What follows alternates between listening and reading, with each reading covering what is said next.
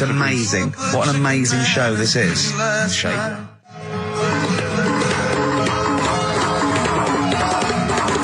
Chimpanzees at Monkey News! Excellent. So, Monkey News time on XFM. Karl Pilkington, the man in the hot seat. Karl, what have you got for us? Okay, Monkey News this week. We've covered a lot of stuff. We have indeed. Now, do you know, like, there's places where you can go for, like, weekend rests and stuff, Sure. and you relax, you sit in a little spa, you might have a swim and stuff. Well, they've got a place done for monkeys. Of course they have. Right? They can go there, they relax, forget about all the stuff they've got going on in their head. They can have a manicure. Right. Got nice meals. It's not called a manicure, though. It's called a chimpacure. Beauty treatments. Yeah. Right? They look good and stuff. Yeah, well, look good, feel good, yeah. Now, you might think, well, that's pretty normal. Well. The bit I haven't told you about is actually run by a couple of chimps.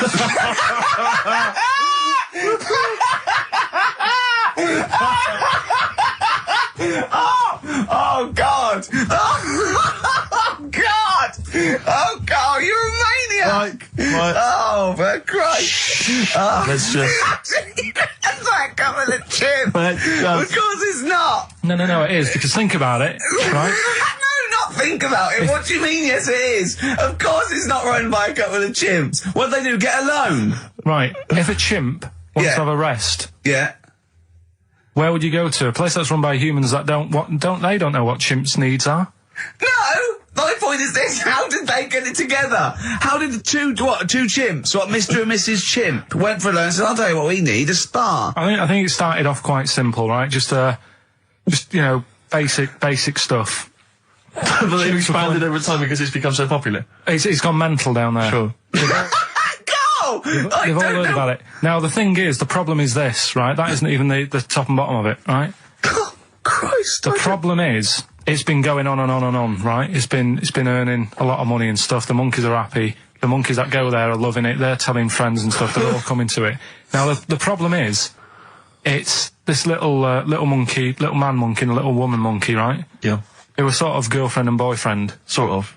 It's an open relationship, they can play around if they want. Well, the problem is they're not married, right?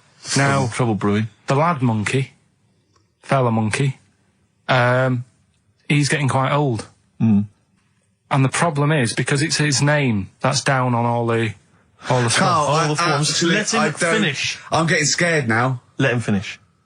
It's his name on the business.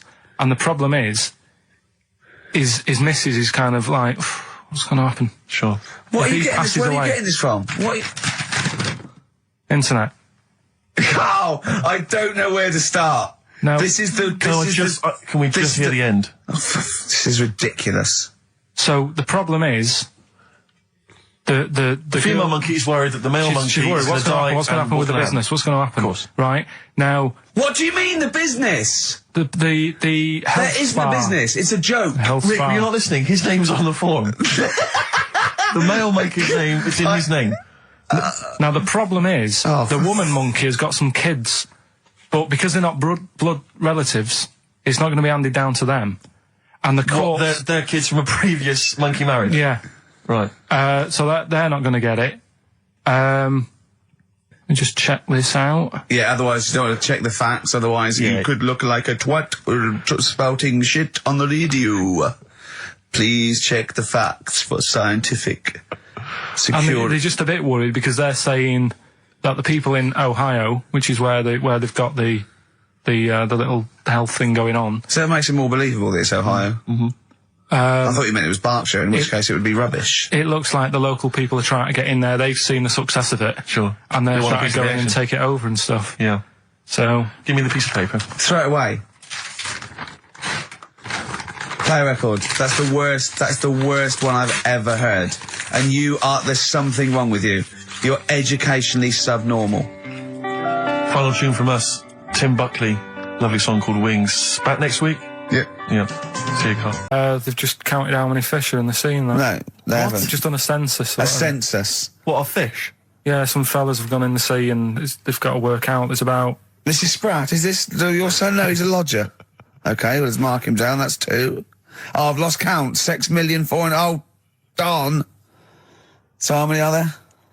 Oh, there's a lot. Oh.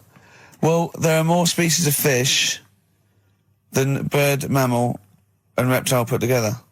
Can I ask a question? That's on my DVD of animals. That's still available in the shops. Probably find that online. You'll get that slightly cheaper. $15.99. What? Go on, ask me a question. Features of Ask me a which question. includes Karl Pilkington's also on the DVD. Yeah. That's a perfect Christmas gift. Yeah. Long and Winding Road. I love that, but I don't like the way McCartney sings here. There's just one, he goes, you leave me waiting here. Well, he's always got that slightly affected. But it sounds style, like doesn't it? Richard Burton or something, here. Yeah. But it's only one that does it, but I don't know why. I just think he likes it or wants to go back and change it. Maybe it's like... But having said that, you know, I'm not taking away from the Beatles, one of the best bands ever. Well, yeah, good luck to Brilliant songwriters. well. Yeah. We've had a lot of emails, Karl. I don't want to sort of put a dampener on your Christmas, but a lot of people have been slagging off Lanzarote. One of them just said, well, one of them, I don't know if I can find It is Canaria, isn't it? It's It is one of the Canaries, isn't it? It's a volcanic island covered in volcanic dust. It's very windy, so you have to dig a hole to sit in on the beach, and there's hardly anything to do. That's from Mike Godham, and he says, unless you like quad biking, well, you know, you've seen what happened to... No, don't go quad biking. Not with your little head. There's no protection at all, is there? I don't know what you're thinking. I don't know. At least Rick Mann and Ozzy had lots of hair. Yours would be like Humpty Dumpty. It would crack like a little egg. And then we'd seen, there's no kings or kings horses. So, well, they couldn't do the job anyway. No, shouldn't really send them. They're not really qualified. Horses not equipped to put back a medical man like Neil Fox in. Yes. To mend but not eggs. some kind of military horse. I bet he's had egg on his face a few times, hasn't he? What, Foxy? Yeah. Well, most of the series are Pop Idol. Right, Karl. Lanzarote, good or bad? Well, you got to give it a go, haven't you? Yeah, well done. Give everywhere a go. Exactly. That's what I was saying. You know, don't just take the word for it. I mean, if it had said Nananova, Lanzarote shit, he'd have believed it. Sure. You know, if he'd have overheard it in a pub, Yeah. Lanzarote a crap, he'd have believed it. He'd have seen it on a website that was mainly concerned with monkeys and witches, he'd have believed it. Yeah. As it is. Everybody raves about New York, and when I went there, I thought it was rubbish. Well, you're an idiot then, because that is possibly though, the isn't it? greatest city in the world, along with London. Subjective, though. That's why they have holiday programmes and that, innit? So you see it and you decide for yourself and that. Yeah, but you saw Venice on a holiday programme, as you put it. You went there and you went, it was rubbish, full of black bin liners. Well, it is. Right. Didn't they show them? It stunk. Didn't Judith Chalmers say that? Oh, it stinks here and there's loads of rubbish everywhere. No, she didn't. Did she mention that? Oh, that's what I mean. So it depends what you want from holiday, doesn't it? Well, yeah. But So... you're an idiot if you don't like New York, so next. Anyway, come on, break up, guys. Kiss and make up. Right back, just for Christmas. Brilliant. I've only got 2, really, because what? I was trying to work one out before, right, in my little room. Yeah. I was looking at different band names, thinking, what can I do? Yeah. Couldn't concentrate, because Ricky was in there, trying to spray deodorant all over the place. Right? Well, you should have done them yesterday. You should have shut me out. Right. So there's just 2. Brilliant. Well, Okay. I've kind of got an idea for the third one. fine, I'll all right. have a go. Yeah. Right, so anyway, the first one... Should we play a record and come back to this? 'Cause We'll this do is it brilliant. quickly, we'll do it quickly. No, play a record. This is then. rubbish. Yeah. Rubbish. Libertines. Useless. Give me the gifts. Let me have a look what prizes you got. Libertines, Don't Look Back Into the Sun on XFM. Well, the general public are getting involved with Karl's holiday, and, I mean, this has been a damning report on Lanzarote. There's not been a positive word written about Lanzarote so far. Wow. It's volcanic, there's no natural water supply. Apparently there's no natural water supply. It's You all have to sit in a imported. hole. What do you think of this, Karl? What do you think of the people that want you to know that you're going to a rubbish place when you can't change it? What do you think of that? Rubbish though, will it? What do you mean? Be all right. What do you mean it'll be right? Because I'm going to go there thinking, oh, there's no water and that, and there will be water. No, they didn't say there's no water. What did they say then? There's no natural water supply. Whatever. I'm not bothered. Doesn't bother me. All right. I'm going to have a good time and that. What are you going to do? What do you plan to do? Got a book. What book you got? Rich Hall book. I'm just going to read that. So, Brilliant. And the weather's better than here, isn't it? Yeah. So... gonna have a good Someone, time. There's a fella who was in a coma for 20 years. Just, they kept, like, taking him through, like, the normal day. They take him to Alton Towers and stuff. doesn't know anything about it, just kept going through the motions. Don't know if they kept charging him. Kept putting him through all that. He eventually came out of it. 20 years. And went, stop taking me to Alton Towers, it's shit. I just thought, imagine how much post he had. Eh? How much post?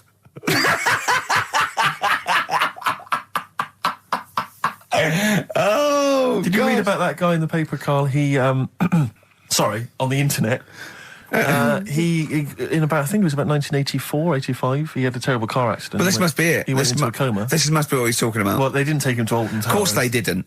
But you've got to try and decipher the truth from the conjecture, from the thing that I mean, don't forget, Karl realises that he's had a dream. He talks to Suzanne and goes, that was good, wasn't it, last night we were in the plane? She goes, no, that's a dream. He goes, oh yeah, where's my cornflakes? You got to, you know what I mean? I can now decipher what he's actually seen, what he's read. Well, go on, what did you... Well, I'm assuming it's the same guy. It is the same guy. It was a guy in some small American town, and he'd had a car crash and he'd gone into a coma, and his wife had left him. She'd gone on with her life because he'd been in a coma since then. And he had just woken up recently. Marriage wasn't working. Marriage wasn't working. He just wasn't paying enough attention. He actually had, she was pregnant at the time, and so now his daughter is basically the same age as he was when he went into the coma. And he's just started coming around, he's just started making jokes. They said, how do you feel? He said horny, which I thought was quite witty for a man who'd been in a coma for however many years. But anyway, yeah, so he's slowly trying to rebuild what life he can. That's what do you make of that, though? Because the thing is that he's missed. Imagine what he's missed, Carl. Imagine the music that he's missed. The Live TV Aid. programs. Missed Live Aid. Live Aid. He missed Phil Collins playing in 2 continents in one day. Which, frankly, I'd be devastated if I discovered that. Missed Bros. Yeah. Yeah, so he doesn't. So he put on ripped jeans and they go passe. They just have to send him a series of those I Love 1986 programs with Kate Thornton filling him in on what he's missed. Exactly. Peter Kay reminding him of space operas. Yeah, he remembers those. Talking rubbish. Yeah. So extraordinary, though, isn't it, Carl, to think? No, obviously. So had he aged much? Because he hadn't had any problems or anything, no worries. Well, he probably wouldn't have, physiologically, he probably wouldn't have the wear and tear of a 43-year-old man. Because he wouldn't have had sun, he wouldn't have had sort of nicotine, beer. Unless they were just feeding that to him. Anyway, still. Yeah. Yeah. So you'd feel groggy, though, wouldn't you? Yeah, you might feel a bit groggy, yeah. Yeah. Well, he's not fully back to normal. I mean, there's some kind of residual brain damage. Yeah. But nevertheless, he can form sentences. He's got no real memory, so he can't remember a lot of things. Well, it was just because you were saying about the, our living. We are broadcasting now, aren't we? This is actually going out. This is live. This isn't us sort of like... Yeah, but you were just talking about how I lived in an odd village. Yeah. With kids with big heads and all that, right? And what I wanted to do... What is that again? There's 2 kids with big heads. Yeah, they just had sort of big heads and webdams and that. They went to my school. And when I spoke to my dad the other day, because I'm going to see my mum and dad tomorrow. Oh, yeah. So I said, have we got any school photographs with the big-headed kids in? And he said, no, nobody bought those sort of school photos. Because they were in it, so it was always a bit ruined. But I said, well... No, he said sales would, because he obviously talked to other dads and stuff like that, and he just said, oh, no one bought them. But anyway, so... I would love them. Yeah. That's why I'd buy them. Yeah, but I wouldn't stand out, would I? If it's on the mantelpiece. Yeah, well... But anyway, so I was talking about, When you say they had big heads, what do you mean? Do they look like someone from Doctor Who? They were just quite big. But they weren't related? No. So why did 2 blokes with big heads and webbed feet? I lived in a weird area. There was a chemical plant close by. I can't believe you've never told us that before. That explains a lot. Not just the freaks in your neighbourhood, but... No, there was loads of weird stuff going on.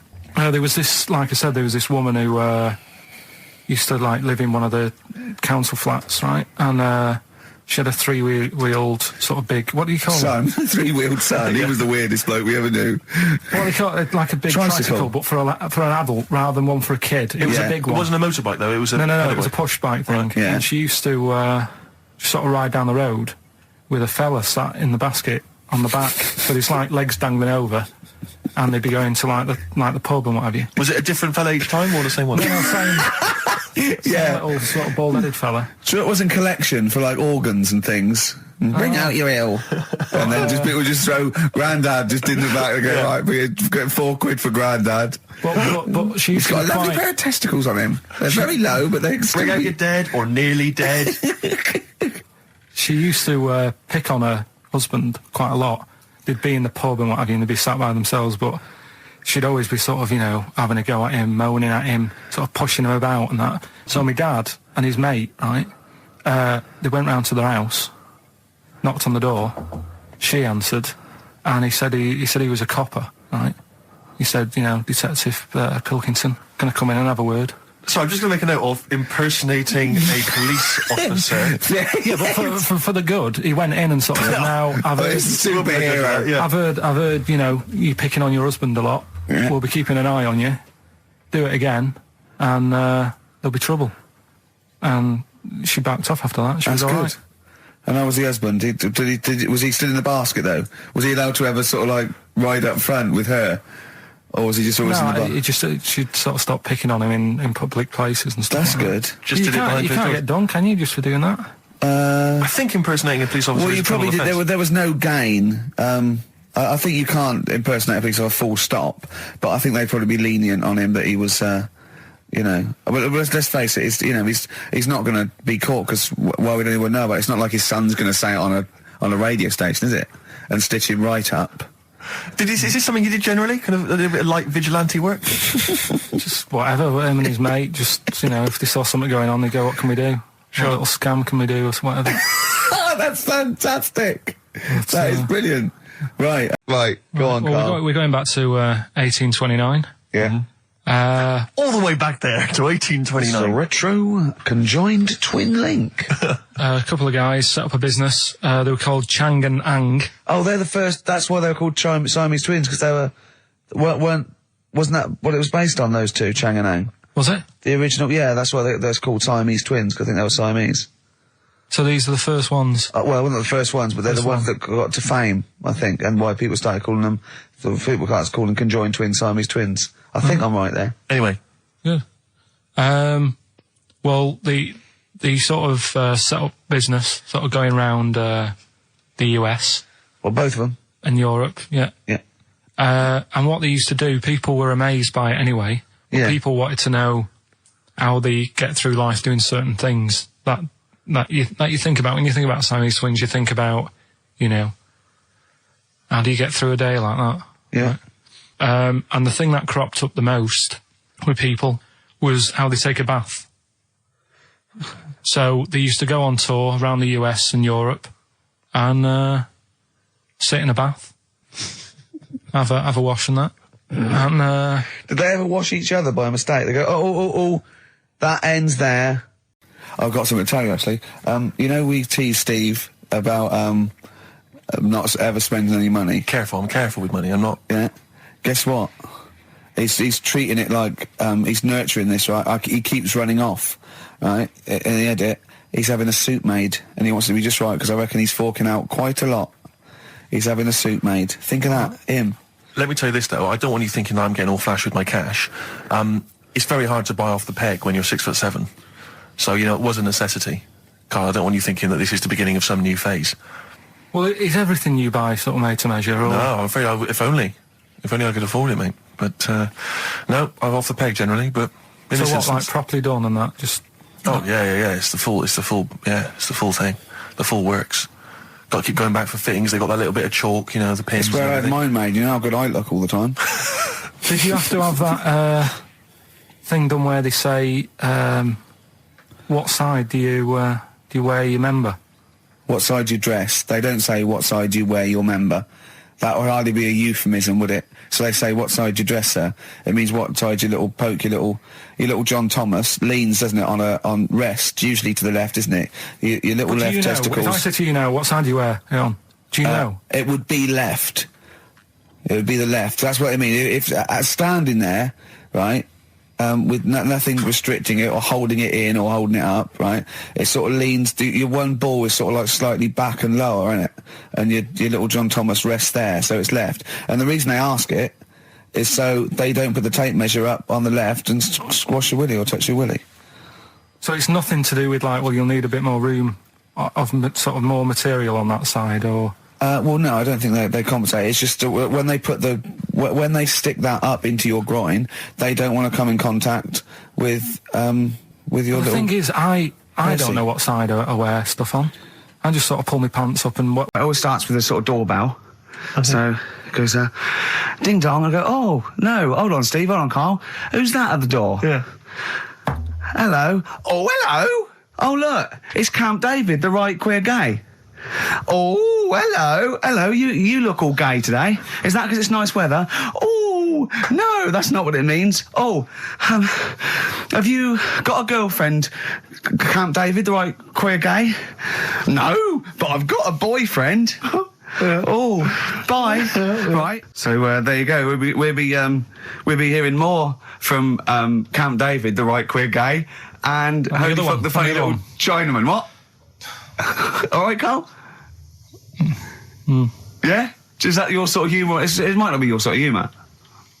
You just should have run it past me before you did it. Yeah. What one are you worried about in particular? The not Camp David. Well, say his name. No. Say his name. Which one? I don't know which one you mean. The Chinese fella. Well, I forget who that was. What was his name? I can't remember. Well, if you can't remember, it can't be that good, so we'll leave it. We won't do it again. Yeah. There was one... Here we go. There was one about a woman whose husband died, and she had him cremated. Yeah. And made like a little egg timer out of him. Right. And she said, I did that so it can still help around the kitchen. Well, that might be true. That might be a joke. That's quite sweet. That might be true. It's a true story, again. It was all... No, not again, because the ones I just told weren't. Nor is the boiling the brains in a bag curry microwave head story true. Yeah. They're too convenient. Will you be buried or cremated? What? Will you be buried or cremated? I don't know. Cremated. I imagine. Like you, Steve? I don't know. It's out of my hands. Yeah, I haven't thought about it. I've not thought it through, and I don't care either way. Have you heard the one about... Sorry. I'm just worried that we're getting into a macabre world now of ashes, boiled heads. So I think we should play some music, let people just calm down. Levi's. Just think about some of the urban myths they've maybe heard, assess them. Maybe they are absolute bollocks. Yeah. And they can move on from it. Well, it's just that the death thing, right? Yeah. There was an argument on there about, do you know that Twilight Zone or whatever it was, Tales of the Unexpected? Oh, yeah. Where the woman got buried alive. Yeah. They were saying how, like, years ago, they'd bury people thinking they're dead. Yeah. And they've recently, like, dug coffins up, and then the people who were in the coffin weren't dead. They might have just been, like, in some sort of deep sleep or whatever. And they've lifted the lid off. Yeah. And there's scratch marks on the thing. Yeah. And that's pretty scary. And makes you think, I mean, I hope they check these days. That's all. Running a bit late with this, but it's time for Do We Need 'Em? We're looking into what I'm animals... really worried about this, because everyone's getting that last clue wrong. I reckon it's so rubbish that even your mental fans can't work it out. Yeah, it's a tough one, but... Give that final Rockbusters clue again. The Jamaican fella had to have some aspirin. Why is that? Why did he have to do it? No, hold on, that's changed. Well, I mean, it doesn't matter. The story. Oh, it doesn't matter. That's the point of a cryptic clue, isn't it? Oh, do. What have you got now? Right, so we're looking into animals that we get rid of. I've spoken to someone about snails. I've spoken to someone about jellyfish, and that. And looking at cockroaches today. Right. Now, who's the expert? It's a woman called Jessica Marshall. Right. Does she know that you're going to play this on the radio? Well, I called up, right, in the week and said, can I talk to someone about cockroaches? And she was like, is that Carl? She knows who you are? Yeah. Right, so she already knows maybe your angle, your approach. Yeah, she was up for it. She's an expert, she's just not just some random person. No, she works in a museum, a good museum. I said I'd give it a plug. It's the one near Knightsbridge. It's got dinosaurs and that in it. It's worth seeing. What, Natural History Museum? Yeah. So, not sure. He's not sure. This is what happened.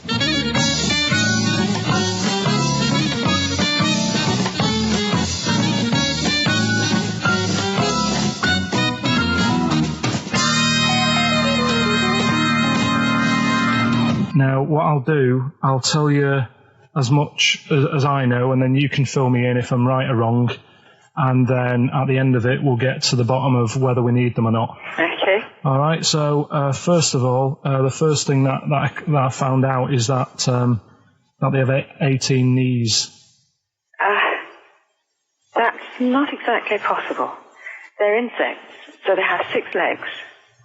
Yeah. And a knee is usually the junction between femur and tibia. That's sort of classic human knee and every other animal knee. So with 6 legs, you can only have 6 knees. Could somebody sort of got mistaken for seeing one that was a bit double jointed? I think you're grasping at straws or something. All right. Well, we might have to come back to that one then. Okay. They can hold the breath for 40 minutes. Well, they don't do that because they don't breathe in the same way as us. They breathe through little spiracles, holes down the side of the body. So, no, they're not a very apt simile because the method of breathing is so different. What do you mean? Because insects have a totally different system. They don't have lungs in the way that we do and just breathing through one part of the body. They're actually breathing through every segment of the body all of the time. So even though they've got their mouth shut, they might be able to slide. Their mouth has nothing to do with breathing. So only feeding. So you see, maybe that's where someone's gone wrong. Someone's got hold of one and sort of taped its mouth up or something and got bored after 40 minutes and said, well, we'll call it right. It's a unkind thing to do to an insect, even to a cockroach. Yeah, but it's all... You can't do that. Yeah, but... No. Pretty unkind thing to do to anything, even a cockroach. Something else I found out. Yeah. They can live for a week without an head. Well, that's true if they don't bleed to death in the process. But the weird thing is, when I told you that they had 18 knees, you seemed a bit sort of like, don't talk ridiculous. But then we're talking about an animal that can live without an head. So there's a little bit of truth in that one, yeah? Yes. Why, when it was invented, has it got that facility? Say if someone said to humans, we could do that with humans, and, you know, if you lose your head in some accident, it gives you a bit of time to sort of go back to your family and maybe write them a note. You won't be able to have a chat, but write them a note saying, it was my own fault, and it was nice knowing you. Well, that would be a useful facility, I agree, but cockroaches are great survivors. I mean, they've been around for over 300 million years. They're one of the most primitive insects. All right. Well, I've also... is it true that they do a lot of resting? Apparently they can sort of rest for 75% of the time. Rest? Yeah, they just sit about doing nothing. It's probably true of a vast proportion of the world's fauna. Well, I mean, maybe the 25% that they are working, they're really giving it some, so it might make up. They're probably searching out food and, they can slow down considerably. You can chill insects in the fridge and they'll become very, very quiet. You might think they're dead. Yeah, but I'm sure, you know, if we were sat in a fridge, you know, we'd go a bit quiet, wouldn't we, you know? Well, you might not know much about it, of course. Yeah, but... Not quite reading the right sources. Well, I've been using the internet. I'm sure there are many useful sources that you could find there, but some of those seem to have been a little misleading to you. So you don't agree with a lot of what I've told you there? No. So, cockroaches, can we get rid of them? No. So we're keeping them then? I would say so, yes.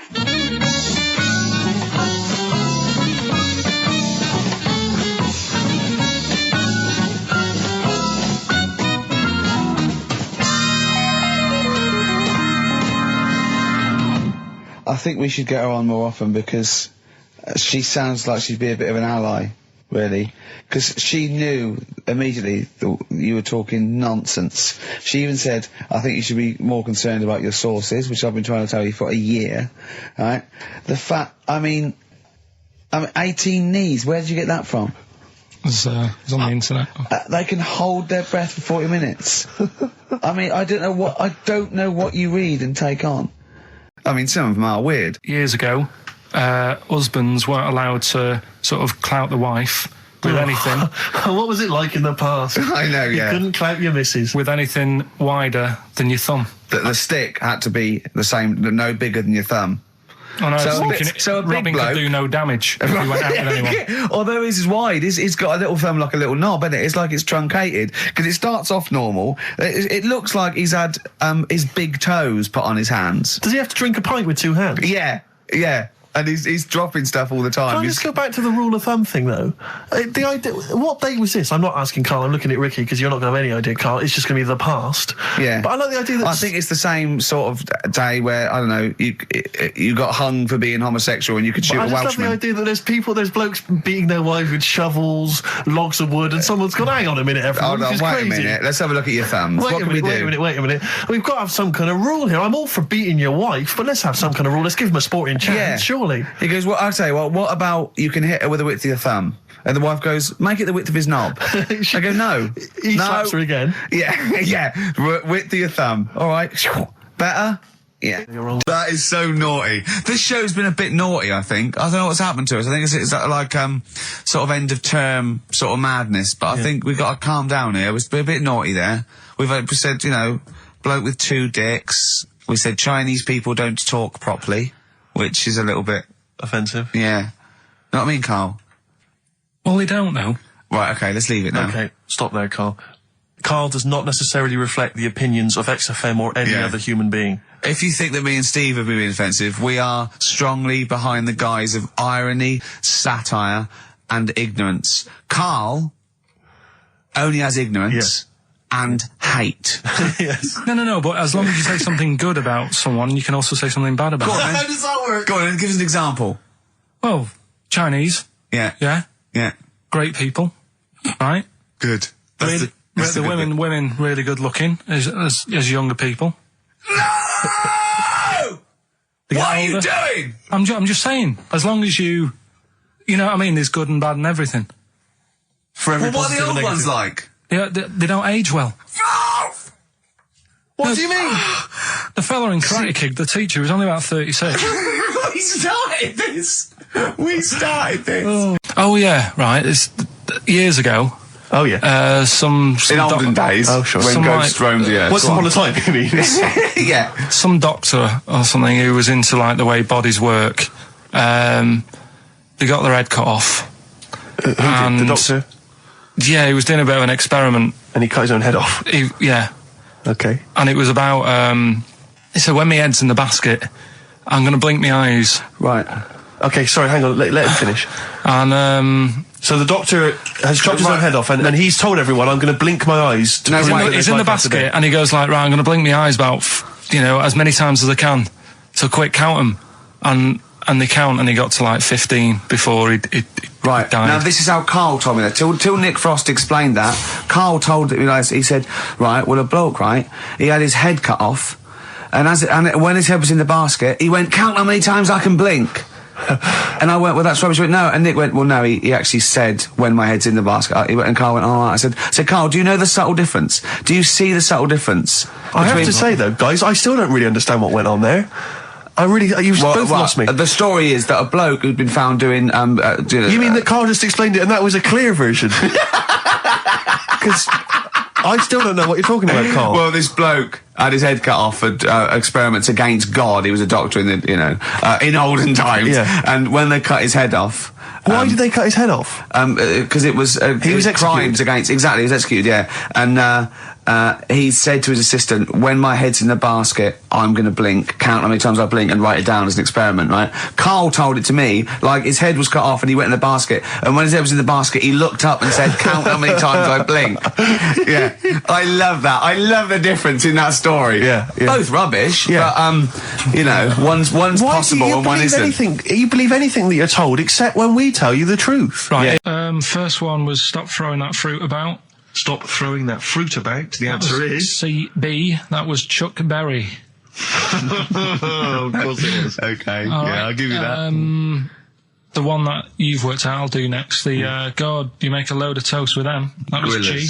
Gorillas. Gorillas, though, isn't it? Gorillas. And the middle one was that Scottish fella's made an error. That was Mystique. Mystique.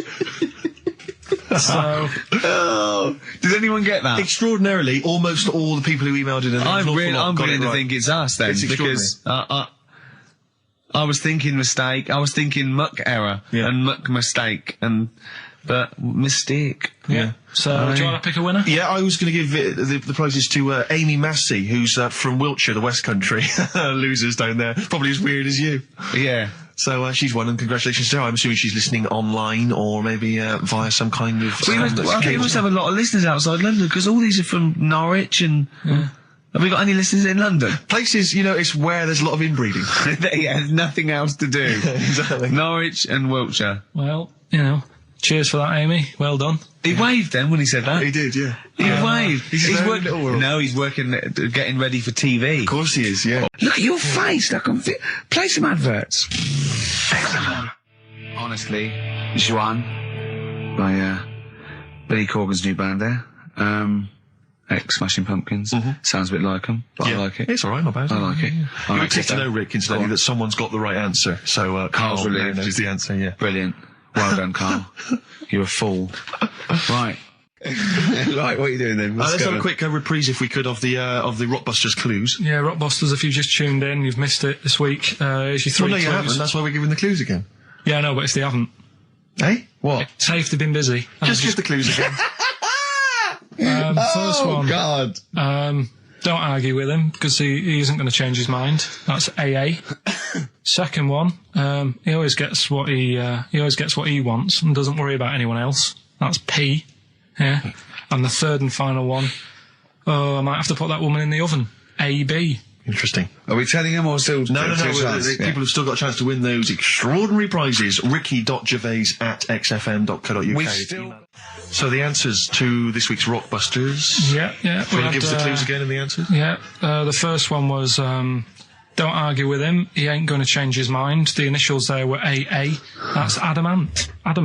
Yeah. All right. That's good. That's a good one. Second one, he always gets what he wants and doesn't worry about anyone else. That was P. That was Pixies.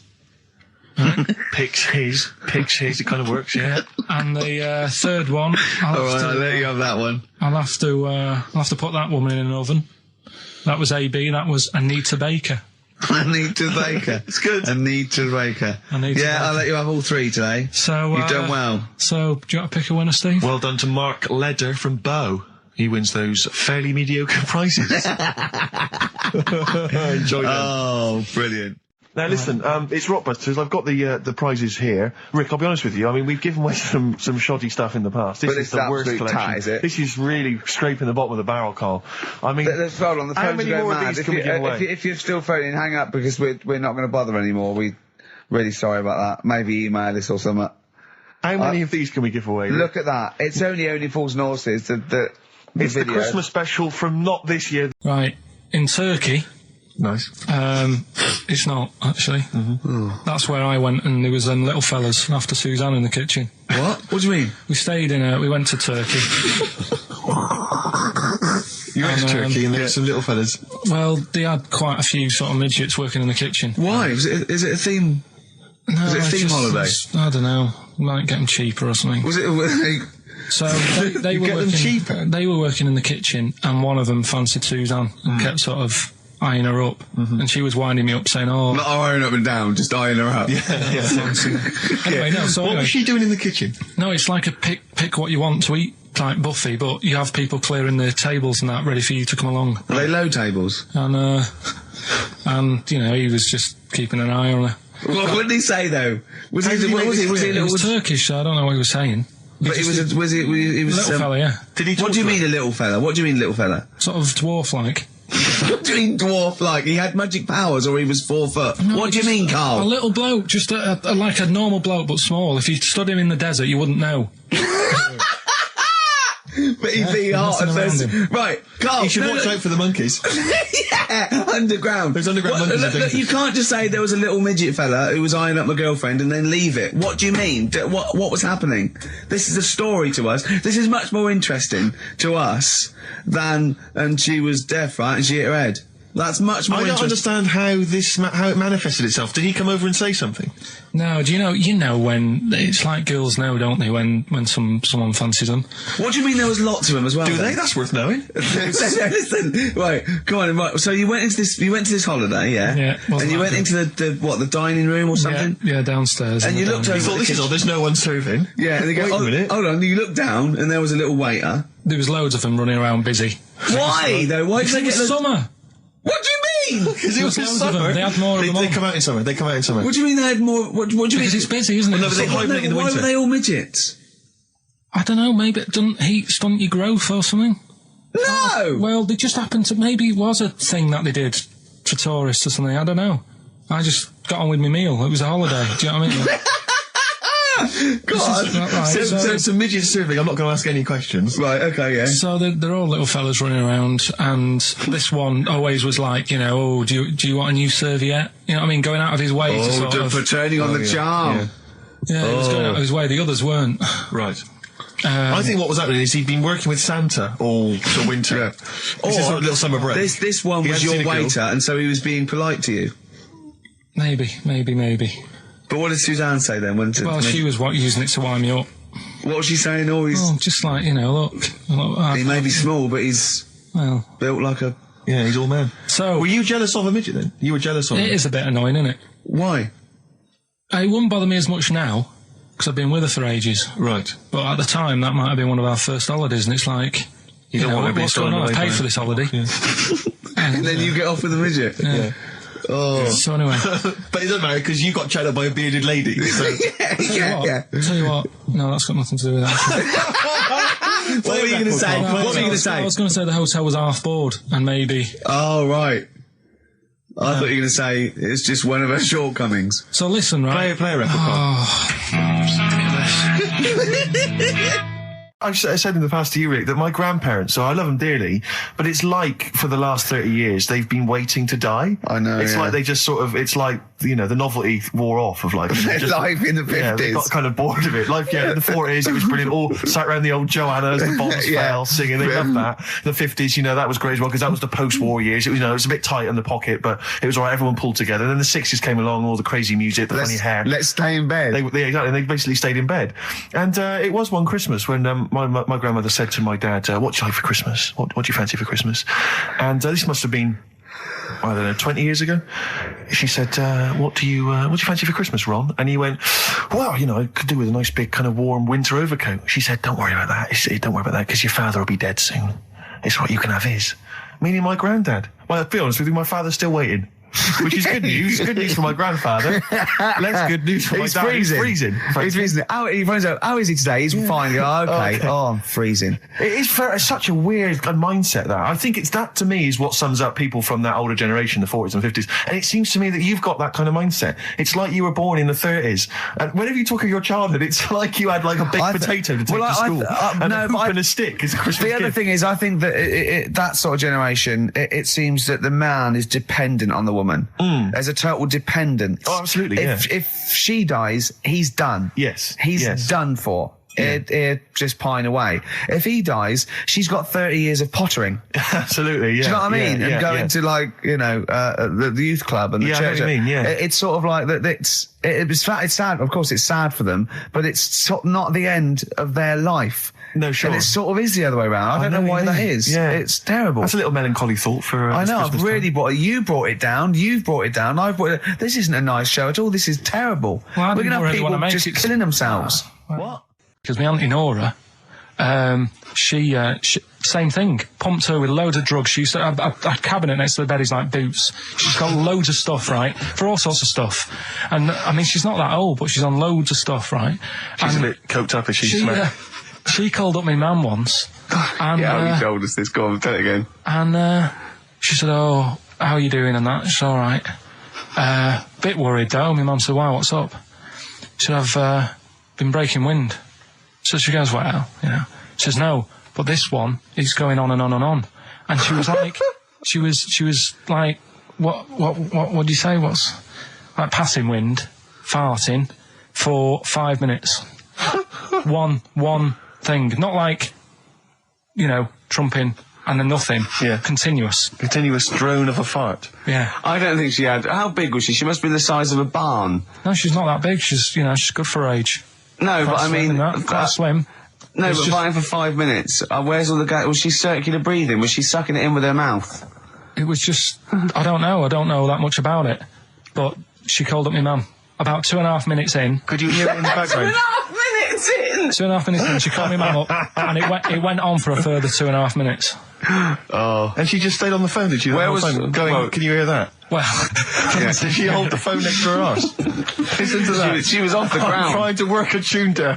She was actually hovering. She was 4 Yeah. foot off the ground Yeah. when they found her, the ambulance Yeah, men. the cat's dead. Don't light a match!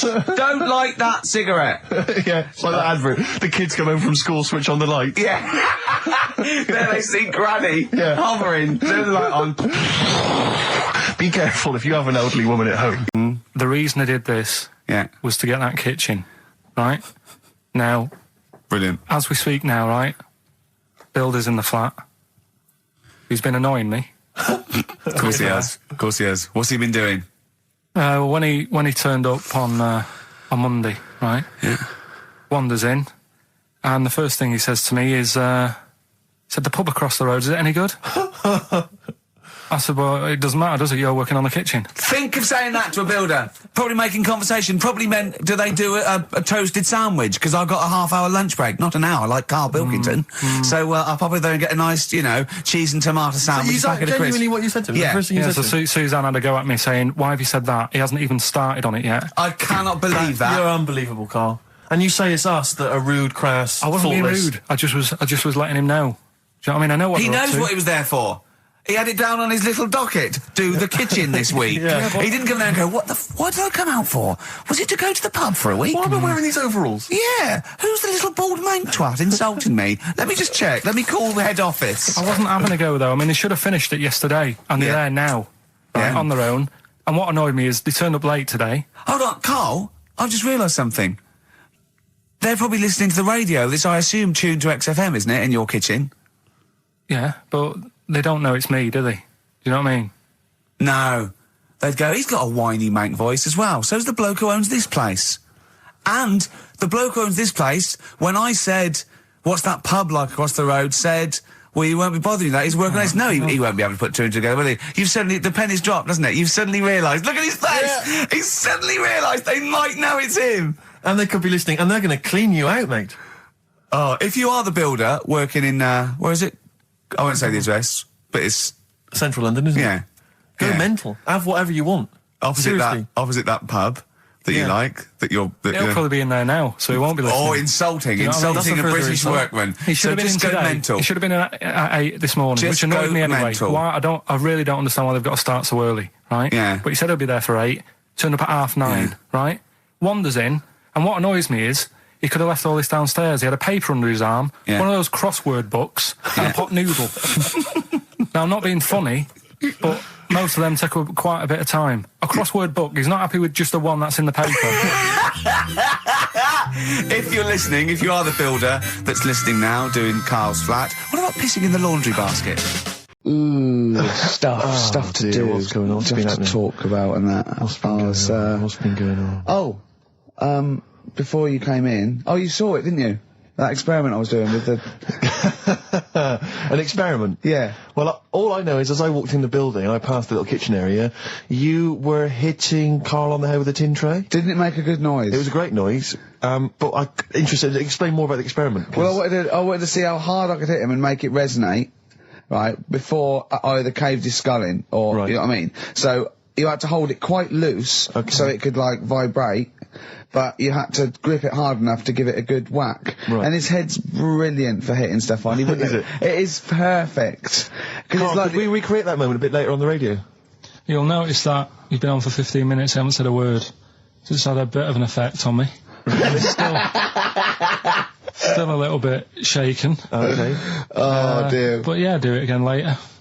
We were talking about your head a little bit earlier, weren't we? It's not going to mean that you're sort of a bit, fuzzy thinking, is it? That'll be alright. Yeah. So, Okay, good. Can we I said- recreate that later, maybe I towards the end of the show? Just hit you on the head with various objects, see which make the best sound? Right then, which leads us nicely into... Knob news. Oh, it's the welcome return of knob news. Right, okay, it's very much like the news at 10, this, isn't it? I do a bong, or in this case a schlong, and he gives me the headlines, the knob news of the day. The big, where have you collected all this knob news? Was there a lot of knob news this week? It was mental this week. The amount of stuff. The way it works, you give us the bong, Yeah. I'll give you the headline, Okay. Steve decides which stories we're going to talk about. And now on XFM, knob news. Schlong. Man grows knob on his arm. Schlong. Man gets doctors to make him a second knob. Schlong. Turkish prisoners made hole in cell wall to produce third inmate. Schlong. Doctors accidentally remove man's testicles. So, well, can I straight away go for the accidental removal of the testicles? Well, it's happened before, right? We've talked about that before. Well, how did what did he go in for a tonsillitis? What are they called? Tonsillectomy. And he went in the wrong way. What are you talking about? How can they accidentally remove his testicles? It says, he didn't look at his folder, and the doctor said to the fella, "Oh, we've removed your testicles and we wanted to take out your prostate gland." So that's what happened. There's the story. This is what I mean. That's why I don't like going to the doctors. Yes. It happens, doesn't it? Because all these sort of it's when they say things like, "Oh, it's just we do loads of these operations." That's when they're not concentrating. Brilliant. Do you know what I mean? When they say it's procedure, that's like having a boring job that you do every day when you're not going to be concentrating. I prefer them to go, "This is a tricky one, this." I know what you mean. I sort of do know what you mean. People, you watch TV programmes about, like, you know, removing someone's second head or whatever, and there's like the best surgeons from all over the world. It's televised. They can't make a mistake. They can't go, "We took his legs off by mistake." Whereas the fella who's having a prostate's like, "Oh, do you want to do it? I'm sick of doing that." Yeah. And they're probably doing a crossword whilst they're at it. Of course they are. I've seen that actually in operating theatres. They're doing a crossword. That's what I mean. Yeah. I was just examining some of the other knob news, Rick, a little bit more closely. Man gets doctors to make him a second penis. I'm sure we're all interested to know what happened there. Yeah. A German who persuaded doctors to give him a second penis has lost his wife after he showed her the result. Biker Michael Gruber lost his original penis in a motorbike accident, and doctors built him a second one using a mixture of skin, bone and other tissues. Bone? Apparently, the penis worked so well that he was even able to father a child with his wife Bianca. But Gruber was still not happy and asked doctors to repeat the operation and build him a better organ, to which they agreed. From his hospital bed, he said, "I've got 2 penises, but no wife. I'm hoping when I get rid of one of the penises, I'll get her back." What do you mean? Sorry, he had 2 put on. What side does he wear? So he's had both. So he's had 3 then. Yeah. This is probably the thing that happened with Hitler when he had 1 ball, but he had 3 at one point, didn't he? So he just kept one in the other ball, gave his mum one, and kept the other one. Well, Right, educate me, Carl. right. Well, Go I have on, to then. say, right. Educate me. Well, what we're looking at this week, we've done war, we've done We've nailed that. We've nailed war. We summed up war with a little French bloke whose battle cry was "John's got a moustache." Right. So, and last week we did science. What would you do on science then? Airy kid. Brilliant. Right. Yeah. So this week we're looking at medical problems. I'm sure we do Airy Kid every week. Medical problems. Then I've got a couple of things under the banner of colon. Then educate me. Yeah. We've got this is interesting. Right. Do you know if you have an operation on your brain? Right. What they do is I mean, this is why I'd never go to the doctors. I don't like doctors because this sort of stuff freaks me out. Right? They can operate on your brain, and what they do is they put you to sleep first, cut your brain case open. Your skull, yeah. The brain case. Yeah, yeah. And then wake you up and operate on you. So you sat there with your head open, messing with your brain, and you don't feel anything. Well, there's no nerve endings, is there, in the brain? But still, it's not right, is it? What, you think they do it for fun?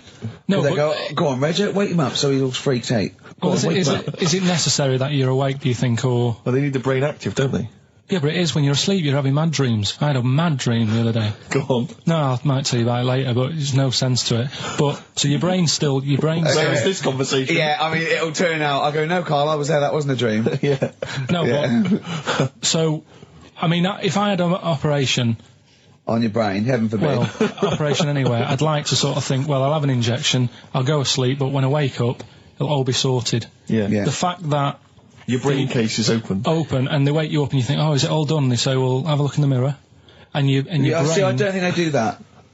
I don't think they try and frighten you when you're during an operation. Yeah, I don't think that you go about your business and they sort of follow you around, dabbling. Yeah. No, but it's almost like they are having a bit of a laugh with you. Right, well, I'd just like to say now that they don't. Anyone who's going in for an operation on their head, do not ever listen to anything Carl says. Why have you got to be awake? Because you'll be bored anyway, you'll be sat there. Well, they give you a telephone directory, look, and they say, look how many Macs are in there. That's the Scottish telephone directory. And, you know, time flies when you're counting that sort of thing. No, but do you know, like, when you... What are you telling me? What are you I'm asking just saying me? how weird it is. It's weird, isn't it? It's like, do you know when you go for a haircut, right? It's a bit embarrassing. Well, I don't anymore, but when you go for a haircut, it used to be... When you go for a haircut? It used to be a bit embarrassing when, like, they'd wet your hair and they'd make you have that sort of Hitler cut because your hair's wet, and I used to hate it, and I think, do you have to do that? Do you know what I mean? You know it's what I mean? Similar. It's very similar to open skull surgery. What I'm saying is, it's almost like barbers like to do that to make you look daft and feel daft for a bit, and there's women coming in and out, and you're sat there with a daft haircut. Yeah. And this is what that reminds me of. Do you think they do it in a shop window? This brain operation? I'm just saying, it's a bit weird. Why are we doing it in John Lewis's? Just so more people I love the idea that that's what doctors are doing. Let's make this guy look a bit stupid. Yeah. Open his brain Look case. at the twatty look with his brain out of his head. Take a Polaroid, Reg. Take a Polaroid. Look at him. Look at his face. Right, clock his face when I give him the mirror. Get this on camera. Put this fake nose and glasses on. Did you teach me something then? Was that educational? I taught you that your brain case can be open when you're awake. And you just sat there sort of letting them get on with it. Brilliant, I've learned that. I'll never forget that. Right. Say Cheap as Chimps. Yeah. Rockbusters springs to mind. Yeah. 15 Taiwan. 15 Taiwan. Let's just remind people what 15 Taiwan was. It was a little feature that I wanted to give a run, you know, give it a little run, see if people like it. The premise being? No, there's no premise, it's just a title. No, we were going to get 15 sort of ornaments, you'd explain them, and then people would call up and say, that one's from Taiwan. See? God, you just explained why I didn't think that was a good idea. Yeah, by explaining the good bit. No, you know the funny thing is, Steve, right, I was walking down Regent Street on Monday, walked past one of these big stores, right, and they've got all famous quotes on the windows, right, and one of them was something like, an absurd idea is often a great idea. Yeah. Do you know who said that? Go on. Einstein. Yes. Which made me wonder, if you were his mate, would he ever have done E = MC²? Or would you have said, don't bother with that, it's not going to work? Because that's all you seem to do, everything I come up with, you put down. Yeah. Well, that's one thing, he's negative, right, I don't know why, I don't know why he is. What else? He messes me about, I get him concert tickets for stuff, and you say, oh, I didn't bother going. Yeah, that is annoying. You come in, you know, 5 minutes to go with tracks that need editing. Yeah. The little bag, that bag that was free. Yeah, you got a free bag today, an XFM little rucksack thing. Yeah. You were like, oh, what's this rubbish? Yeah. Ricky said, I'll have it, they're great. He said, no, I want it. Yeah. Well, it was free, I need it. I'll give that as a gift or something. So, I mean, I think on reflection, Steve is probably a little bit more annoying than me. I won't go that far. You are annoying. If I had to go away for a week somewhere, if it was a quiet place... Well, you are again, aren't you? That's 2 holidays you had this year, I mean. If it was a busy place, I'd probably go with you, because people, do you know what I mean, staring at me all the time and that if I'm walking around with Steve. No, I'm just... Can I draw up a list of reasons I don't like you, Carl? Just being honest. What? I'll tell you, because the list of reasons I don't like you is incredibly long and getting longer. Just saying. Do you want another slap? There's a star, Ash, XFM 104.9, Ricky Gervais, Steve Merchant, Karl Pilkington. Carl. Alright, let's start again. Yeah? I'm going to be the same, but let's start again. So what I mean is stop being grumpy and let me carry on being annoying. Because Steve's not going to change. He's not going to suddenly start going, you know what, Carl? I think your ideas are really good. Do you know what I mean? Remember when he came up with that idea, that game show idea? Oh. And you went, well, it's not an idea, Carl. And he came to me, he said, oh, I've had it with Steve. What was it? He went, how did The Office ever get on telly? Well, what was the idea again, in summary? I don't want to talk about it on air because someone will nick it. No, they won't. They will. Donald McIntyre's already got Cheap as Chimps. I bet they're in the making of Rockbusters as we speak. Yeah. So I'm not going to tell you any more I about reckon it. Bob Oldness is probably nicking that idea. Exactly. Well, Cheeky little. Right. song's a phrase coming soon. Is it? Yeah. Yeah, what is it this week? What's the phrase? We're, remember the story I told you ages ago about my neighbour having a horse in their house? Oh, yeah. Having a horse. What's happened with that? Lenny Henry doing it as a series. So, And people nicking your ideas left, right and centre. well, that's the phrase we'll be using anyway. What? My neighbour had a horse in her house. How many words is that? 6. My neighbour had... So, there's no grammar either. My neighbour had horse in the house. My neighbour had horse in house. What is the phrase? My neighbour had a horse in her house. Are there any prepositions? Are there any prepositions in this sentence? Look, don't judge it beforehand. You see, I'm Okay. turning over a new leaf. I think this is a great idea. I think Carl's a genius, and I look forward to hearing this enormously. Yeah, okay, and I won't be sick on your leg, or squeeze your head, or make you jump when you're making a cup of tea. Just looking through the Guinness That's Book of still the Records. funniest thing, isn't it? Squeaking at someone when they got a cup of tea. Right. There are a lot of what strike me as seemingly pointless feats. The Guinness Book of Records is right. The Guinness Book of Records is great. I used to love it as a kid. I've had about 10 copies in my life. The last one I bought a couple of years ago, a present. It was really good. I love it. I love the real records: tallest, fattest, thinnest, best, fastest, most expensive, biggest, and all that. But the ones that really annoy me are the ones that. The reason these people are in there for it are the only people that tried. What, yeah. Balancing the milk bottle on your head. Most watches eaten. I just found that one. Kim Sung-do from South Korea ate 5 watches, the entire watch with the exception of the wristband, in a time of 1 hour 34 minutes. What do you make of that, Carl? Made him regular. Come on. How did they time him? Most live rattlesnakes held in the mouth. 8 live rattlesnakes held by, it just says an idiot. Yeah, this gives you an idea, Carl. Talking of idiots. Do you want to get into Guinness Book of Records? No. Carl, come on, that'd be brilliant. There's things in there that are just absolutely anyone could do. Like that one in Big Brother, I was watching it, and it was balancing sugar lumps. I want to go. How many people try that? If there's schools around Britain going, listen, we've got to get in the sugar lump award. It's grassroots level. There's not enough kids balancing sugar lumps. How can we compete in the world market? I was looking at it last night, and there was one about the farthest that a dog swam. I think it was something like 9 miles, but it had no choice, did it? You know what I mean? They took it out to the Atlantic or something, and so it didn't want to do Threw it. it in the water. Yeah. So it's not alright to put it in a bin bag and chuck it in a canal, but it's for a world record. Yeah. 9 miles it did. Oh God. Possible ones that you could do, Carl. What's the most Forrest Gumps fitted in one wheelie bin? What about this one for you, Carl? The record stands at the moment for most arrows caught by hand, but that's quite tricky. So what about most arrows caught by head?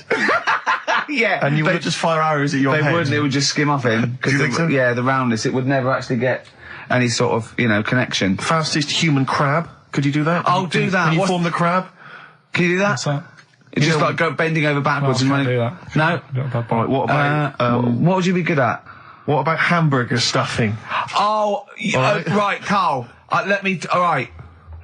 In the mouth, you mean? Well, it says the record for stuffing the most regulation-sized hamburgers, including buns, in the mouth at one time is how many? How many hamburgers with buns in So the mouth? this is just... You're not swallowing anything, you've just got stuff in your Carl, mouth. you'd be so good at this because your shape of your head.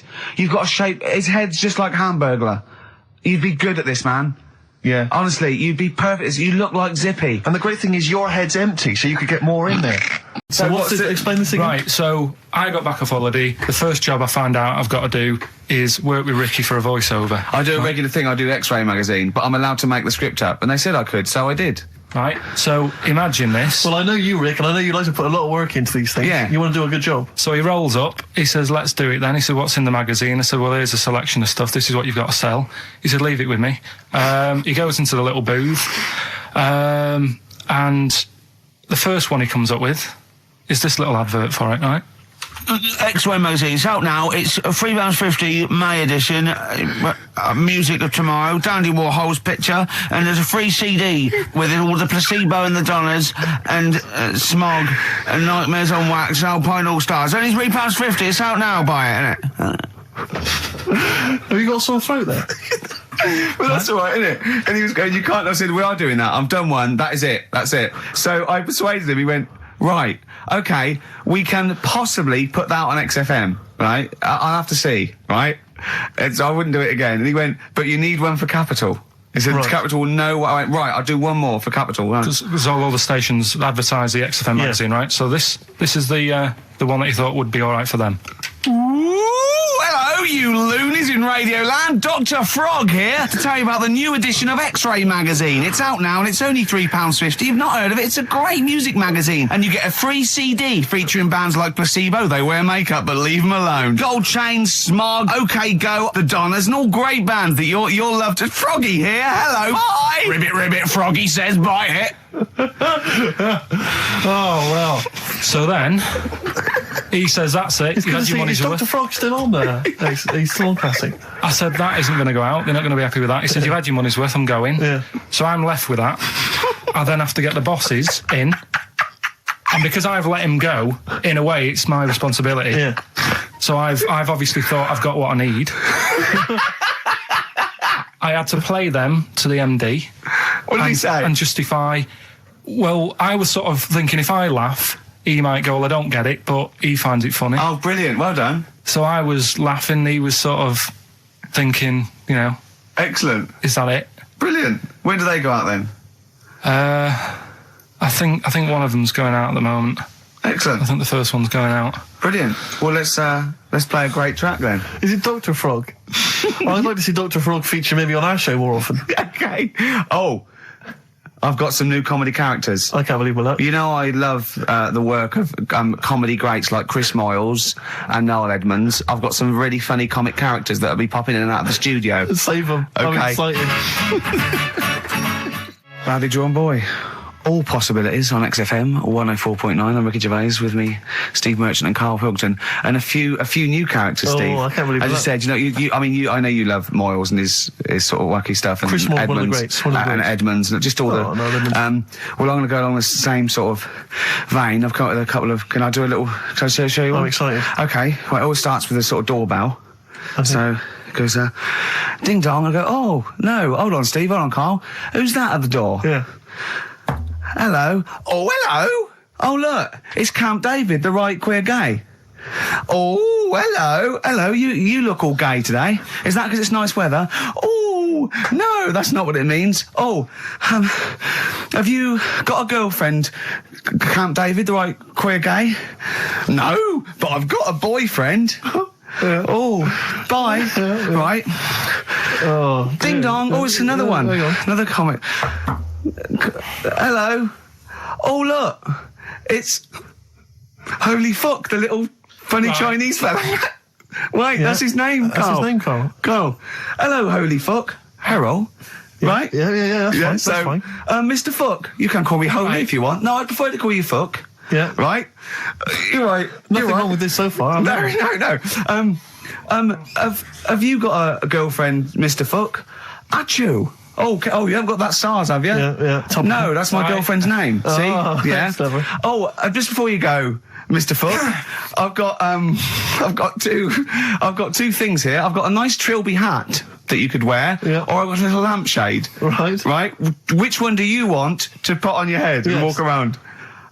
I presume the Trilby. No, but it's not. No. Yeah. The lampshade. Lampshade, of course. Bye. See you later. Yeah. I thought they were genius. Can I be honest? I'll be honest. I thought they were brilliant. I thought they were. You didn't steal them off Chris. No. They're original. They're original. Sometimes characters. Chris Moyles has done stuff as good as that. I know. Yeah, I know. But no, these are all mine. So there you go. We'll be hearing more from Camp David, the right queer gay, and Holy Fuck, the funny little Chinaman. What? All right, Karl. Yeah. Is that your sort of humour? It might not be your sort of humour. You just should have run it past me before you did it. Yeah. What one are you worried about in particular? The not Camp David. Well, say his name. No. Say his name. I'm not Which one? I don't know which one you mean. The Chinese fella. Well, I forget who that was. What was his name? I can't remember. Well, if you can't remember, it can't be that good, so we'll leave it. We won't do it again. Right? I'll tell you what I've got, Steve. Oh, what? Tell you what I'm thinking. Go on. Right. Do you know, like, TV programmes sort of get rested in the winter? Ding dong. Oh, no. Hang on, who's this? Oh, Go on. hello again. Not now, Mr. Fuck. We're talking. Bye. Is that Holy Fook again? Yeah. Okay, Carl. Look at Carl's face. Right, okay, that's it now. I'm not answering the door anymore. Right, okay, go on. Right. Yeah. Ding dong, ding dong, ding No. dong, ding dong. He's trying to get in. You've got. Don't be impolite, Rick. Come on, Rick. He wants to come in. No, it's too late. It's too late. He's gone away now. Go on. Right. Anyway, what I'm Nice thinking is Rockbusters coming back for a bit. What? What are you talking about? He likes my idea. He likes my characters. He doesn't like that idea. If I Go on, what, Carl? no, what? I was going to say if I came up with With what? Name with it. that Chinese fella What was his name for again? a I keep sketch, forgetting. you wouldn't have liked it. Let's do Rockbusters and see how it goes. I know you weren't a fan of it, but Hang on. Yeah, I but thought- to be honest, Carl, he dissed Cheap as Chimps, and we know that's a brilliant idea. Hang on. Sorry. We all agreed that Rockbusters was a piece of old toss. no, I didn't. I said it needed And that's why resting. we stopped doing it. I said it needed resting for a bit. I don't remember that conversation. What do you mean it needed resting? We abandoned it because it was appalling. You it started off as a nice idea, but you just gone crazy. None of it made any Let's play a sense. record and come back to this, shall we? What do you want to play? Bit of sugar. Oh. Yeah. Brilliant. That'll cheer us all I up. don't know why you were thinking of bringing this back. I'm genuinely worried about this. Well, Is that the doorbell? I would be lying, Rick, if I told you that didn't feature in my list of the best singles ever. that's lovely. It's a If I can't change your mind, Sugar. great pop tune. Brilliant, absolutely brilliant. I think Carl's worried about one of the names of my characters, so I'm changing the gay fella's name to David Gray, the bent pianist.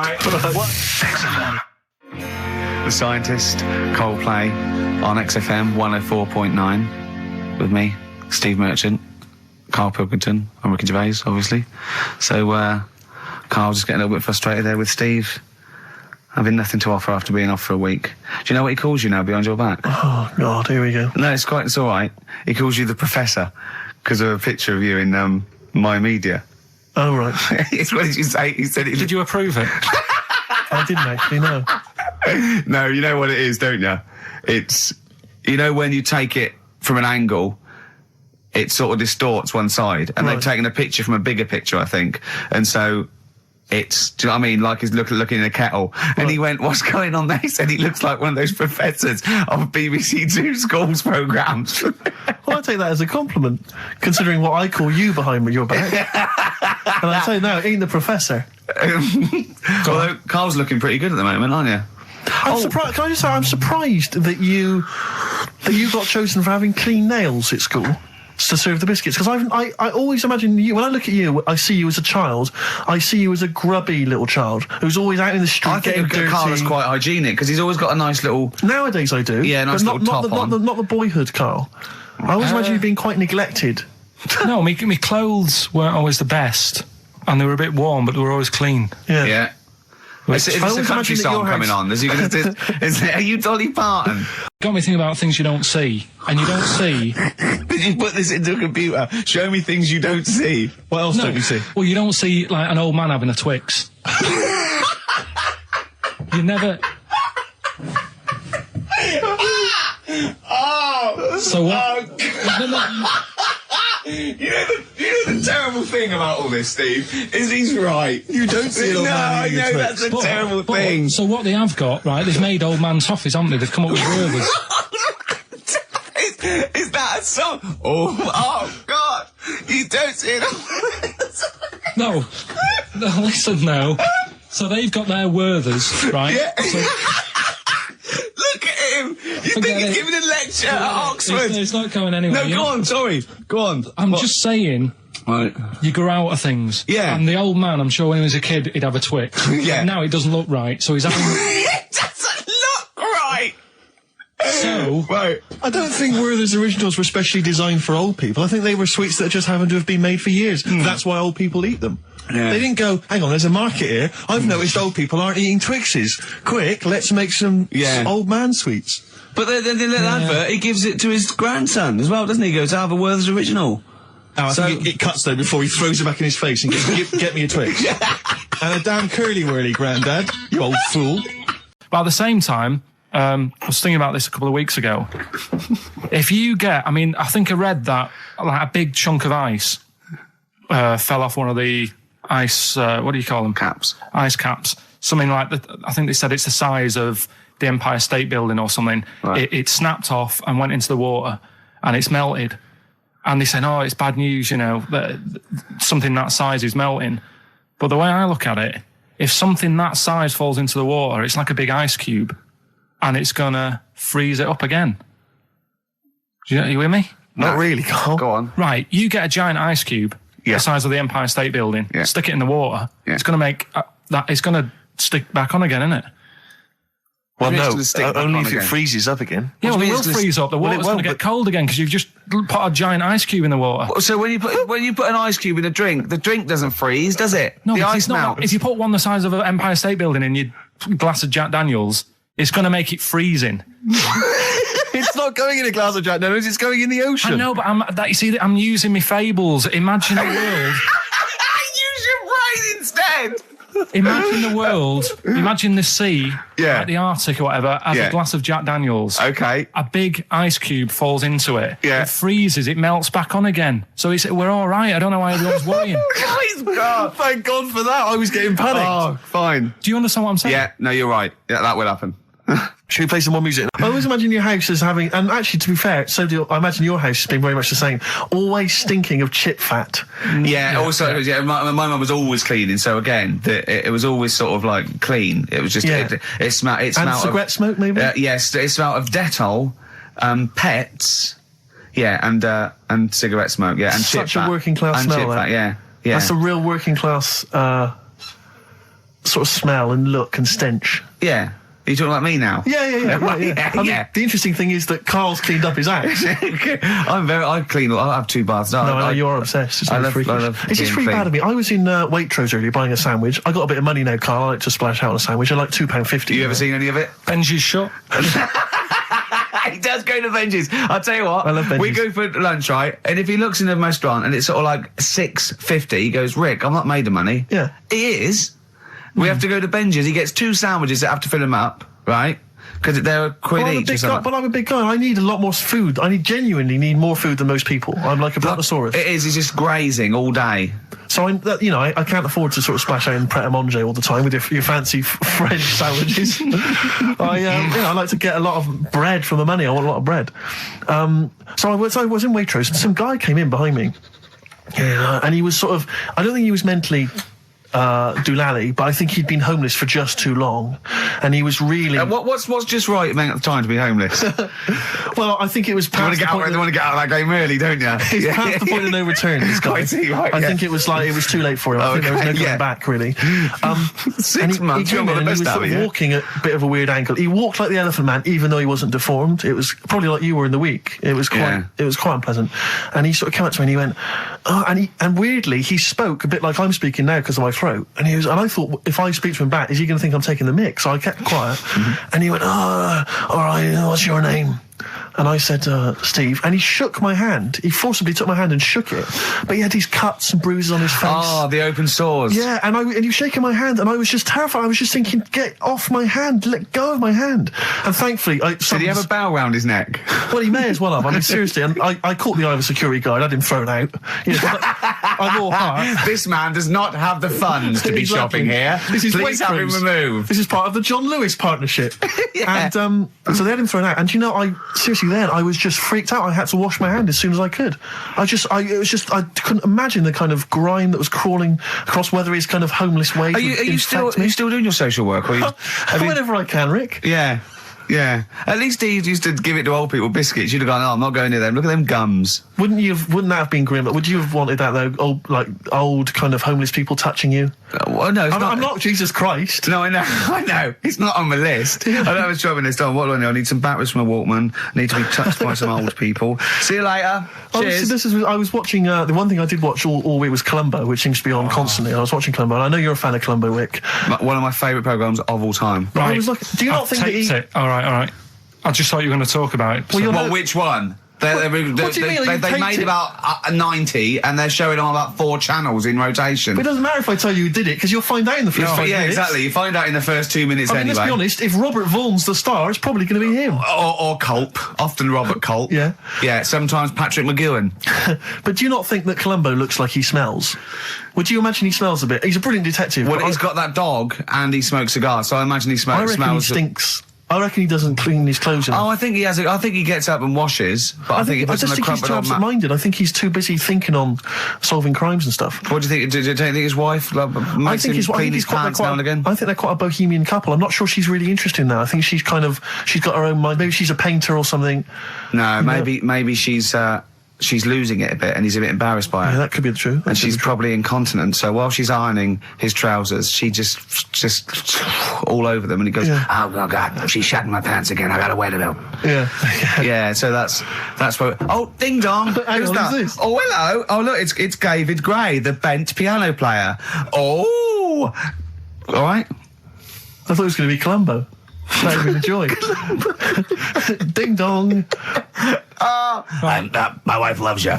No. Hello. Oh, I don't believe it. Look who's turned up, Carl. Do you want to do Rockbusters, Steve, now? Can we listen, with the whole Rockbusters thing, I don't want to be responsible for bringing it back. So I think we should put it to the vote. You should email in. We'll give people 5 minutes to email in. I'll take a straw poll.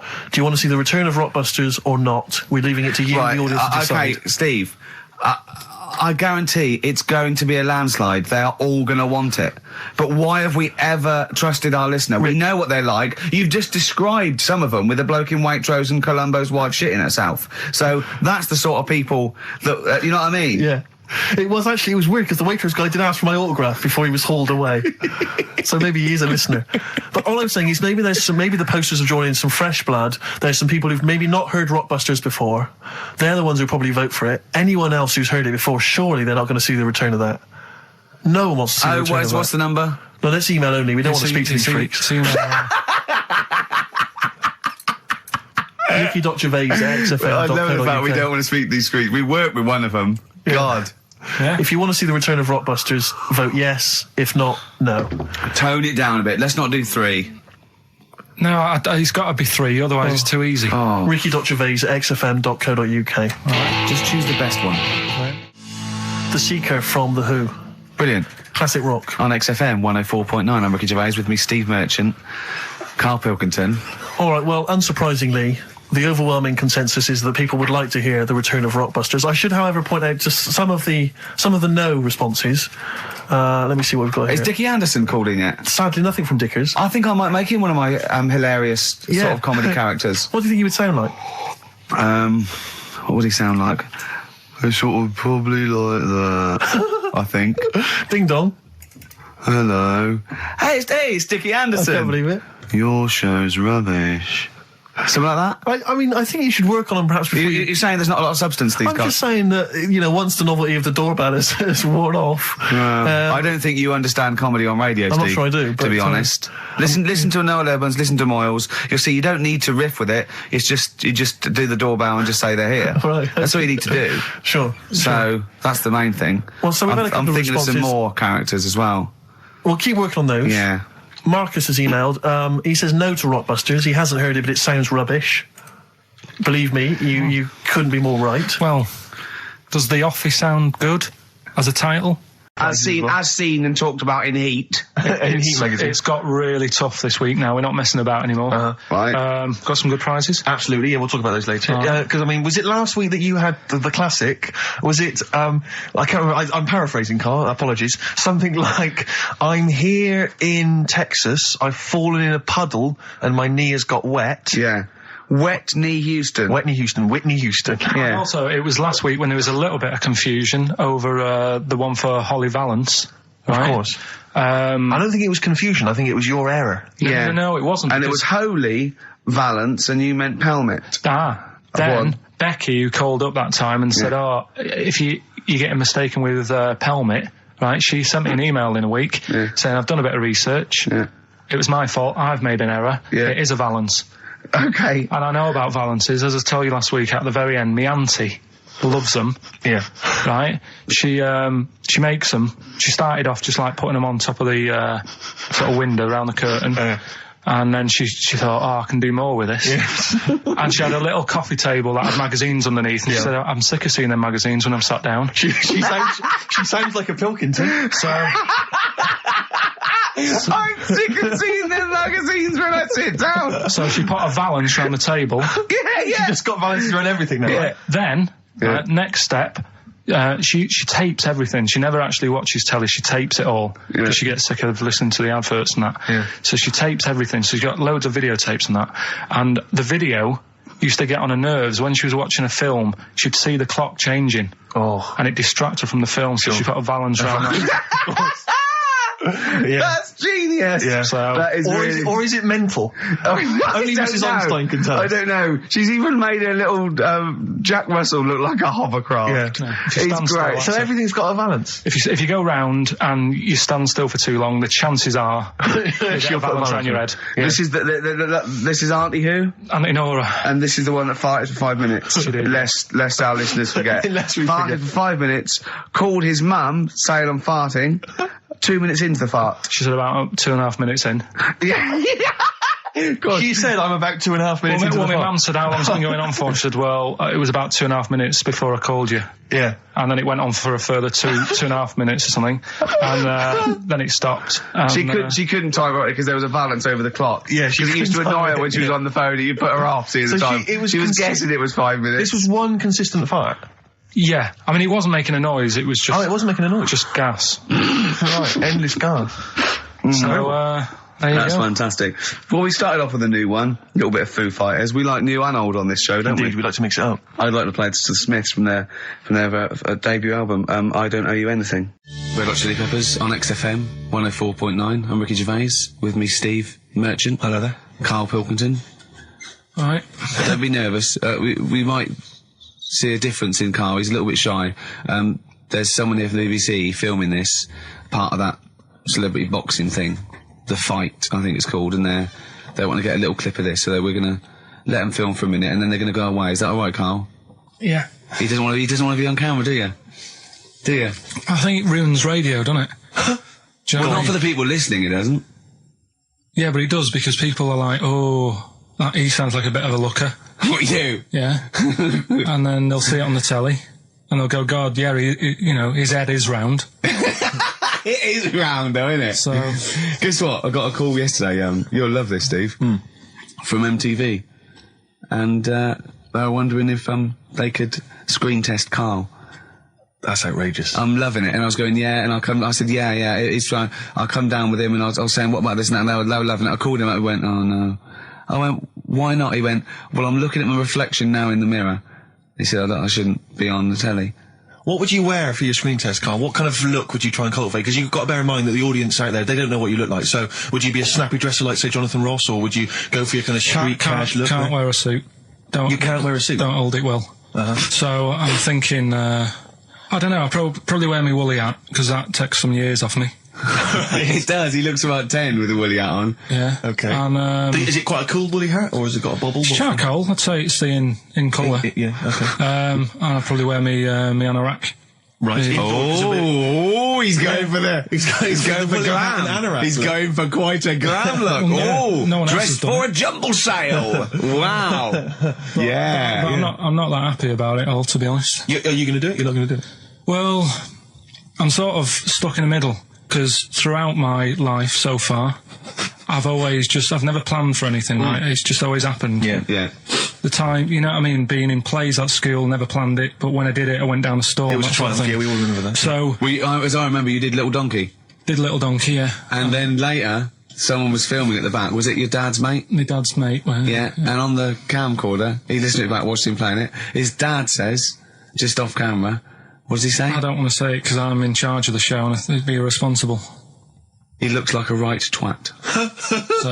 So he gets home, listening, watching that, and then here's his dad just off camera go, he looks like a right twat. Yeah, all right, yeah. What are you worried about? Your dad saying that? Can I just interject? Because I'm really worried about this idea of Karl being on MTV. Because the problem is that, you know, let's be honest, Rick. I mean, we're getting by the skin of our teeth, aren't we? Really, it's only Karl that's keeping this afloat. Yeah. And if he gets on MTV and the world sort of gets a sense of him and they understand him, and he won't be ours anymore. We won't be able to control him. It'll be out there. It'll be in the. Well, that's the thing. No, that's the thing. That's the terrible thing, though, isn't it? It's like Karl is my pet, but I realise I've got to release him into the wild. And you know, because I love him, I know he's got to go free. Sure. But I want to. It's like Kez. Maybe someone will beat him to death and we won't have to worry. I'll have you on, though. I'll have you on as a guest. Which gets me on to something we've got coming up today. Oh, yeah, he's got a new idea. Yeah. Right. Do you know, like, I've talked about ghosts, and we had that good discussion the other week walking to Piccadilly Circus Station, and I was telling you about ghosts, and you were saying, Karl, don't be an idiot, and all that. Spoke to a woman in the week, done a little interview with her. You've done a little interview? Done a little interview, 2 minutes or so, with a woman who's got ghosts in her house. So I look forward to hearing that later. That sounds brilliant. Coming up later. Well, I'm going to play a classic tune now. I've just gone straight for it. I've gone for the jugular. This is Ziggy Stardust. As we're having so much fun with penises, I thought perhaps I should just mention... That's a slogan. We should just mention this story, briefly. It's in the paper today. A Russian is selling what he claims is Hitler's mummified penis for £12,000. Yeah. Ivan Zadurprov says his ex-Red Army soldier dad hacked it off as a souvenir after storming the tyrant's Berlin bunker after his suicide in 1945. Yeah. Not. Why did he wait till now? He's found out that that might get a bit of £12,000. £12,000. Which doesn't seem a great deal. Doesn't seem a great deal of money, really. Well, it's useless, isn't it? True. You're not going to be able to use it. It's not going to be able to. It's not going to be a donor. Imagine that if you walked round. You'll never making love to a girl. You'll never believe who this is. Yeah. You never believe who's doing you, love. Exactly. This is going to freak you out. This is, just relax. Exactly. Okay, sit down now. Was that I got all a right? little surprise for It was you. brilliant. It was brilliant. Yeah, so you enjoyed it. Yeah. Right. Are you a fan of the Third Reich? Exactly. Well, no, awful racist. Okay, let's go a different tack. You did like the sex. I love the sex. Okay then. It's not going to be Hitler's knob, is it?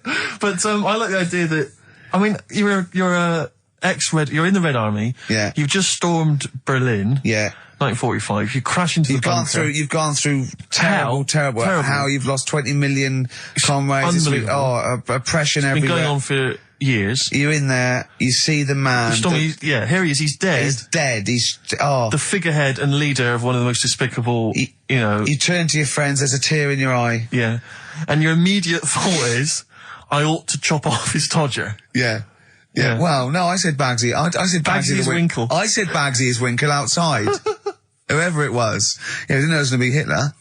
Brilliant. It's just, I can't, it just doesn't make sense. It's ludicrous. And I don't know how is he expecting to prove this? Because I want some proof. Well, I think that's why he said that. He probably started off with, I've got Hitler's face. And they went, brilliant. Oh, let's have a look at it. What do you mean let's have a look? Well, just check his Hitler's face. Obviously I know what he looks like. Oh yeah. No, it's not. You know what no, it's not his face. What wouldn't you know what it looked like? Well, I mean, no one's ever seen his genitals. That's what I've got. Yeah. I've got his. It's got a little swastika on it.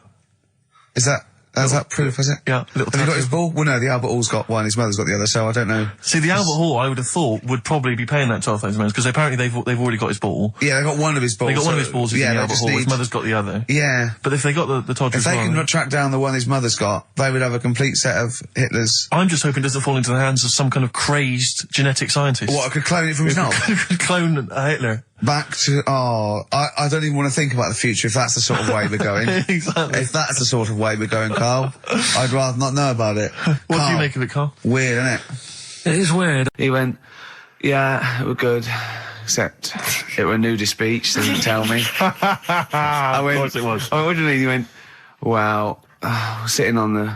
I don't know why they have to do it.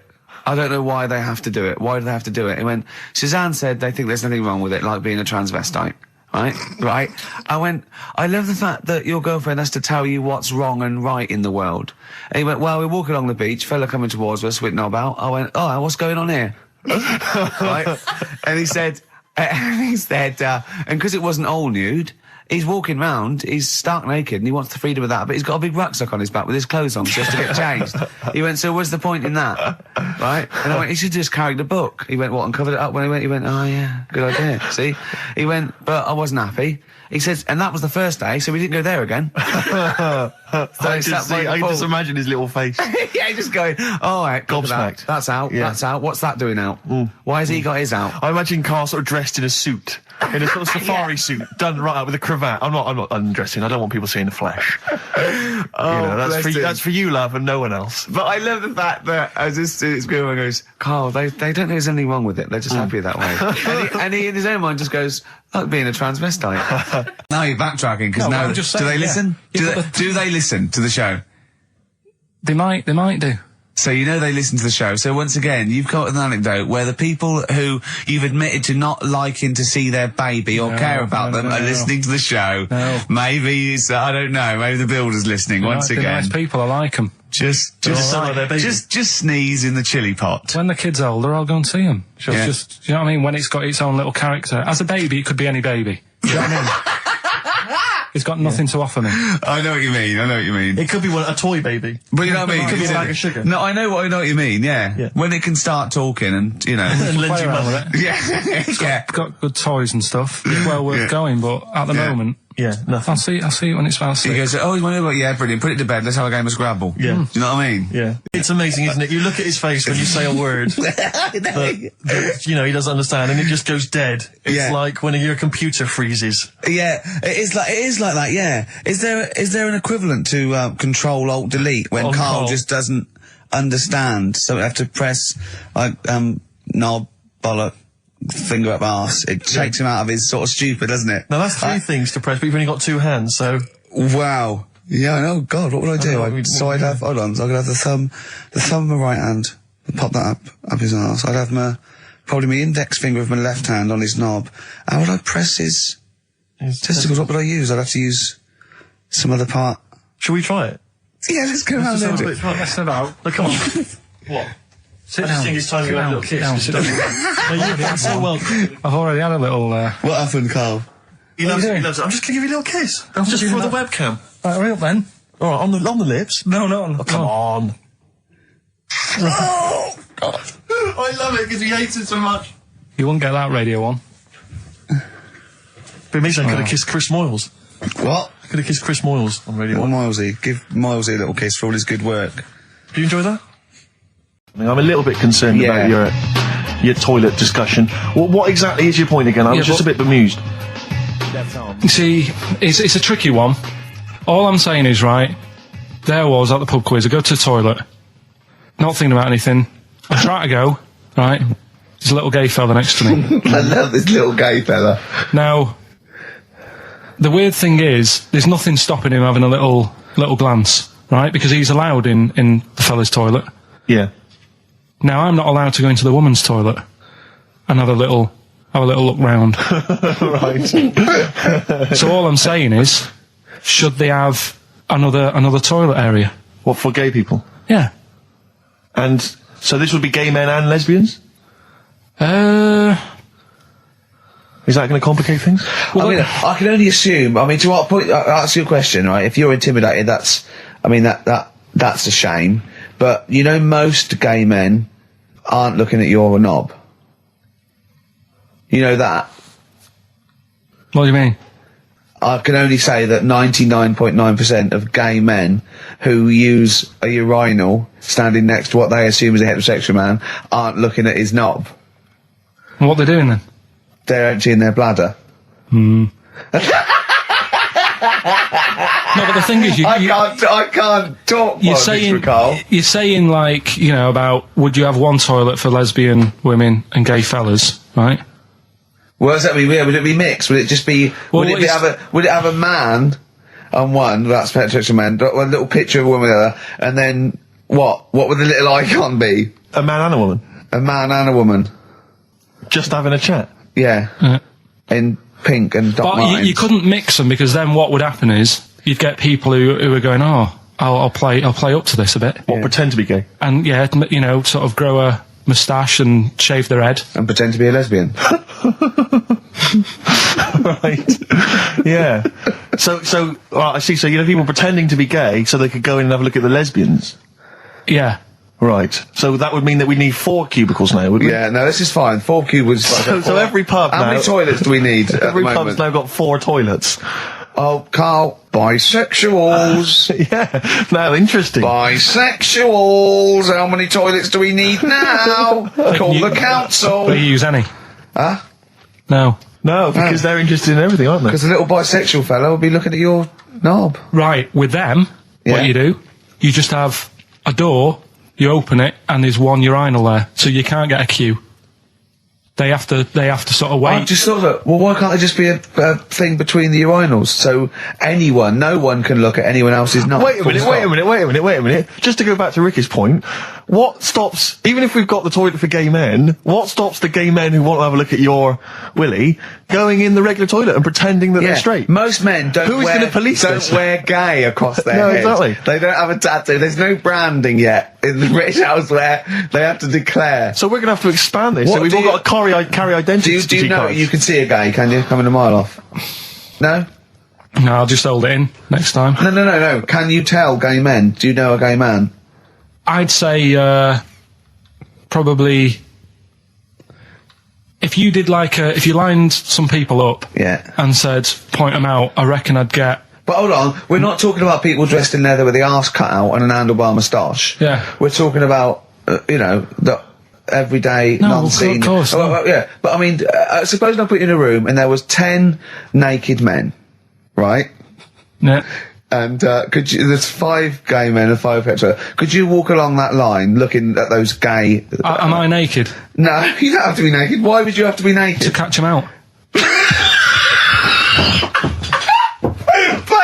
How would you catch them out? Carl, you're making noises while I'm talking. Yeah, but you do this all the time trying to wind me up. And I'm not saying Manchester's the best place in the world, but what I'm saying is there's bits of it that I really miss. Yeah. Like last Sunday, right? When I'd met up with Ricky, we had spaghetti bolognese, which was alright. And then I said to him, I need some soil. Damn, I wish you'd invited me. It sounds amazing. So I need some soil. What do you think? You need some what? Soil? Soil, yeah. I need to repot a plant, right? Yeah. So You need to repot a plant? Yeah. Fair enough. So I'm like, where you can't see these shops in London. You Do can't you know what I mean? buy There's nothing around. I took him straight to one in my street. Yeah, but near your street, and that's probably the only one in London. Well, you say that, Carl. No, it does annoy me. Round my way, it's like, You can't move for soil shops. You can't. There's earth. You can just pick up handfuls walking down the street. Yeah, incredible. Which People is- just lean over into someone's front garden. No, You yeah. can take the plants as well. No, Yeah. but what I'm saying is, Go on. Manchester, there's loads of decent hardware shops. Yeah. Here, if you want a panini and a latte or whatever, you can't move from. But for soil, I had to go virtually how many miles away from me to carry that soil home and stuff. Yeah. It's not good. I mean, London's all right. But if cities were sort of marked, It's neglecting the peat market, really. Well, isn't it? there's barely any mulch available Rick, in central London. I'm sick and tired of not getting a good decent compost of a Sunday. Indeed. So, It sickens me. I'm thinking of moving to the north, where there is loads of soil and gravel Indeed. and animal shite. whatever. Yeah. So, Sorry, you were going to say if you were marking cities out of 10, what would you give London? Well, if you were marking them on on what they have, Right. as opposed to what? well, as opposed to How the you name. spell it. Say, like, I think the greatest city in the world is Rome. Right, Okay. It's pretty amazing. Yeah. Have you been? What? Yeah. Why do you think that though? Just because, like, you turn a corner and there's something there that's really old. Right? Like, you're going down Normal Street. Go and stay in a Derby and Joan club. Yeah. No, but it's like you're going down the road and then you turn a corner and like the Colosseum's in the middle of a busy road. It's like, what's that doing there? Yeah. Yeah. And just when you think there's no more, you turn another corner. It's almost as if that was there first. Yeah. Well, Yeah. But do you know what I mean? London, Yeah. what have we got? Trafalgar Square is world known. And you go there, what's there? Yeah. Do you know what I mean? So there's a lot of space there. Get one big B&Q, In Trafalgar Square. to cater for the whole of people who live sort of central Londonish. Yeah. And then I'd be happy. But what I'm saying With is, Nelson just popping up through the middle, because you can still see it, couldn't you? Yeah. it's a great B&Q, so B&Q could be like the whole sort of flat thing and make it sort of grey so it looked like rock, and then Nelson popping Make it up. classy is what you're saying. Yeah. Stone clad it, so it looks like you've made an effort. Exactly. And then you can pop in, and then you can go out and go, oh look, Nelson's column. Oh look at that! Isn't Nelson? Oh look at that! The victory, defeat. That's fantastic. One of the greatest living. Yeah. I need some nails. Yeah. Perfect. Killing two birds with one stone, you're saying? But why isn't there more than them shops? Because when I went into yours, every time I've been in there twice now. The first time was to get a shower head, right? Right. And I went in there, couldn't resist buying something else. I ended up getting some super glue as well. Blimey. Incidentally, last week, you remember, we began the show by talking about knobs. Yeah. I think we've got a bit more knob news this week. The knob is coming up, is it? The knob news is on the way. After Radiohead, more cock. Radiohead and go to sleep. That's not to you. Please don't go to sleep. We've got another hour and 35 minutes of fun chat and great music on XFM 104.9. I'm Ricky Gervais, with me Steve Merchant and Karl Pilkington. Pilky, little K-man Pilkers, little baldy twat mank whinging, a little bit bent Pilkers. There he is. There he is there. Now, Rick, you may remember that last week we opened with some quality knob news. Knob news, yeah. It was Hitler's knob. Hitler's knob was one of them. That just sparked off into a whole bunch of other knob-related discussions. Yeah. And I'm pleased so far to see that we're almost at the halfway mark for this first hour. And so far we've only talked about nudity and/or todgers. Yeah. So excellent work from us. Well done, lads. Yeah. I'm looking forward to Dr. Fox and the rest of the Sony award committee listening to this one. Yeah. But more knob news. I don't know if there's a jingle for that, maybe. He nearly had the eye out. Knob news. Knob news, excellent. This is an extraordinary story. A woman tried to sue her bosses for £210,000 after finding a cooked penis in a canteen stew. Hospital cleaner Sophie, something, I can't quite pronounce that name, was eating goulash for lunch and could not cut one of the lumps of meat. You can see where it's going. I've got so many questions already. I know. She picked it up and tried to chew it, but it was too tough. Then she inspected it with workmates, who all agreed it was a penis. Imagine that discussion. Yeah. Miss McClarter said she vomited for the rest of the day, instantly became a vegetarian, and had to have psychiatric help. It's not known whether the organ was from a human. The case continues. Well, it can be found out, so that's one thing. Obviously, the doctors aren't confused. They're not going, I don't know, I've never seen one like it. Yeah. Also, why is she eating goulash? I know. I mean, that's my first question. Why? Yeah. Lunch. Oh, what do you want? Oh, no, I fancy some goulash. Yeah. Oh, some gooly lash. Gooly lash, Thanks very like much it. indeed. Lancashire cockpot Oh, is on the menu. Brilliant. Only £5.50. Wangers and mash. I'd love some wangers and mash, please. If you've got any knob-related puns, knob-food-related puns, then call XFM on 3426 14094. Ricky.gervais@xfm.co.uk. Call Chris Miles at radio1.xfm.winginmank. Yeah. Cock-co-kay. Cock a van. Cock o' van. It's already done for you. There's wangers and mash, cock o' van, Lancashire cockpot. That's just off the top of our brains. Yeah. So, if So you've got if any you of your were- own, keep them to yourself. We're not interested. What do you make of that, knob news? And he's in a hospital. I don't think so. Oh, yes, it was. No, hospital cleaner. You're right. hospital Oh, cleaner. God. I know how your mind's thinking already. There's been a mix-up. What kind of mix-up? I love that. What, some bloke's gone in, some lesbian's gone in and wanted a sex change. She's got a carrot for a cock. Stewing steak. Stewing steak. Oh, that would be great.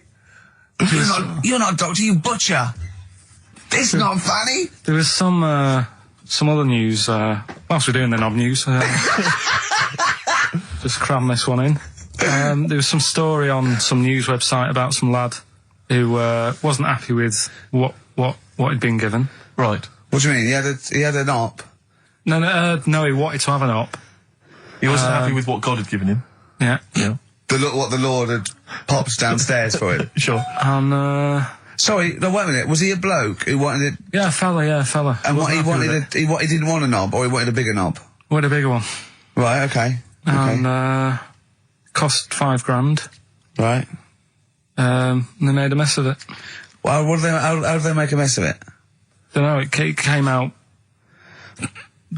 smaller than they went in with. Well, no. What do you mean? I don't know all the ins and outs. Oh, God. It's just like he borrowed the money off his There's mum. been a slight mix-up. He borrowed the money off his mum? I love that. How bad is that? What do you want for your birthday, son? Yeah. Interesting. Thanks, Mum, for asking. A couple of bits of news as well. Hello, Doctor. How did it go? Well, firstly, don't look under the bandages and don't have the goulash for lunch. Yeah. It was smaller than you went in Mum, with. we got $5,000. Why? Just gonna be fucking up. Tell me what it's for. You can have it if you tell me what it's for. Well, look at that. Oh, you need a bigger one. Yeah, definitely. There's the money. Yeah. On you go. Nothing can go wrong. What did he say to the doctor then? That's rubbish. I didn't read all the ins and outs. I just, like I said, I saw Just it. look at the picture. They want a picture. But you just thought, well, thanks for it. You just thought you'd pop that one in. Thanks. Yeah, that's the end. Knob News Extra. Yeah. Play record, Carl. So if you've got any knob news, we've got one more show left. Send that to ricky.gervais@xfm.co.uk and we'll hopefully get that knob news on there next week. Yeah. All right. Some Dizzy Rascal. Oh, Dizzy Rascal, yeah, he's one of the hot new English rappers. Let's play it.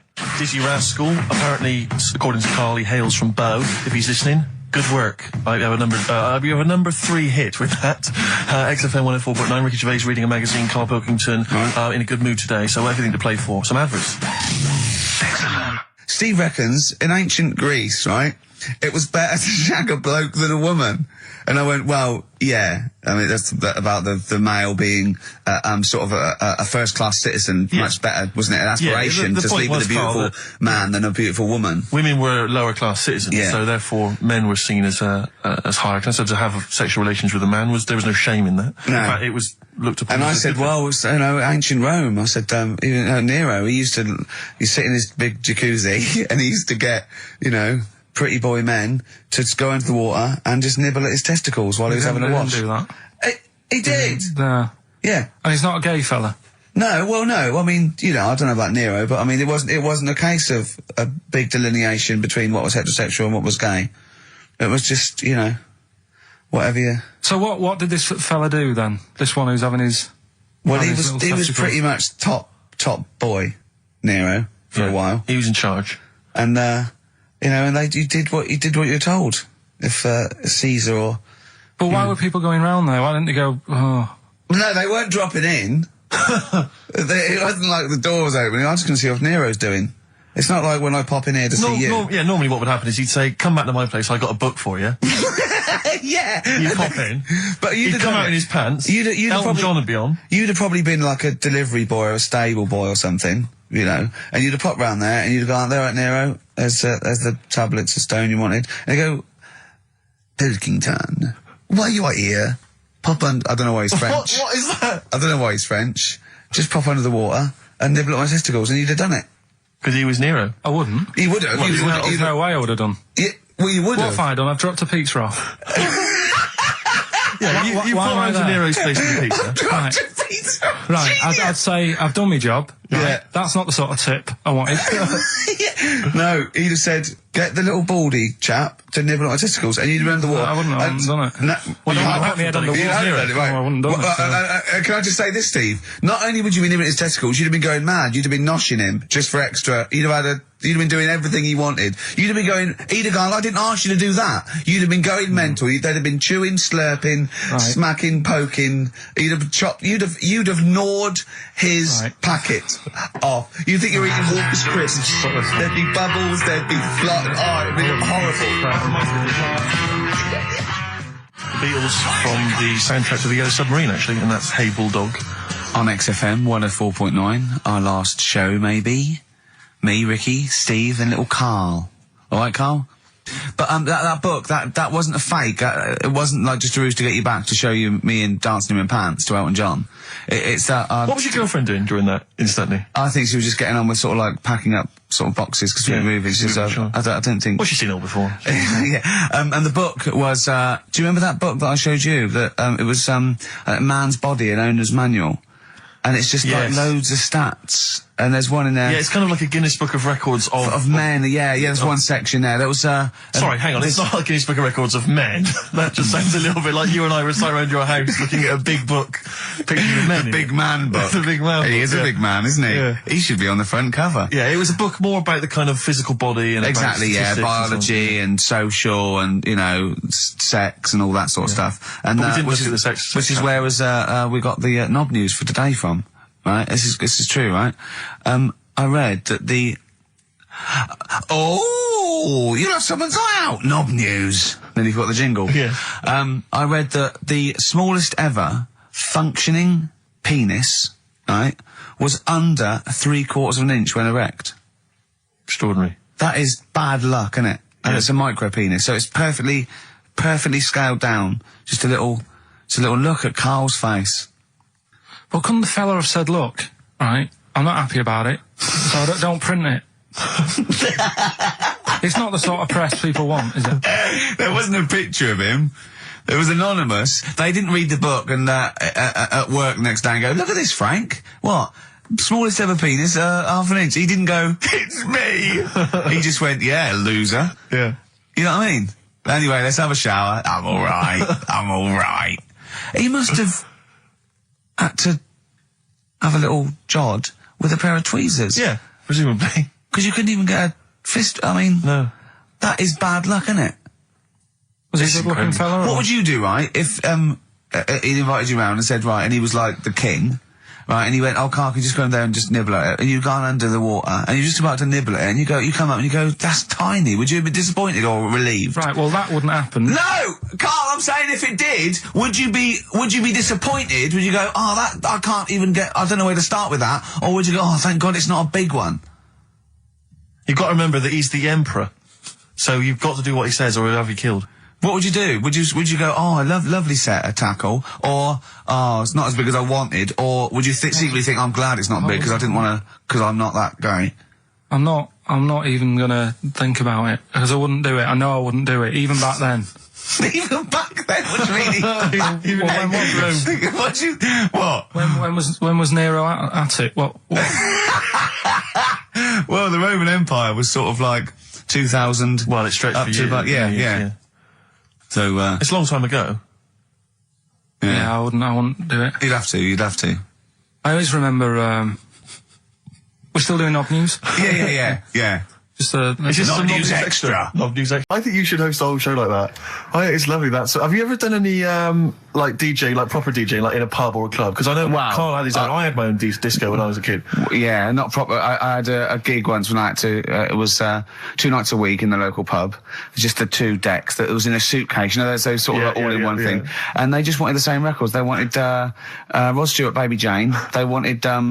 About 11:15 when they were all drunk, they wanted Don McLean's American Pie, which they all sang along to. Yeah. Uptown Girl they liked. Right. But yeah, I didn't used to do the talking. Did you do at all. the patter? No, I couldn't. I just don't understand it. I just love those wedding sort of DJs that they have to give you extra information. They can't just play a song. They have to say things like, ooh, all the way back there in the Commodore's easy. It's sort of like they have to tell you something. Who's listening? They're just going to play the next record. It's a wedding, yeah. It's like, there's the controller of a local radio station listening. He just happens to be at the wedding thinking, hang on. Hold on, he's played a record, but he's got extra information. Well, they should do useful things at a wedding. Like, will the overweight aunt in the purple dress please now take the floor with little unfortunate kid and let him hop around? As the dance floor is currently empty, will any 8-year-old boys wearing those tiny tuxedos please slide across the dance floor on their knees until they are taken home and put to bed early?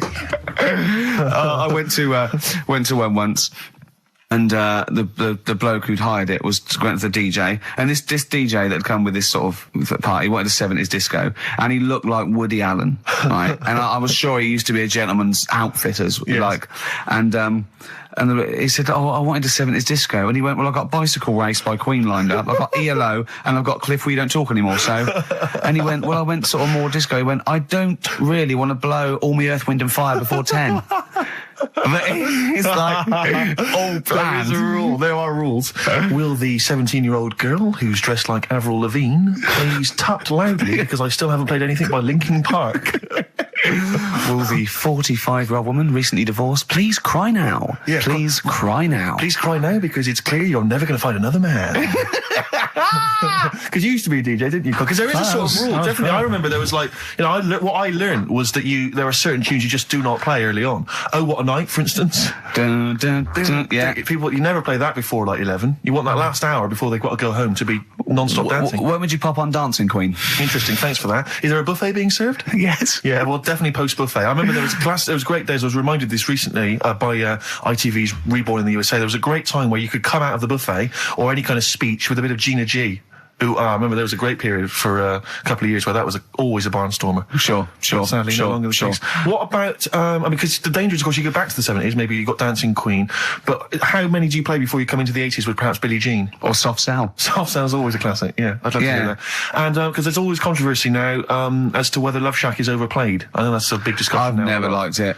No, I just like, will any 35-year-old men please now dance ironically to Bombastic in the vain hope that someone would actually find them attractive? What did Love you... Shack, oh no, never liked Come it. on, Eileen? I never, yeah, alright. I just never liked any records that with a hint of novelty about them. They are popular though, they're floor fillers. I hate them. I just... You haven't done DJing, have you? Exactly. What do you mean? Singing on the other side of your face. Have you? Yeah. Have you? Yeah. Not You didn't popular. play Dexter's Midnight Runners? Probably. Yeah. Yeah, I mean, I didn't plan it out that much when I did it. It was like, I knew I had the tights and cigars to give away. Yeah. Which he At the stole raffle. from his parents' bedroom beforehand. Yeah. Why were you giving away stuff at a disco anyway? Why weren't you just playing records? Because people liked it, didn't they? If it wasn't... It hasn't changed. We're doing this. We talk rubbish, we play records, and we give away crap that we found. Yeah. It hasn't changed, has it? And, so I had some good times. I mean, for people who haven't been listening all the time, it was called Pilky's Making Music. Yeah, Colin It Making. was like Pilkington, and my mate was called something Making, and the music was what we played, right? And I had some cards made, had some nice blue glossy cards made, but they were quite expensive. Yeah. So I used to hand them out, and then they'd say cheers for that, and say, no, write it down, write the number down, I want that back. Yeah.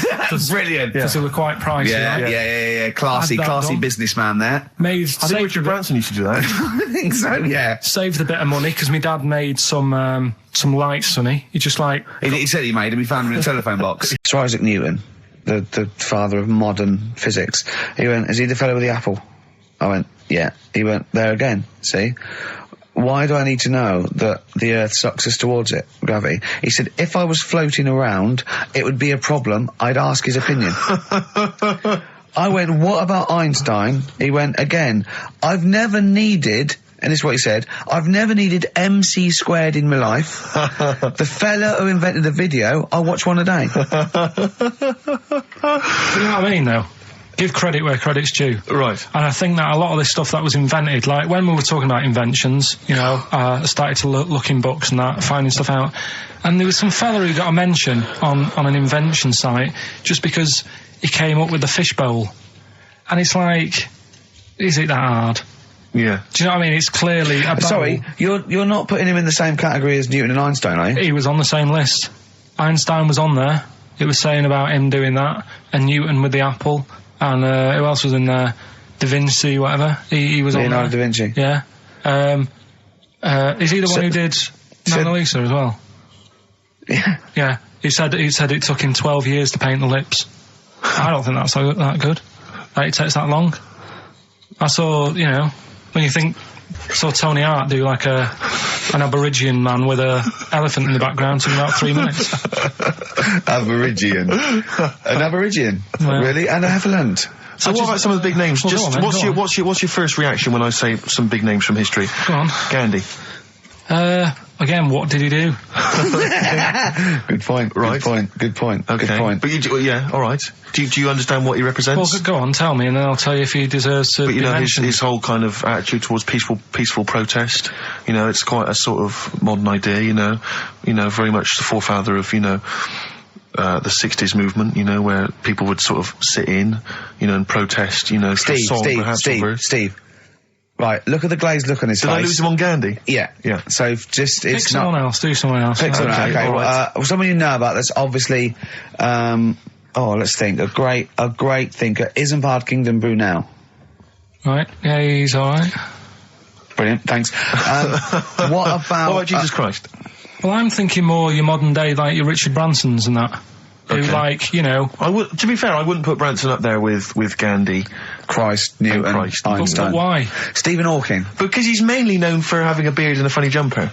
To be honest, We went to Tenerife, right, one year, and I was still living in I'm Manchester. scared now. Yeah, that I don't know White what's said that. I'm No, actually scared. I'm thinking about Suzanne, but she's Well, I working. don't want to know anything about Suzanne, to be honest. no, but If come on, it's gonna be- It Go on. involves me more. let's hear the story. Go But on. I'm just explaining to you that I don't like being nude. Yeah. Go on. So you're in Tenerife. In Tenerife, right, didn't have much money, stayed in this apartment that wasn't that nice, right, had the cockroaches in it and stuff, right.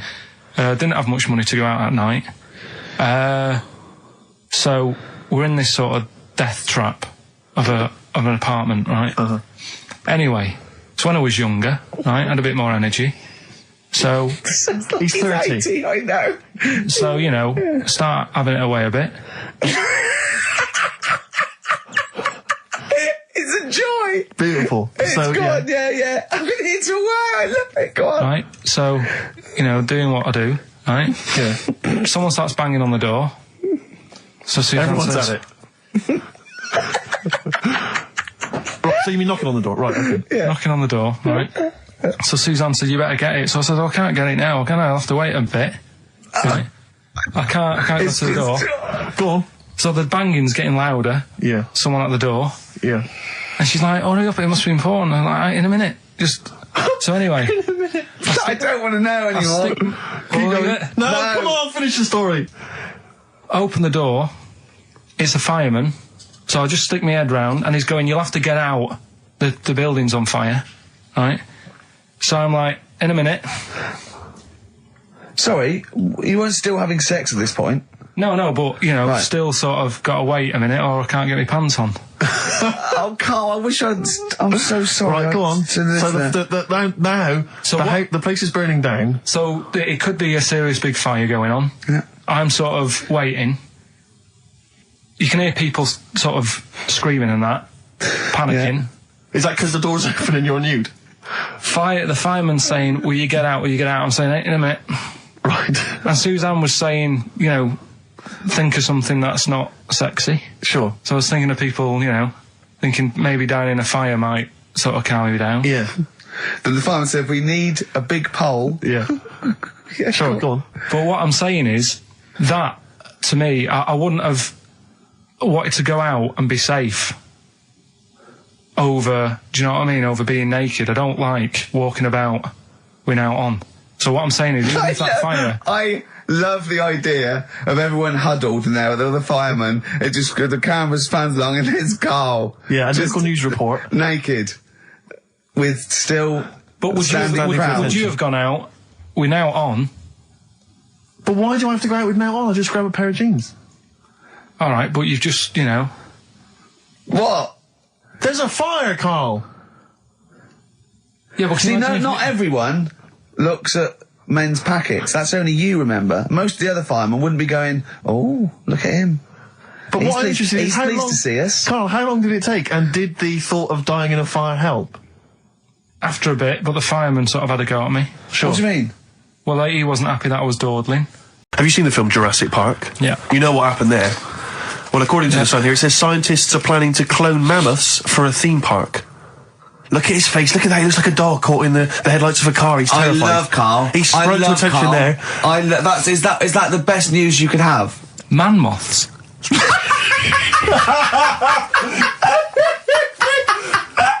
Right. Yeah, man moths. I Man love moths. the fact that that's why he was so excited that they bred a man moth. What is this? Yeah, it's a human being that hides in your wardrobe and eats an entire jacket in a day. Yeah. What do you mean, man moths? Mammoths. Mammoth, the big hairy Have you heard cow of a from the mammoth? Ice Age. I mean, elephant.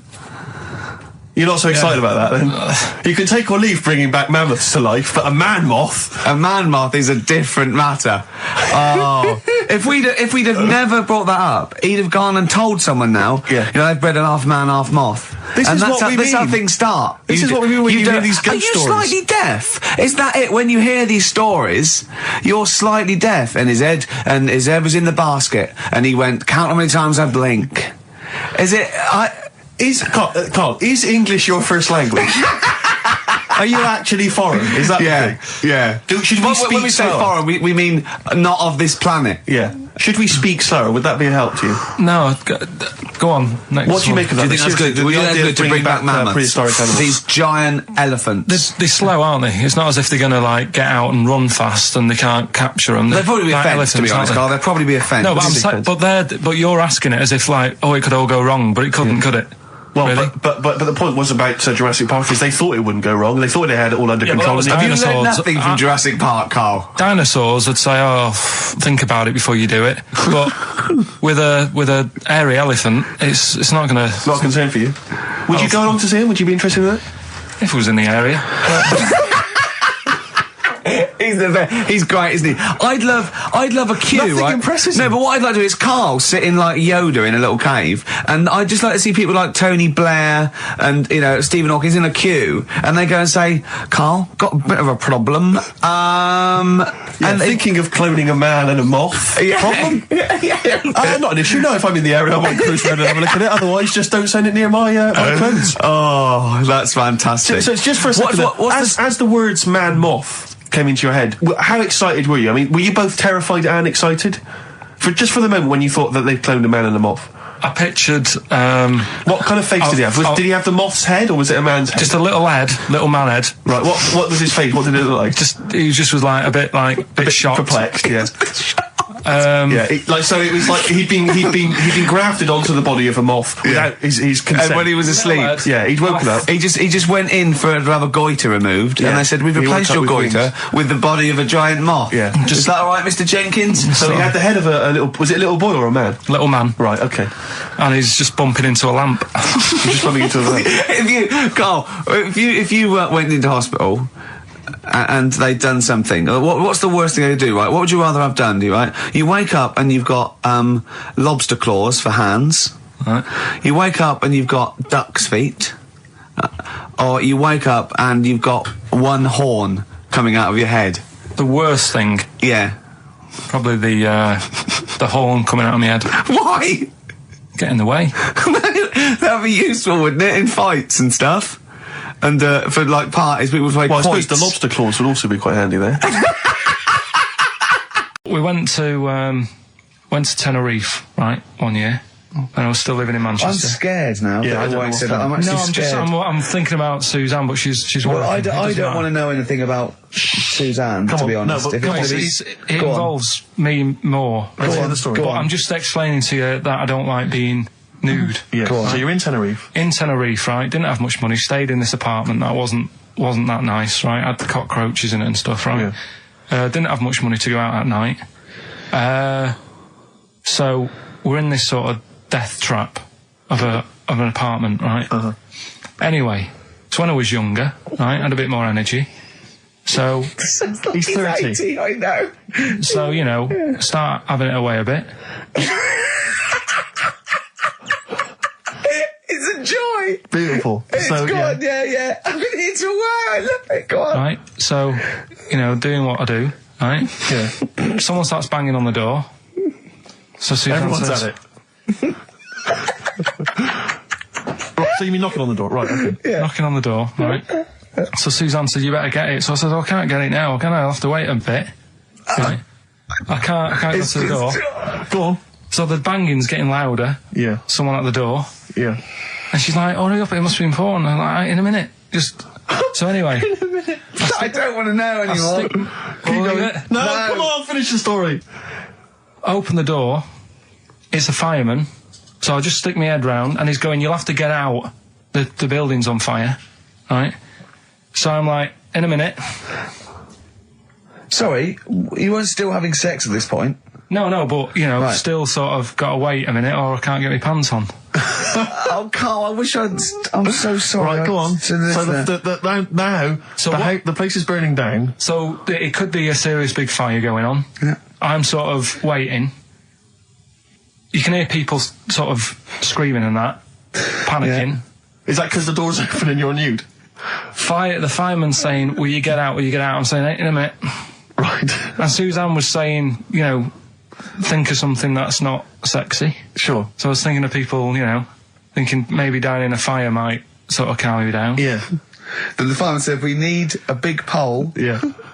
Yeah, Sure, go on. But what I'm saying is that, to me, I wouldn't have wanted to go out and be safe over, do you know what I mean, over being naked. I don't like walking about without on.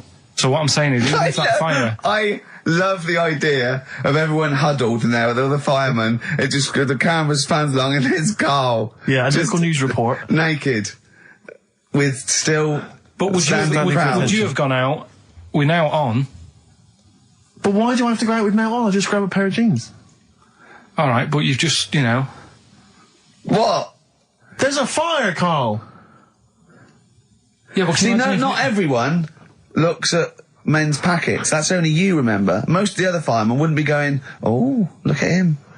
But He's what I'm pleased- interested in is he's how pleased long... to see us. Carl, how long did it take? And did the thought of dying in a fire help? After a bit, but the fireman sort of had a go at me. Sure. What do you mean?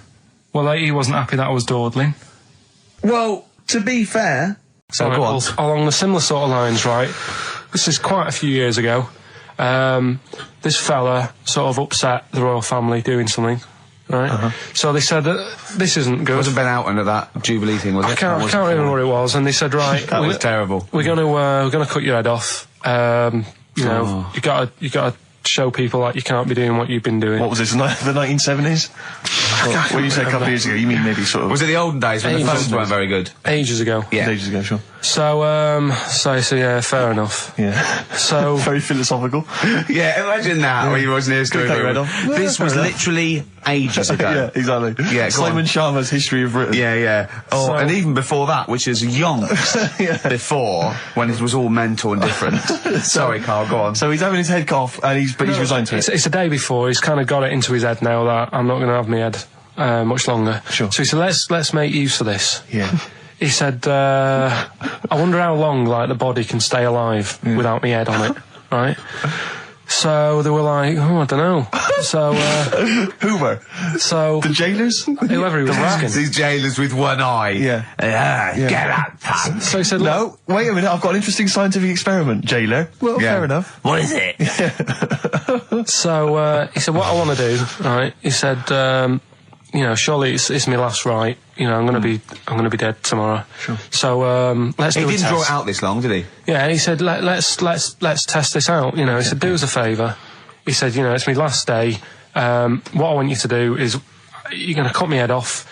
Let's put a white line on the floor Right. and see if, you know, because there's no point asking how far he can sort of walk without an head if there isn't a line, because you don't know what to count. Do you know what I mean? If he loses his head and he's running around all over the place, you can't really count That's that. not impressive enough, yeah. So they said, let's make a white line. Sure. Yeah. Who said And- this? He did or they did? I think they started to join in with him and saying, well, let's make this a... you know. You get it. Go on. So, They got Norris McWhirter down. The Guinness people. Oh, yeah. so they said, let's get this white line. Yeah. And Dedication's all you need. we'll do this tomorrow. And he said, all right, then I'll see you in the morning. So we go- I'll see you in the morning. Night, sleep tight. Bye. I love the fact that Carl knows exactly what was said. Oh, that's beautiful. Yeah, he doesn't know the story or what order it is in or when But it he was. knows exactly what or was who said. said what, but he knows the intricacies. All right then, see you in the morning. Bye. Oh, kissy. Oh, I'm not like that. Oh, you joker. Don't let the bed bugs bite. Yeah, anyway. So he gets up. Do you want a paper tomorrow? No, I'm alright. Go on. He gets up and they say, right, you know, today's the day and that. And he said, well, you know, I've got used to the idea. So here's a white line for you. I'm used to the idea. Go on. So they go, right, you ready then? And he said, I go on. And they cut his head off. And the body walked 32 steps without a head. Wow. 32 steps. Incredible. And that's the lesson, really. Did it get as far as it walked along the white line, did it? Yeah, it stayed along the white line, did 32 steps, and then started to stumble a bit, and it just fell over. Yeah. But, it was a test that your body can still keep alive for a little bit. Yeah. When you've lost your head. Absolute twaddle. Absolute twaddle. This was fantastic, right? Right. There was this.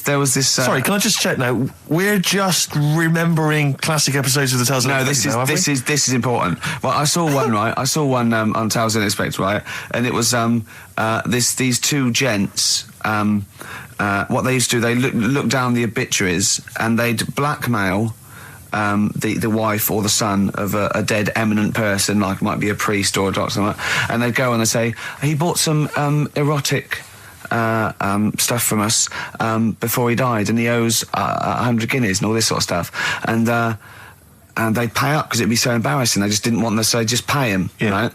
And this one bloke said, who are these people? I'll meet with them. And he goes round there, and he goes round, and they go, your father, he goes, my father could not have bought any erotic material from you. They did it, he goes, he couldn't have, he's blind. Right, and that was the twist. And Carl went, so it was magazines, not videos then.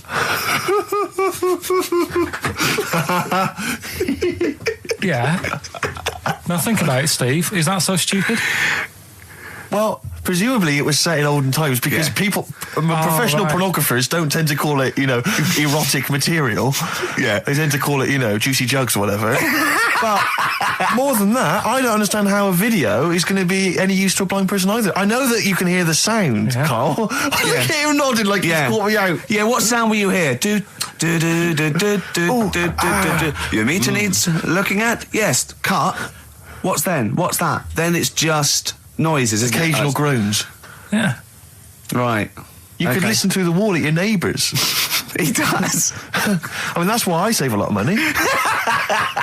But I thought you were going to point out, Carl, that they could have had a Braille porno. Now, have you thought of that? Look, feel the lumps on that. Exactly. Think about it, Carl. Think about it. You're excited now. Yeah. Your girlfriend's away, Carl. Yeah, the cheese grate has only entered the cupboard.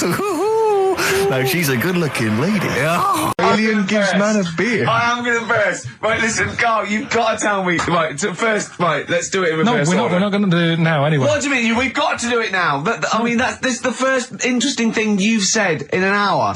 Okay, the listeners have just been subjected to rubbish and mistakes and everything for the last 6 months. Please, we've got to do Alien Gives Man a Beard. What is that? Tell us that.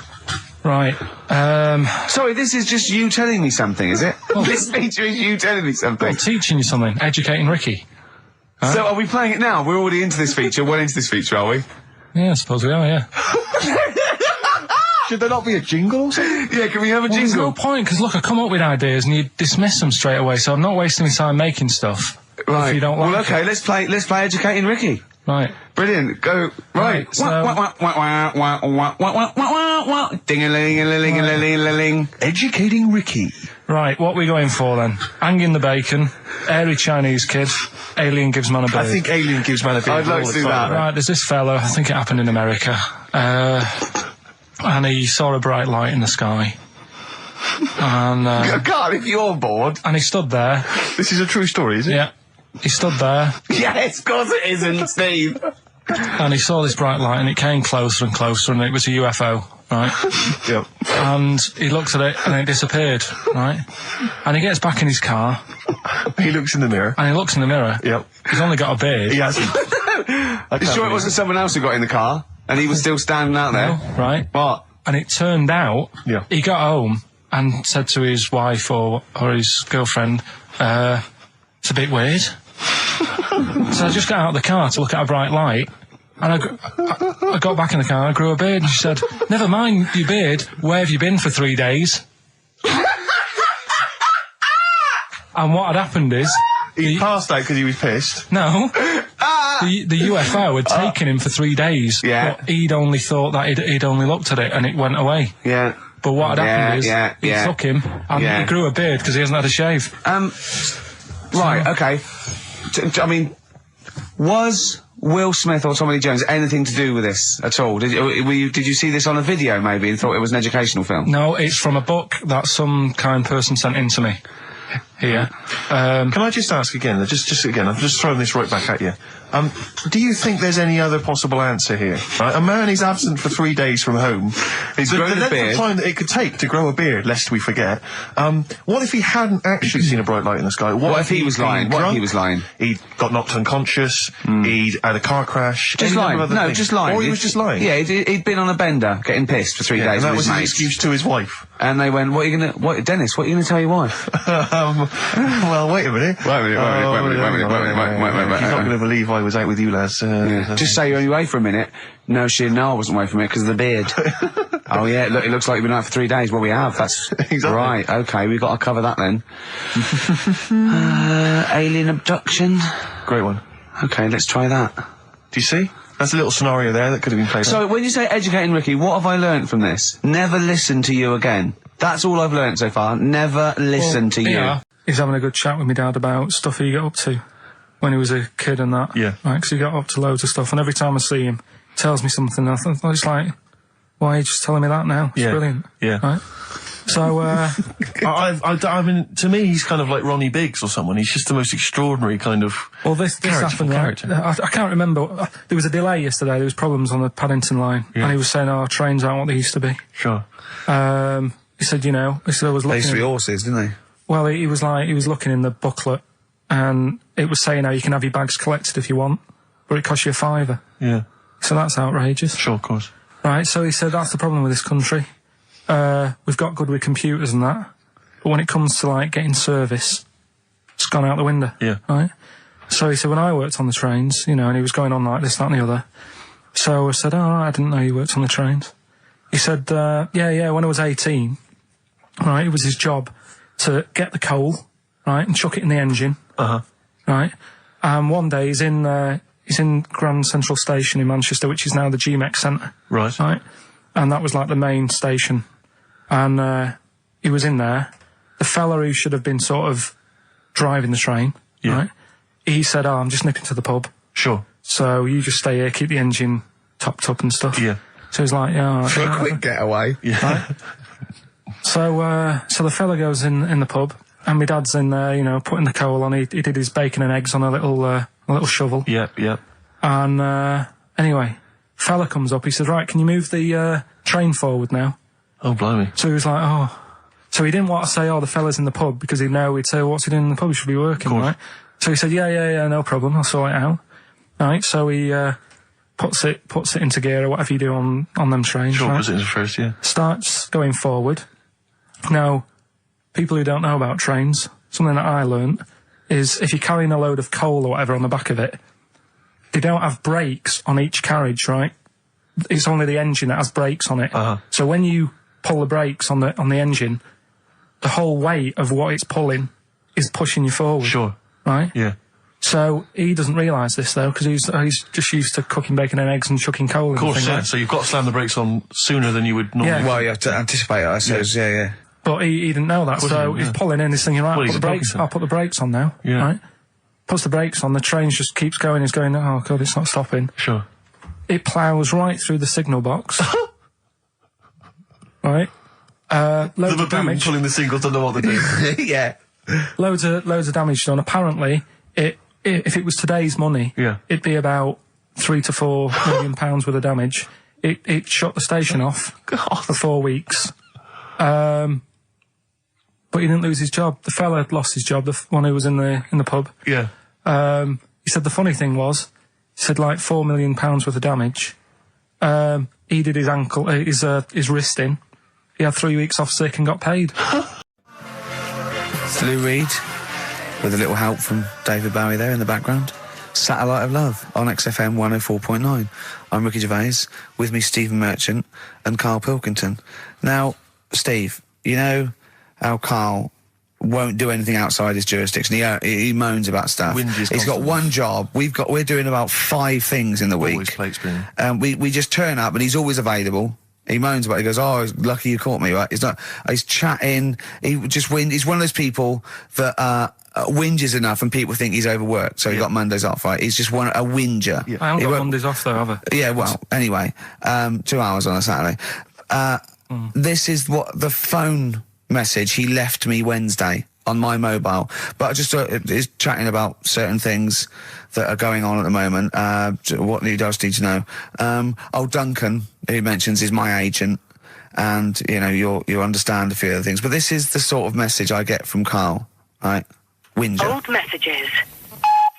Alright, 12:10, Wednesday. Just getting loads of people calling me all the time about shit. Yesterday, DVD's signing for BBC London. I don't work there, but I've been dragged into that. I've got a woman on leaving a message from Talk PR going on about, do you want to go and see Pop Idol again? Right? They're just saying you and some listeners can go. So I'm sure you'll love that. I've got Jim Benner wanting you to introduce the tin buckets at the Astoria. So can you just let Duncan know that I'm doing his job whilst he's sat on his arse with his thumb firmly up his arse? Can you let him know that I'm running around like a here sorting shit out for you? Alright, see you later. Message left So, at 12. do you know what I mean? I know, but that's the kind of phone message he's leaving. Do you remember who he was before you? But he's started working even with him? annoyed that he gets a phone call. I remember he got a phone call for you to do a voiceover and didn't pass it on. You missed a voiceover. That was thousands of pounds. No, I did pass it on though. I told you. You I did. said a You woman. said someone had phoned. Yeah. That's not good enough. But who's that? Well, she didn't say, and I didn't ask. But Of it's course not my she job to do it. said. She didn't say. Rubbish. So you didn't take the number down. She went, oh, can you tell Steve to call me? And you went, yeah. Yeah, well, I just thought you'd know her already. I should have known. It was a woman, so I should have known. He's having a go, you see? Unbelievable. I don't know how it's come back on me. You're the one who was picking on it. Yeah, exactly. I'm saying. I'm defending. Why is he having a go at But you? he never Because picks on Ricky because he knows you are his bread and butter.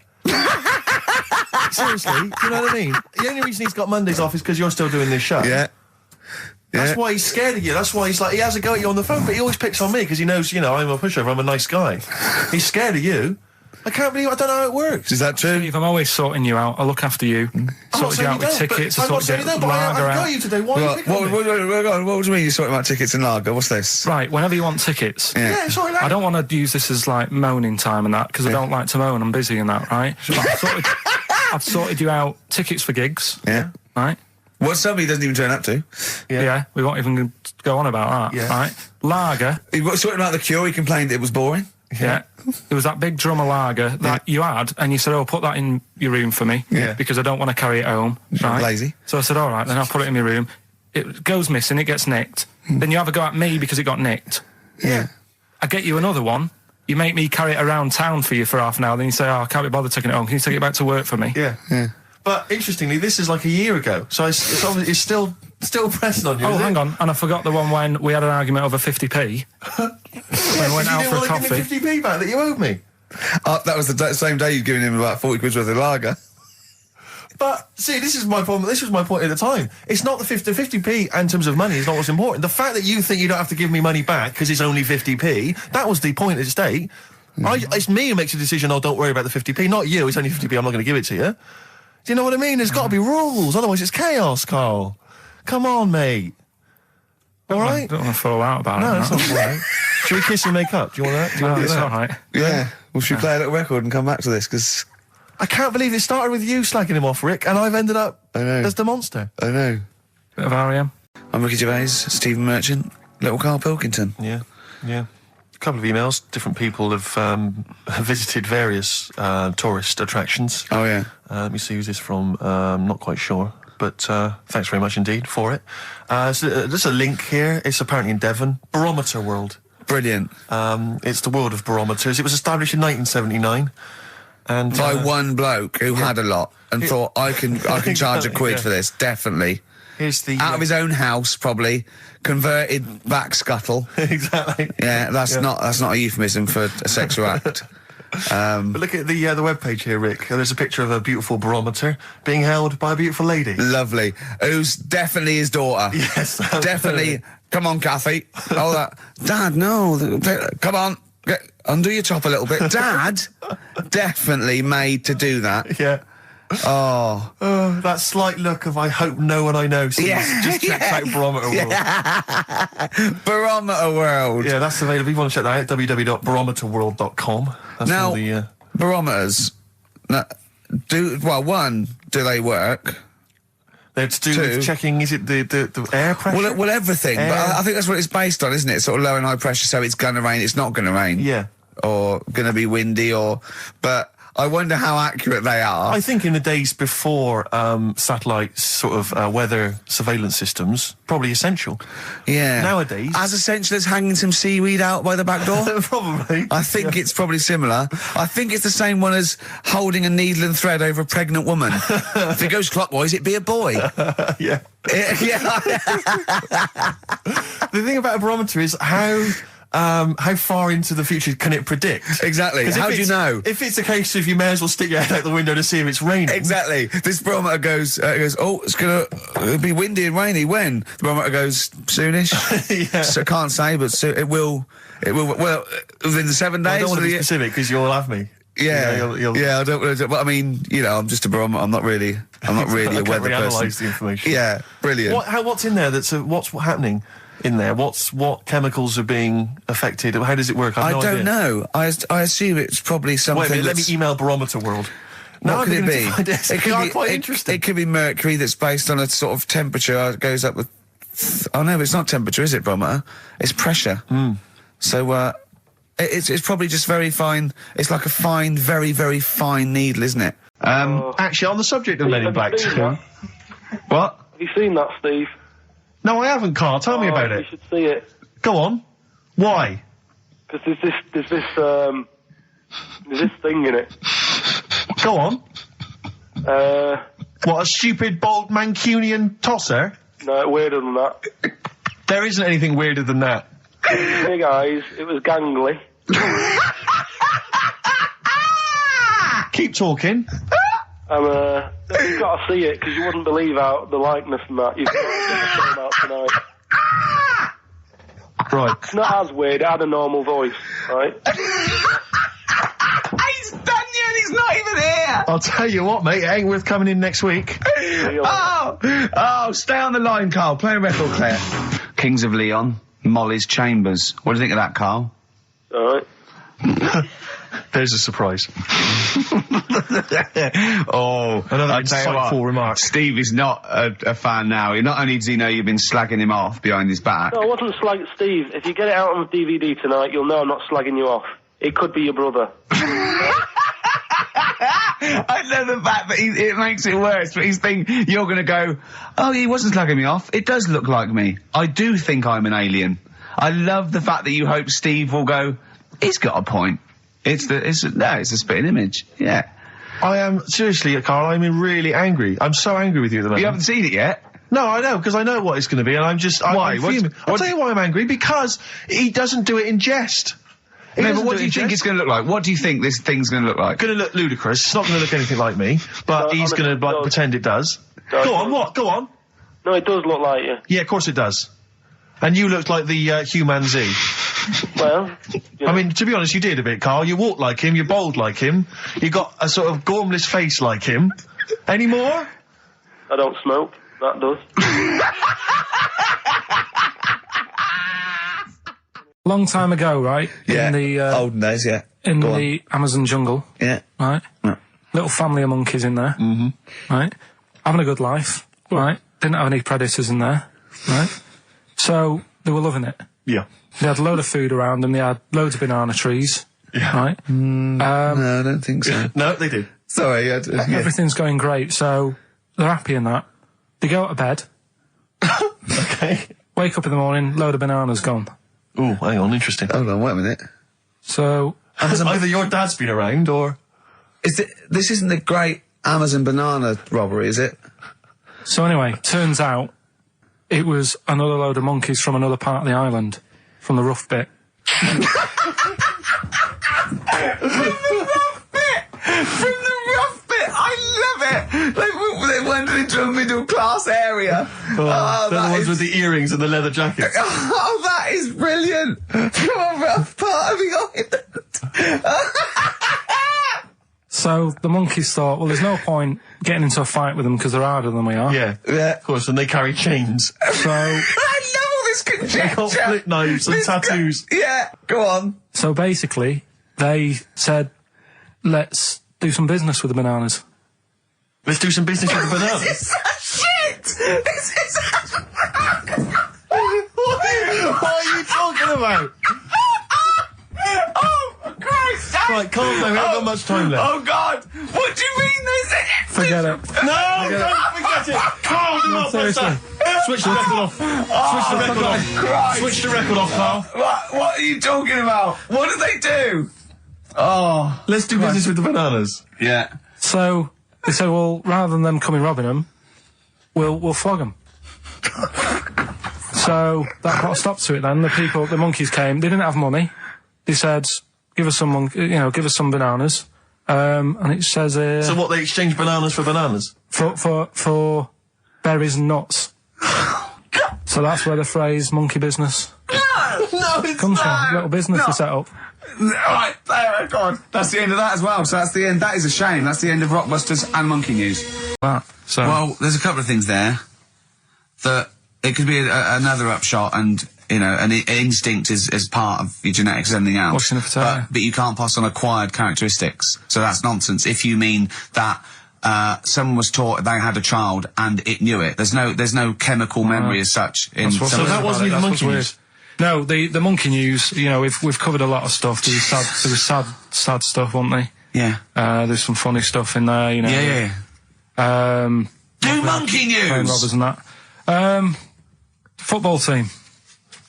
A monkey football team? Yeah, in Costa Rica. Oh yeah. Got all the team members here, right? Right. All the different things. Little goalkeeper. Apparently he's on transfers from some other club. But the bit that got me attention is, apparently he's a holder of PhD of physics. Do you want to have a look at that? What, the goalkeeper? Yeah, just the goalkeeper. The others haven't done that much. The others haven't done that much. Well, I believe that he's got better exam results than you, Carl, but I don't believe he's got a PhD in physics. Obviously. Do you know what the name of the team is? Coconuts. Oh! So if the Telegraph are listening, that is the sort of quality entertainment you get. Well, you don't anymore. Let's just put a song on then. Yeah, that's the end. Goodbye, everybody. Have a lovely summer. Yeah, the rest of it. And we might see you in October. We might not. It's up to Karl Pilkington. Chances are slim. So call 0207 766 6000. Ask for Karl Pilkington. Or email him. What's this? This is Tim Buckley to end with. I think you'll enjoy this. It's called Once I Andrew Was. Phillips. Call Andrew Phillips. See ya. Where's the monkey news? It's been a bit quiet, hasn't it? I've been... What, in the keeping an last eye out. 3 months? Okay, there was something that I found last week about one that was in an old people's home. It escaped from some zoo. It was wandering about. It was enjoying itself, and then when it got to the night time, it was like, oh, what am I going to do? And the first place it came across was like this old people's home. Yeah. Went in there. I think it was there for about a week and a half without anyone realising. No, No, it did. No, so the helpers and the nurses and the social workers and the matrons and all that, they thought, well, Mr. Sanders looks a bit hairy. But I mean, that happens, it comes out your ear and your nose when you get to about 70. And he stooped over, yeah, of course he has. He got bow legs, yeah. And he eats more fruit, of course he does. Well, that's when they realised. Why? Because someone in the kitchen said, hang on a minute, getting through more bananas than we normally do. What else you got? Monkey news. Yeah. Right, let's do monkey news. You want to do it now? Yeah. Oh, we may as well have some monkey news. Let's have some monkey Do news. some monkey news. You made enough noise there, Rick? You want to... Sorry, but sometimes I like to move around, lounge and that, and the mic, Sure. you know what I mean? Yeah. Yeah. Well, let's have the jingle. We've not heard it for a while. Oh, chimpanzee that! Monkey news, you Right. I haven't read this through properly. I'm just zoomed Right. What do you mean you haven't read it through properly? Basically, right, it's about problems with chat rooms and that, right? A lot of people, it's like the new way of meeting people and that in it now, chat rooms. You get on there, you can have a chat. If you say someone was having a meeting with someone, they wanted to meet. Right, okay. Please don't preempt it. Right, there is not an animal in the world that Right, can it doesn't operate and matter. Do you want understand. to know the story? You said Did they get married? It was 3 months later. She realised, there's a lot of bananas gone from my fridge. I want a divorce. This is what annoys me. Bobo. You say that monkeys can do Shakespeare if they're given the time. No. That's not it. Let's not get into the whole It's a Shakespeare and philosophical monkeys. conundrum. Please, let's not get into that debate again. We'll be It's here all about night. it's about Right, so infinity. this one then. Oh. So this chat room, right? And the thing is, with chat rooms, you have like a big boss who's looking over it and making sure nothing dodgy is going on. Right. Right, so certain keywords come up and Who's that, Dr. sort of thing. Zayas? Right. So anyway, they were looking over it, trying to look for dodgy stuff, but they kept coming over like really strange things. Like instead of saying, "Do you want to meet in a restaurant or bar?" Right, it'd be like, Do you want me in a tree? "What tree do you want to meet?" Right, okay. Are you shooting That's off? the end, yeah. I'll see you later, Seriously, mate. 'cause that's gone. I'm just going to listen to the end of it anyway. You're an idiot. You're an idiot if you believe that shit, honestly. No, I'm just telling you what's online. Let's hear the rest of it. How you're nearly you're ill. You're nearly okay. Well, I don't know the PC term for this, so I really apologise. You're nearly retarded in some aspects. Instead of sort of saying wear something sexy, they'd say make sure you bring plenty of bananas. and Right, stuff you're like that. talking absolute. Okay. Are you making up the monkey news now because you can't find it anymore? And instead of saying should we get married, they're saying how swollen and red is your arse? Do you wanna You have a look? stupid fool. No, that was me. Mark Ronson and Ooh-wee on XFM. Well, what a great show we've had. Informative. It's been fun.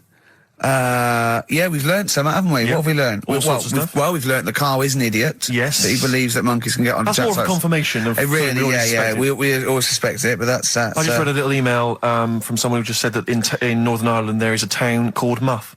Is there? Yeah, it's worth knowing. Yeah. What else we learned? Monkey news. No one's got anything like monkey news on radio, have they? Think of that as a boast. Yeah.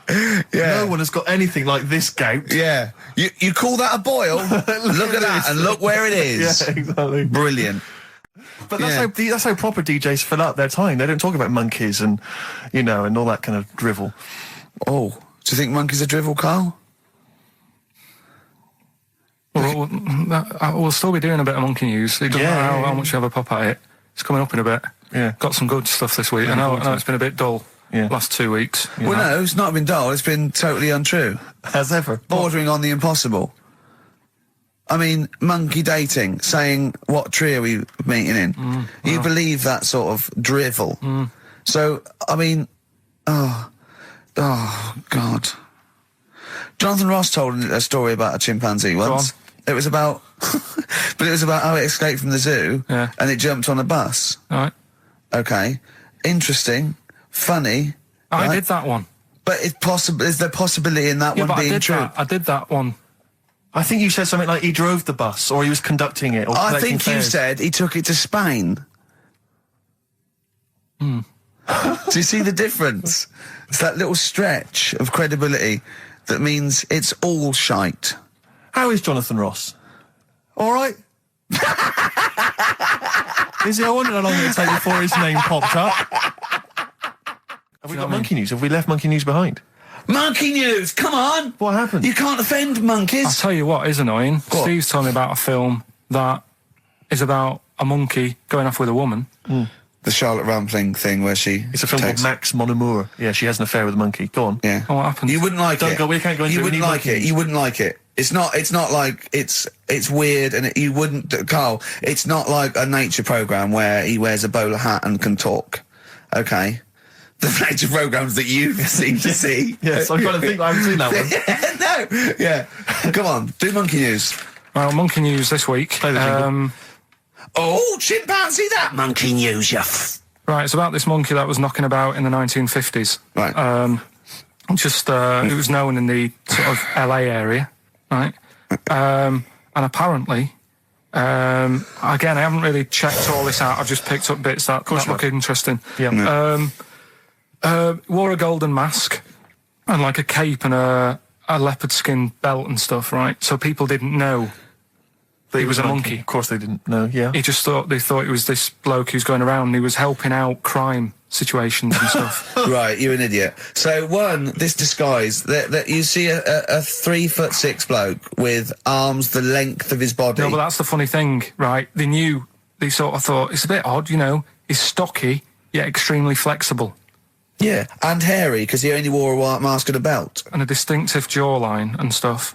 And then, Right. apparently, like, he used to sort of get to his...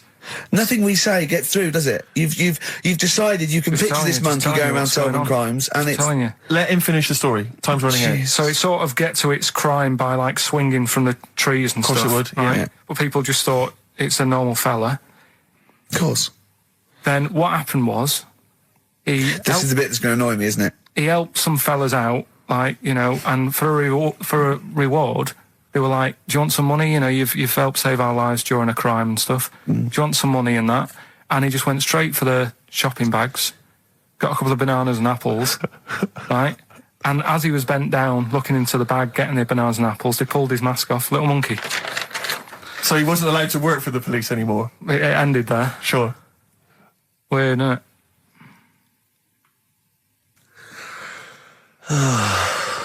Rick, can I tell you the meaning of One Flew Over the Cuckoo's Nest? Yeah. Can we never speak of monkey news again? Yeah. It comes apparently from an American children's nursery rhyme. 1, 2, 3, 4, 5, 6, 7. All good children go to heaven. Some fly east, some fly west. Some fly over the cuckoo's nest. Brilliant. Now, thanks to Ian for emailing that in. Shall I give someone the prizes? Yeah. Phil Corbett, there you are, that's the first one I've pulled out. He correctly guessed that it was E. It was an E that Karl got in history. The only qualification he's got, and it's an E. Do you know that woman? Judge the monkey news based on that. Go on. That woman who went out with the monkey. What? It's a film. It's a film. It was Charlotte Rampling in the film. I don't know who played the monkey. Did she have any kids? What, with the monkey in the film?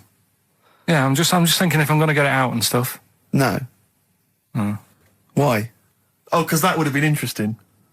Well, no, it's just that the problem there is the kids would always look more like the dad. See you next week. Couple of emails. Monkey Matt's emailed us. Who? Monkey Matt. I'm at you, yeah, go on. Yeah. He says... How's the monster? He's all right. He says, Karl has missed a cracking headline from The Sport. Hide-and-seek champion found dead in cupboard. I hope it's real. I don't know if it is.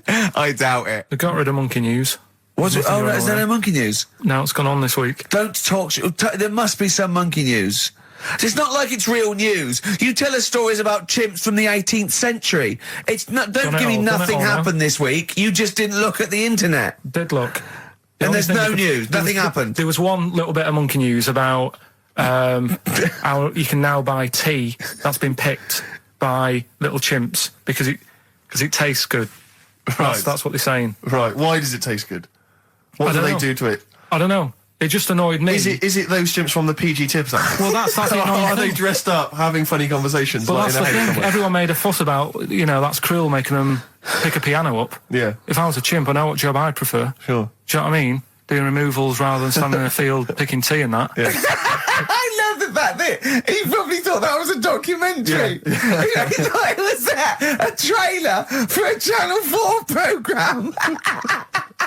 All right, we'll be back next I've week. got a little treat for them. Right, that winner of the DVD, watch the behind the scenes. Karl. Okay, Karl, one more. Can't we just... Don't get the but just because so far you've come up with nothing. What's the last one? Give us the teaser clue again. It was, I want to come here in hindsight. I wouldn't have come here in hindsight. Yeah. Right, give me some education. This will be the thing that teaches me something. I can feel it in my bones. Come on. There's a kid in Kenya. He was messing about with some beans. Magic. We guessed that as well. You did, yeah. He's fed up because we've guessed his puns, I think. He put one of them in his ear. Yeah.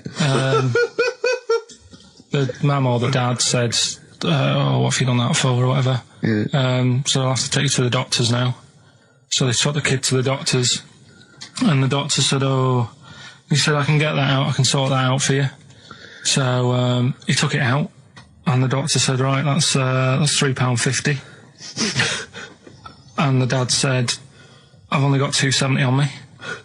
And the doctor said, right, well, and he put the bean back in his kid's ear.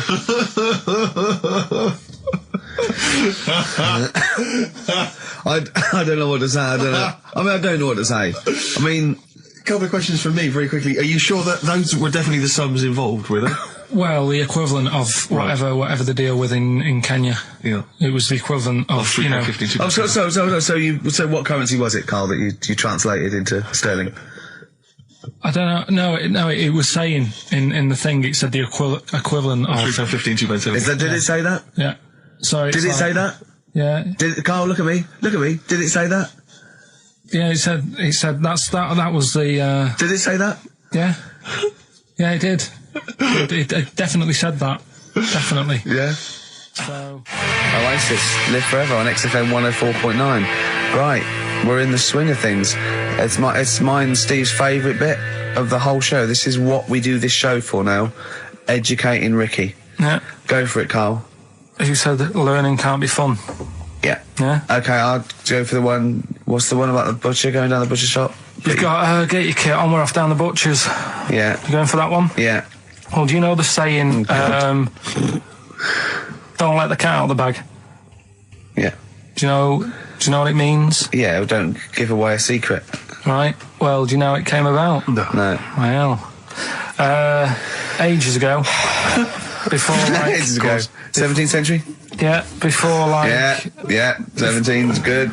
Yeah. Before like proper butchers and Dewhursts and supermarkets and that, you used to get these blokes who sold meat. Right. Butchers they were called then, I think. Yeah, but the difference was they didn't stay in the same place, they moved about. Right, so they'd turn up on a street corner, and he'd have like loads of carrier bags of like carrier bags. Yeah, with meat in and that, and people would plastic be like, carrier bags. Yeah, with mobile butcher on them. Yeah. Right, so an email address. Yeah, go on. People went right. Yeah, I need some meat. Right, so they'd go up to this bloke and say, "What have you got?" And he'd say, "Well, I've got a you can have a bag full of pig, or you can have whatever, a bag full of chicken, whatever." Yeah. And they'd go, "Yeah, how much?" They go, call it a fiver, whatever. Yeah. And they'd buy them, and to make more money, they didn't always fill the bag with what they said was in it. Oh, I thought that might be the case. Right. Yeah. So what did they ever put cats in there? Yeah. But I don't see what. Okay, so sometimes they would put a cat in the bag and pretend it was chicken or whatever else. Yeah, so why was a cat any cheaper than a chicken? Because cats are wandering around the streets, aren't they? Chickens aren't. So they'd get a chicken, they put a chicken on the top so that when they look in it, they'd go, "Yeah, that's all right. Got a bag full of chicken." They'd get home to make the dinner, and they'd be like, "What are we having tonight?" And they'd go, "Well, you'll never guess." And they'd have like, well, you can have a chicken leg, and but it would be a cat. Yeah. They'd have to defrost a pizza. Yeah. Did they mind that they were eating cat then, in those days? He didn't say. He just was saying about the saying, "Don't let the cat out of the bag." It's like, if they see that, they're going to go mad. Well, so it was the people that were doing this. It was the dodgy butchers that coined this phrase. Were they saying to each other, "Don't let the cat out the bag"? I.e., what I mean by that, Jack, is don't let them see the cat. Yeah. What we've stuffed in there. Yeah. Dodgy butcher. There's another phrase, isn't it? Yeah. So that's the first one. Is that a euphemism or is it dodgy butcher? As his meat delivered around the back. Sure. So that's that one. So let's get your kit on. What does that mean? It's a euphemism for homosexuality. Okay. And meat, presumably, in that means different things. It doesn't. It's a word that is also a male bird. Would it mean chicken or cat necessarily in that context? Or well, I suppose it could. Yeah. Carl's look at him. Carl looks at you like a cat. Yeah. Whenever we leave him behind, if we don't talk like straight at him and let him see our lips moving, and it's monosyllabic and very look, he's lost in that conversation there. He just drifted off, didn't you, Carl? No, I just was also thinking on animals and that something else I was going to use. Go on. All right, that's aqualung. Good time's gonna come, innit? Right, Carl, come on in, educating Ricky. So, don't let the cat out of the bag, that's where that comes from. Comes from a crop. Acid. I would sort you out with some science. Brilliant. I forgot the puns in mine, didn't I? I forgot the puns. Yeah. Go on. Right, so, you asked to sort of be taught some science and that last week after being taught about war. So, did some research. And, there's a few things, I think we'll just cover one of them now. Go on. We talked a lot about hairy kids. We have discussed that a lot. I love the fact that Simon Sharma has never started a programme like that. The Jacobites. We've talked a lot about hairy kids. Go on. It's a little bit. I mean, it's not your traditional science stuff, but it's still Well, left interesting, field. and it's a little bit. You know, it's still. Yeah, we've talked about hairy kids. We have disproportionately, honestly. I think this show's talked about hairy kids more than any other radio show. Well, it's one that. Sorry, I noticed both of you there dropped the H, or the H, or however it's I had to, 'cause So it's airy obviously kids, means yeah. hairy. Yeah. Hairy children, not Yeah, sort of airy, kind of light-headed or... Yeah. Well, there was the case of the one who lived in China. Yeah. And Which was weird for two reasons, wasn't it? yeah, Well, go on. one was like he was covered in hair, That's already weird. and the doctor sort of checked him over and said, "Well, yeah, he is hairy, but he's quite healthy. Apart from he had a little bit of eczema and a boil." That was the main bit of the story, wasn't it? Yeah. But this one, right, we have sort of talked about it, and you weren't having any of it at the time. What? This next bit of science I'm telling you about. Go on Right? Remember when I told you about a lad who was living at home with his mum and dad, right? Everything's, normal life, go to school, that sort of thing. Yeah. Then I think his mum and dad had an argument, and it kicked off a bit, and he thought, I'm sick of this. It's happening all the time now. They kept having arguments, so the kid ran off into the woods. Mm-hmm. Oh. Yeah. Right? God. Now, he left, he went and ran in the woods, and he ended up living with some monkeys. Right. Right? And he thought, this isn't a bad life, there's no arguments going on. Sure. He was getting on with them. And the weird loves thing bananas. is, this is where the science bit comes in. Oh, sure. He grew a load of hair on his body. That's not true. It's not true. It is true. It's an acquired characteristic. I bet someone will back me up on this. But no, you can't. You can't grow hair like that. You might get a little bit more down here. They might, the erectile tissue might, they won't fall out as much. That would, but you don't actually grow a big mane if you're cold and you're a human. Well, he did. This lad did. I know it sounds a bit strange and that, but he was living with the monkeys, and because it was cold, his body reacted to it. Listen. He was no hairier than he would have been if he was walking around naked on a cold day, with or without living with monkeys. The fact that he was living with monkeys makes no difference. No, I know, but I'm trying to get, picture it in your head what it's like. Although Mickey Dolenz was always pretty hairy. Right? So he was living with them, and he went into town or something one day Oh, yeah. to get some food, and the people there were like, hang on a minute, that isn't a monkey. Well, he went in naked. No, he was there covered in hair. Yeah, but naked, but covered in hair. So it was decent. It was. Yeah. But that was the weird thing. They thought it was a monkey in the shop. And then So presumably he had a big long beard as well, because he couldn't shave, could he? No, he was just covered. He looked like a monkey. And they were happy to serve the monkey, were they? There's the monkey, he's How buying did he a walk? newspaper and How some did he milk. walk? How did he walk, Carl? Did he walk upright or whistling along? The picture that I saw on the internet, he was on all fours, but I Course don't he know if was. that's when he was Course he running was. away after they'd sort of, realised he was a kid. But this was a So he was picture. a kid as well. He wasn't even like an adult with the beard. No, he was a kid. Brilliant. And The people beard went, kicked in a little bit. So early. listen, so the Go on. people caught him. You're an idiot. The people caught him, Yeah. shaved him, right? Got it all off, didn't grow back again. Right. It You're grew. an idiot.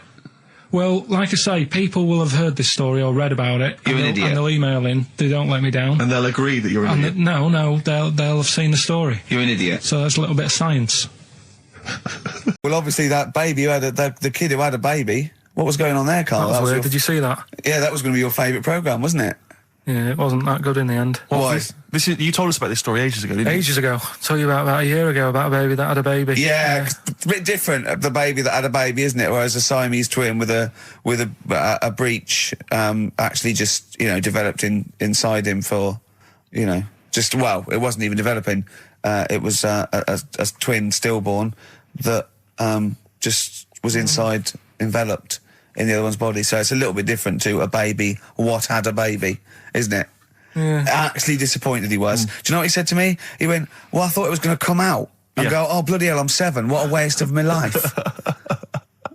Like he'd been in there going, oh, hello, hello, 7. Idiot. Yeah. Yeah, a bit disappointing. But there was a programme on after that, right? At 10 o'clock on Discovery. I haven't got Discovery. Oh, right, it was is it good? about... Oh, I didn't see it. This Oh, is it. right, I was yeah. going to say to people, if they've got a copy of it on tape, if they can send it in. What was it? About a baby with 4 legs. Right. That was on at 10 on. It wasn't a puppy. No.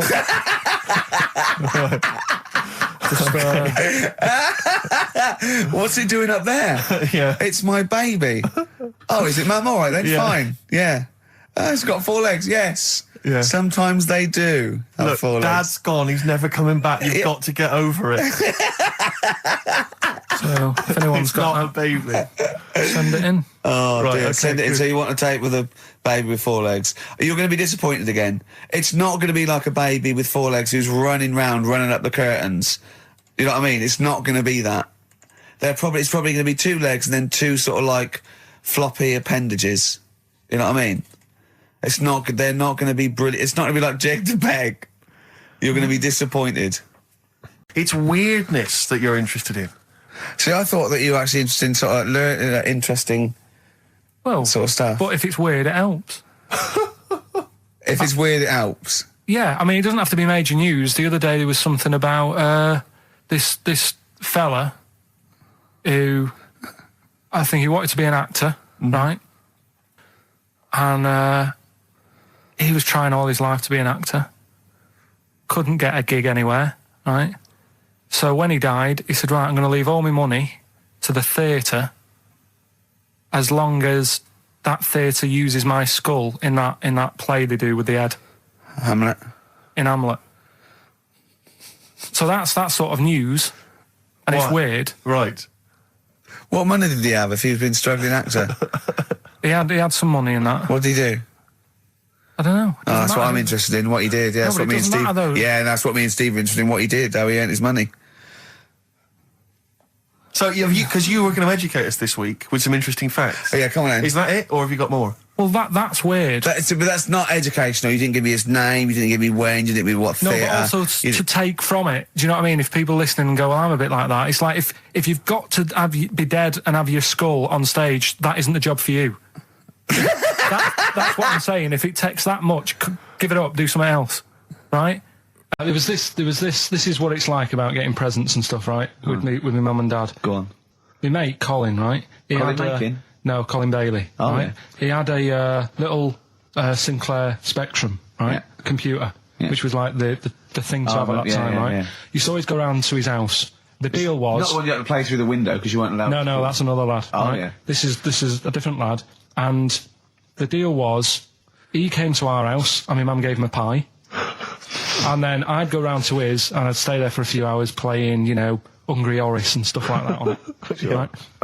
Now, my mum and dad knew that I really wanted one of these computers, right? So I waited about a year. Came round to Christmas Day. I thought, I reckon might have one. Turned out they bought me the wrong one. They bought me a ZX81 instead of a Spectrum, right? And Christmas Day, I'm there trying to load the games up. It's not working. I'm thinking, what's wrong, right? And the thing with me, when I was a kid, I used to get quite sort of agitated. This quite is the moment. right? I found out that it needed a RAM pack to make it work, right?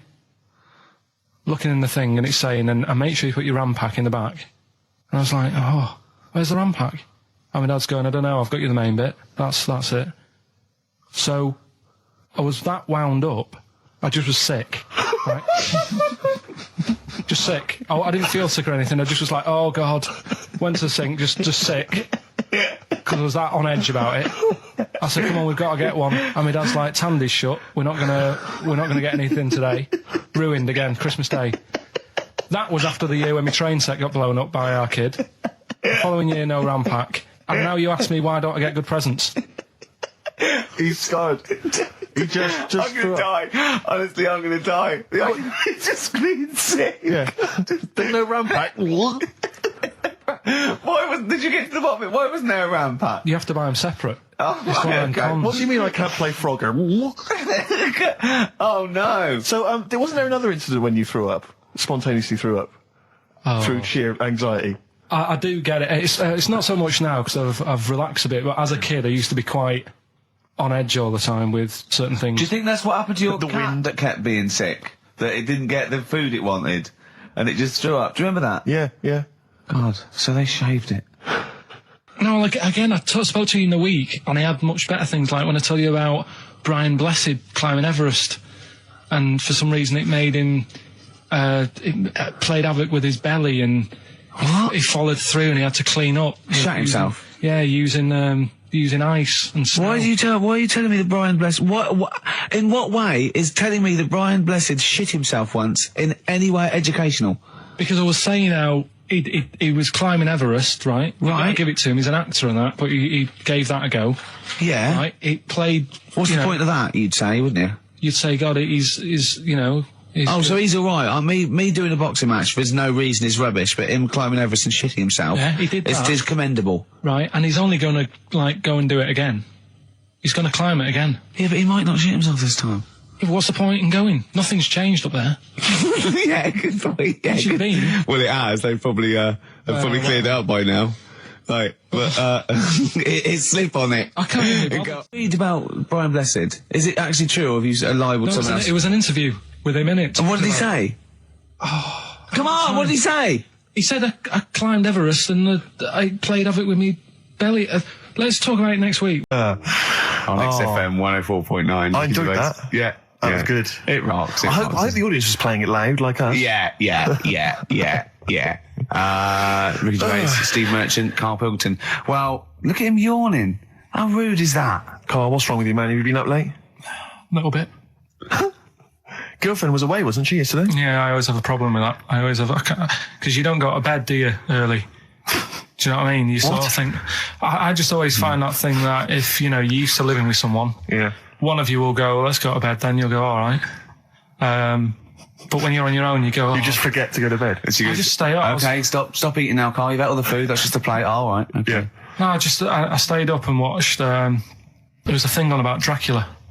Right. What, Dracula? And I found a flaw in it. Go on.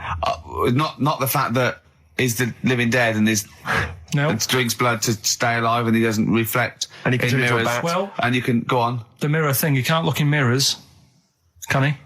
Well, he can look in mirrors, but he can't see himself in a mirror. Yeah. That still doesn't work.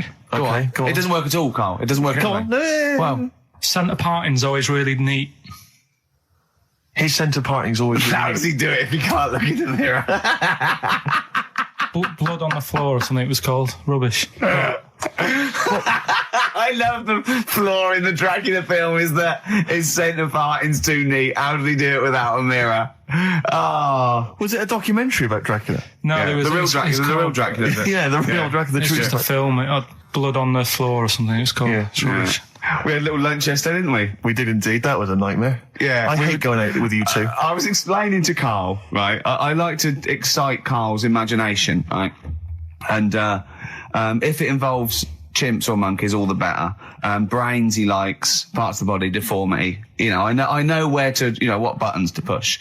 And I told him about this thing. I don't know if any of you out there know about this, but there's an experiment they did in the 50s, a clinical psychology experiment where there's your two hemispheres of the brain, okay? They're joined by a thing called the corpus callosum, right? Which is just a little flap of skin, like a little scarlet lead that joins your two hemispheres. And what they did, they cut that in half, and they thought it was a cure for schizophrenia, but what it turned out to be, or epilepsy, I think, I can't remember, was that your two sides of your brains didn't function together. You couldn't get information. I was telling Carl all this thing, and one of the things I told him was that they did it on a monkey, and it fought itself over a nut. Like its right arm was connected, by its left lobe of the brain, and it was fighting over itself. And Carl went, instead of like thinking this is amazing experiment, he went, would it have been happy if you'd given it two nuts? Yeah, I know. Well, you started off by explaining it. I remember you mentioned, because I was watching the two of you as you were describing it to me, you said, of course, one side of the brain deals with symbolism. And as you said the word symbolism, I noticed Carl drift away from looking at you, pick up his mobile phone and start pressing buttons randomly. And I thought it was the word symbolism that got him. And I noticed it took you just a moment longer. And I think the first thing you said was, when did I lose you? Yeah, I knew I'd lost him. It's extraordinary. And he doesn't even try to disguise I said it. nomenclature at one point as well. Right, yeah. And I knew I was dicing with death there. Yeah. But, Yeah. but I told you tried to look it up, didn't you, on the web? You didn't find anything about it, did The you? spelling of it's... What is it again? What's the word? Corpus callosum. Yeah, so... I couldn't do it. No, don't bother. Give up. Don't bother. Give up. So if anyone knows any interesting facts about that, But yours hasn't been cut in half, has it, Carl? That would, again, might explain something. I'll tell you what we will be talking about later. I don't know if you're sort of aware of them, Steve. Go on. Bonobos. Oh, I don't know much about bonobos. I told him about he was looking for stuff. I said, put in bonobo. He was having no luck with chimp. And they're a form of chimpanzee, but they're even closer to us, evolutionarily speaking. They've got their social groups are more like ours. They're more intelligent. And he was loving it, weren't you? So is it human bonobo Carl? Is that how it works on the evolutionary ladder? Chimp Carl. Yeah. Talking about them. So we're talking about bonobos. You're excited about that? Yeah, That's coming up in Monkey News? No, I think it's a bit of a monkey bonus. Placebo, Bitter End on XFM 104.9. This is pre-recorded. We recorded this a couple of weeks ago, before Christmas. I hope you had a great Christmas. If you didn't, not our fault, really, is it? Nothing to do with us. Wouldn't have thought we'd have. We're well over time because we've got plenty of cash now, thanks to a lot of you who probably bought the Office DVD. Yeah. Probably got And that if you in stock haven't yet, and you've maybe got vouchers or money, still available. Still there in the shops. Still available. You can still make it the best-selling DVD of all time. Please. Please do. Yeah. Please do. I'll tell you what you want to hear, though, before you make your mind up. I'll tell you what, if you like this next clip, go and buy the Office DVD. I think you will. It's a brilliant clip. It's the one where we talk about, well, it is self-explanatory. Yeah. We went. It was a great day, wasn't it?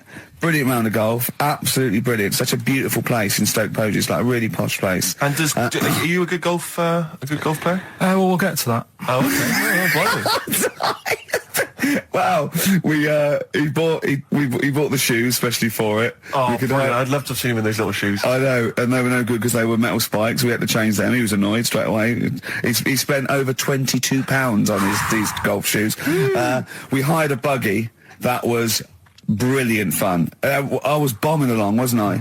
I don't drive, but it was great on that buggy. Well, you've been on a buggy with me, and you were a bit scared. Yeah. What? I nearly killed us once. I was just taking banks and things, but you don't see sort of bunkers, and he'd scream and go, stop! And he'd put his foot down the brake, and then I reversed. At one point, he sort of did a handbrake turn next to the lake, and then we had to reverse, right? And you just flick a switch and put your foot down. He did that without looking. I look behind, there's a big oak tree there. He screams, watch the tree, right? So Dukes of Hazzard. And I kept jumping in and leaving him behind because I had to go to my ball. Because anyway, so the first shot, I got on the driver. I honestly did one of the best shots I've ever done. It went straight down. It was great. I thought, phew, got away with that because it's always the first one because it's a clubhouse and you want to look good. Yeah. So. He tees up, and I've been saying, buy some balls. He just got 6 balls. I was going, well, what if you lose me? I won't lose 6 balls, right? He tees up, right? Whacks it. It goes miles, like right angles, straight into these the woods, right? He turns around, he goes, go and buy some more balls. So I'm laughing because it's like impolite to laugh, but he broke the ice for me, and I was falling around. And then his second shot, I go, you know, you're off for 3 now. If you take another shot, he went, oh, right. So it's his third shot. He puts the ball down. He hits the ground before it and misses the ball altogether. And I was on my back, wasn't I? Unbelievable. Actually rolling about on his back. And we were terrible. I went round 107. He went round in like 119 or something. Sure. It was just rubbish. How long did it take? 5 hours. Of course. And there was no one around, luckily. But it was fantastic. So then we go and have our meal. What annoys me, I said, right, I'll go for a run. He went, I'll have a bath. I said, I'll see you at 7:45. At 7:55, I have to call him. He's not ready, so he's let me down there. Well, I can't stand lateness or laziness. You hate lateness. Yeah, and he's let me down. Do you know his excuse? He fell asleep in the bath because there was no light bulb. There's no light bulb in the bathroom. So instantly he fell asleep, and he was late. No, do you know what I mean, though, Steve? If you're sort of, like, nice and warm and what have you... I was tired anyway. I've been stressed out for 4.5 hours, right? My life flashed in front of me a few times in that buggy. So it's all sort of wears you down a bit. I thought, right, I've got a headache. You're going for your run. I'm going to have a bath. I walk in, put the light on. For some reason, it didn't come on, but I thought, it's all right. I'll just... doesn't matter. You can have a bath in the It's summer, so it's light anyway. Well, there's no windows in the bathroom, so... So you were in the darkness? So I'm in the darkness. I nod off because I'm shattered. He calls up, hassling me. So I said, well, it doesn't normally take that long for me because, you know, I haven't got like long hair. I've got a dryer and so I can sort of one wipe. Yeah, he's already 10 minutes late though when I called. Well, 10 minutes. 10 wow, minutes. late. This is late. This next. Doesn't matter. Dinner wasn't till 1:15, so we had like another 20 minutes anyway. So it doesn't really matter. Yeah, but we said 1:45. So he's calling up, hurry up. So I said, yeah, all right. So I get out and dry and like my tackle and what have you. Calls back again 30 seconds later. You know. No, I don't. No? You know, I You don't like you're that. not going to do that now. Give it a wipe. 30 seconds later, come on. So I end up going downstairs to the meal area, Naked. with a wet shirt on and wet socks. I've got headache as it is. Meant to be a relaxing weekend. But anyway, so we have our meal, which is really nice. And then we're sitting in the bar. I'm having a cigar by the fire. Yeah. Like, we're having a rather nice Pinot Grigio. Yeah. He's there going, I've got headache. Is this 1955 that you live in? I know. Yeah. It's so right. And we are knackered because you know he's not used to work. I've seen him moaning, falling asleep. He's not used to it at all. And you've been on your feet for over half an hour. Yeah, right. So, we didn't even walk around the golf course. We had a buggy. Yeah. Wasn't even exercise. And now it's Carl's bit. It's the re-education of Carl. He's like Liza Doolittle. And now he's coming to, or Lawnmower Man, if you've seen that film. More like Lawnmower Man, if you've seen the film. You'll know what I mean. And his homework was to just study quotes, really, on happiness and stuff and general well-being. He's not a big happiness quote fan, are you, Carl? Not really. So what have you done? You've come up with something, haven't you? Right, yeah, I told you, right? Because a lot of these are just things you say every day. They're nothing special. So what I'm doing... Well, you say them every day. Well, the sort of things you come out with and you don't even think about it, do you know what I mean? Yeah. They're on the TV all the time. People on the radio are saying these sort of little quotes. Sure. And what I've done is, remember that programme on Channel 4, Faking It? Yeah. Where they got some, like, posh kid to be on a door and all that. What I've done, I've... Imagine if that was the pitch for the show. Dear Channel 4, you're just going to get a posh kid on a door or something? Yeah, Yours come sincerely, in, Carl. come in. Yeah. TV producer. Yeah, go on. So, what I've done, this little book of quotes, happiness quotes, I've picked two that are real. Okay. And I've made one up. Right? And we've got a guess. And you've got to guess. Okay, then, go on. Well, I'll tell you what, Rick, why don't we, when we've heard them, we won't confer. No. You'll write down yours, A, B, or C, and I'll write down mine, and we'll see how it Okay, works. Carl, off you go.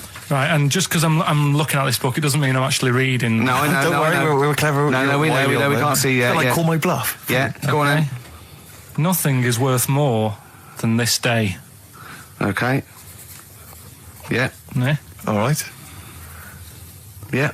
The way I see it.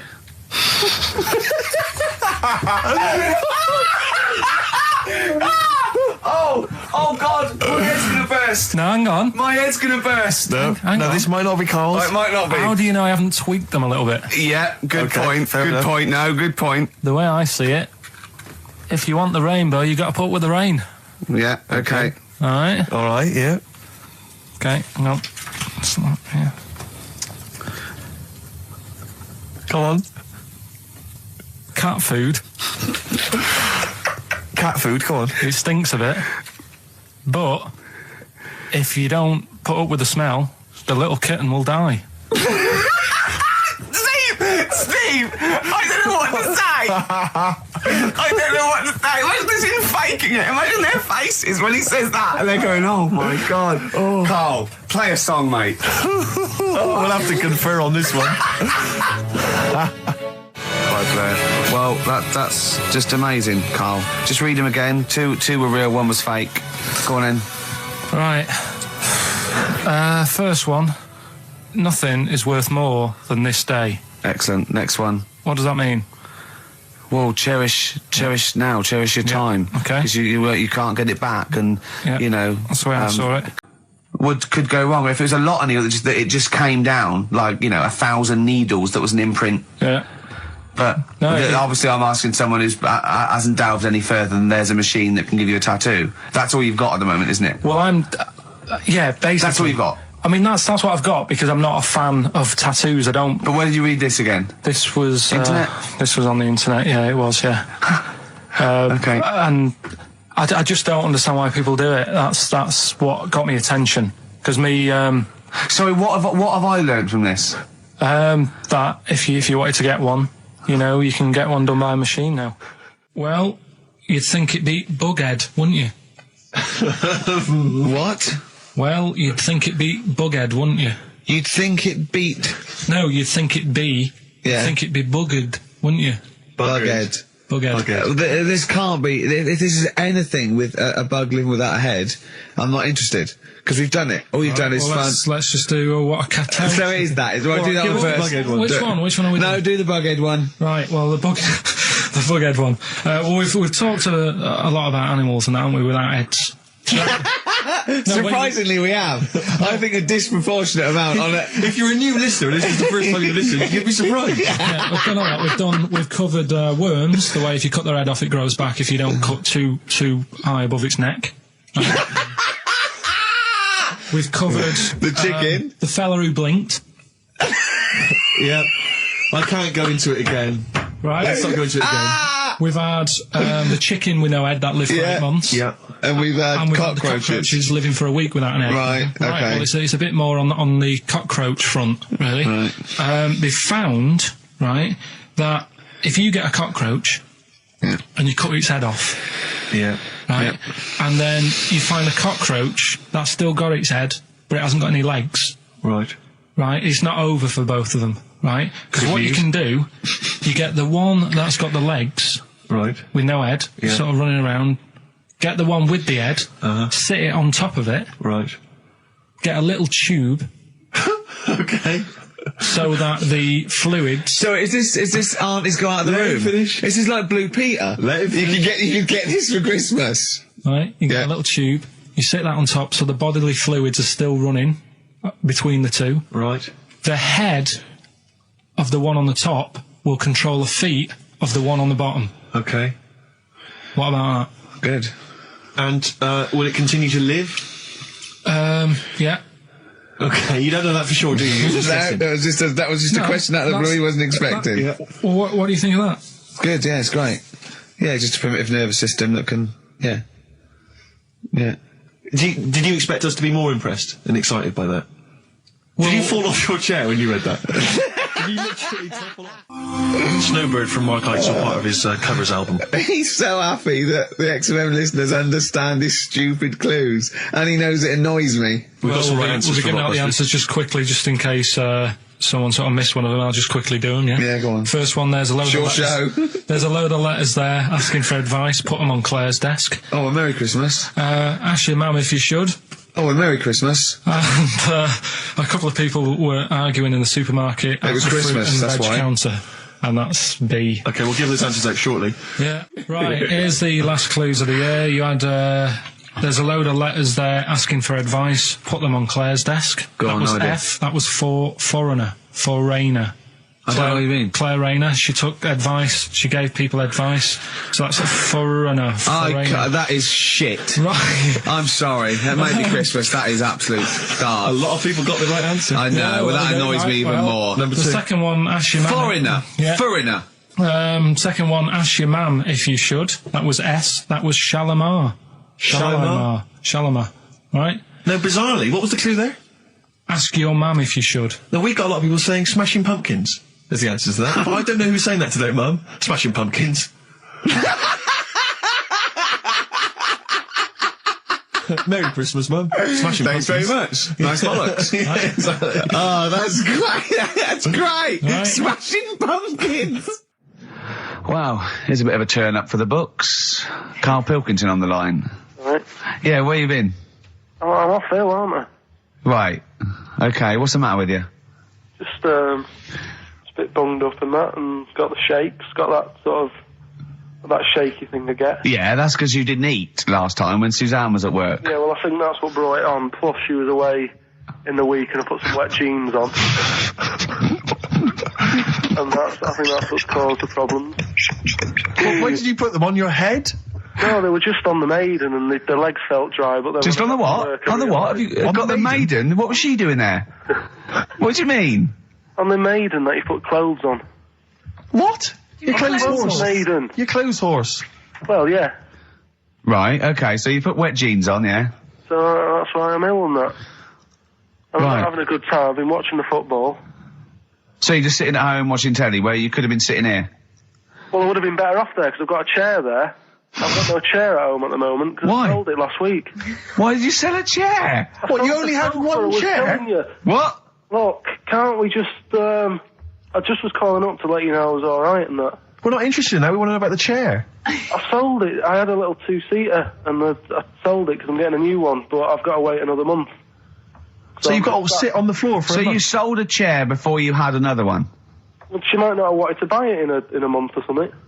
So I got rid of it whilst I could. She was alright, bloody. We'll talk about that next week. Oh, you're going to be in next week? I look forward to that then. That's a dynamite piece of radio to tune in for. The day Carl sold a chair. Brilliant. Alright. So you alright then? It's going alright? Well, why did you take this long to call? We asked you to call since the very Because I was beginning. We've been watching phoning you. Why is your phone Yeah, switched off? I heard the beginning. I heard the beginning of the show. I thought, yeah, it's going alright, did air and stuff. Turned it off. You turned it off? No, I put a tape in though, because even though I'm ill, I'm still showing an interest in it. Well, you're not. If you're watching football and shaking. Yeah, well, I'll listen back to it later, so I hope you haven't been dissing me. No. Right? Definitely not. Don't listen back to it. It's not worth it, but we haven't been dissing you, no. The darkness growing on me on XFM 104.9. Oh, it's all going well already, isn't it?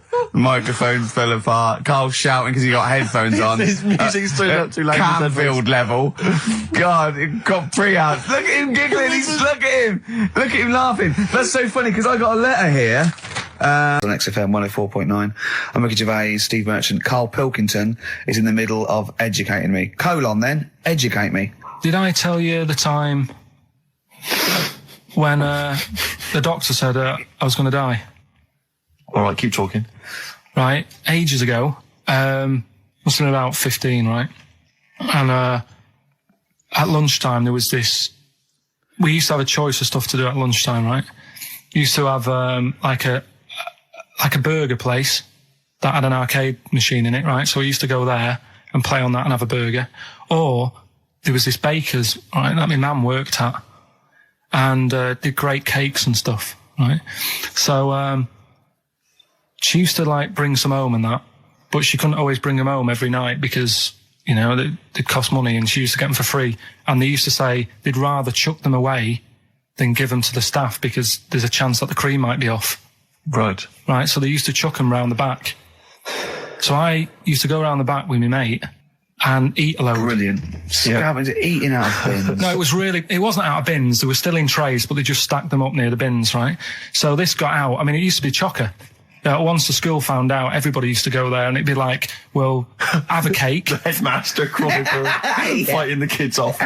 Right, so I'd have, like, you know, you just eat, I don't know, 6 jam donuts or something, and then you'd spend your dinner money on the arcade machine. Brilliant. Right?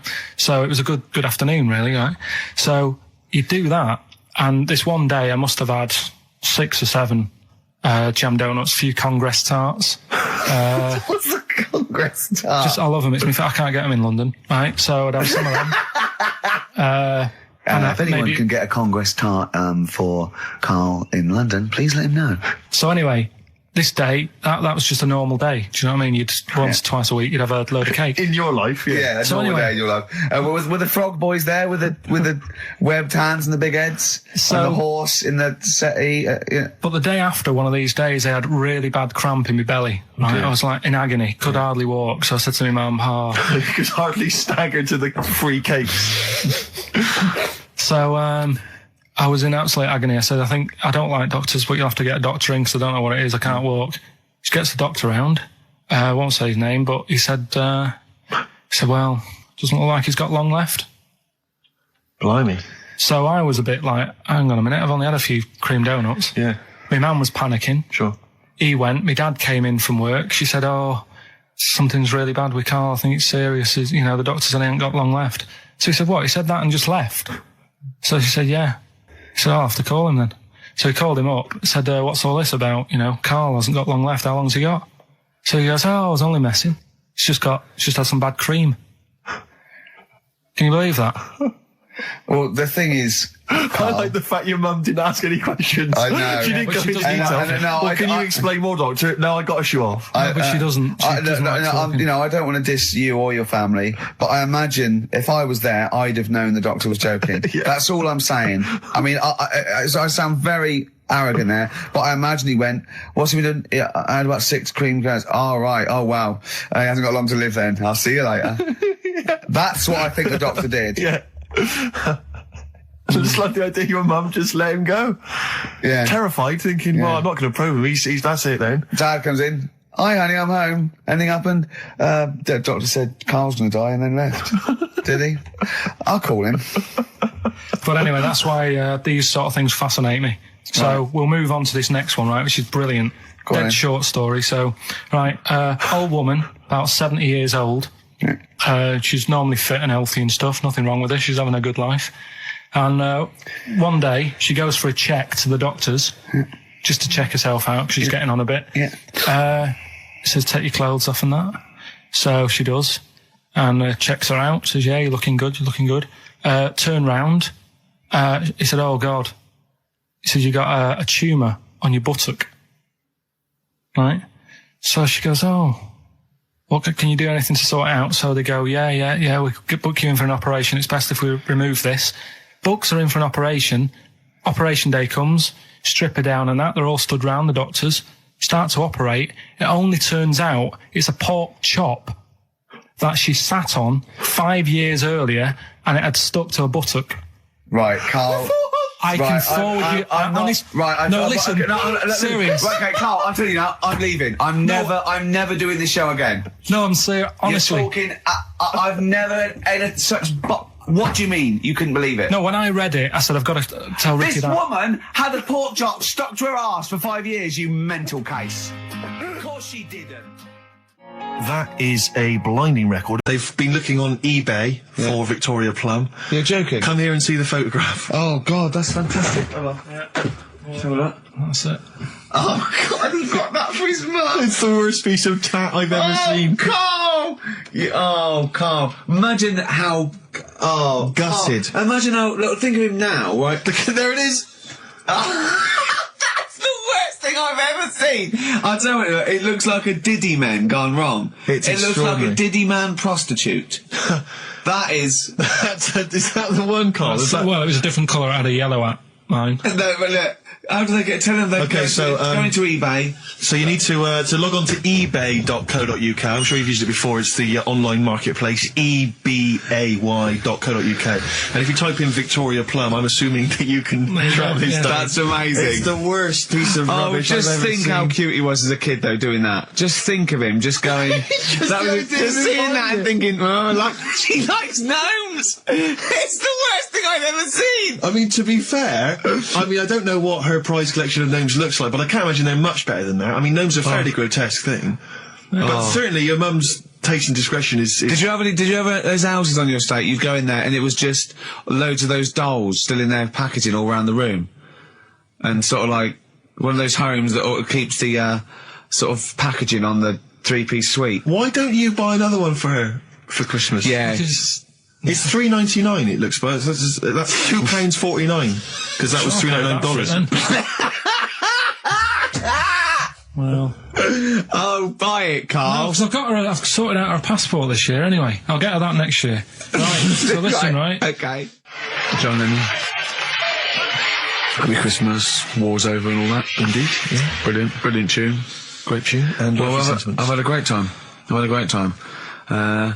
Merry Christmas, everybody. I hope we haven't offended you by some of Carl's rantings. Just think of what he's gone through in his life. That Victoria Plum incident. Carl, I've got a little gift for you here before we go. Oh, you're joking. I haven't got you anything. Well, no, you haven't got your girlfriend anything. I wasn't expecting much. It's not exciting, but it's worth taking. In fact, why don't you just re-gift that straight away?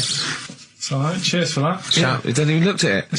Champagne. That's not the champagne we got free from the BBC, is it? It's not actually, no, Rick, because that is far too good for the likes of Carl. Oh, right. And I wasn't going to give it to me. You wouldn't appreciate it. That's just sparkling wine. Oh, brilliant. Oh, I love that. Yeah, he doesn't know the difference. I'm seeing Carl on Christmas Day, because he's around Christmas Day in London, so I'll get a little gift then, Carl.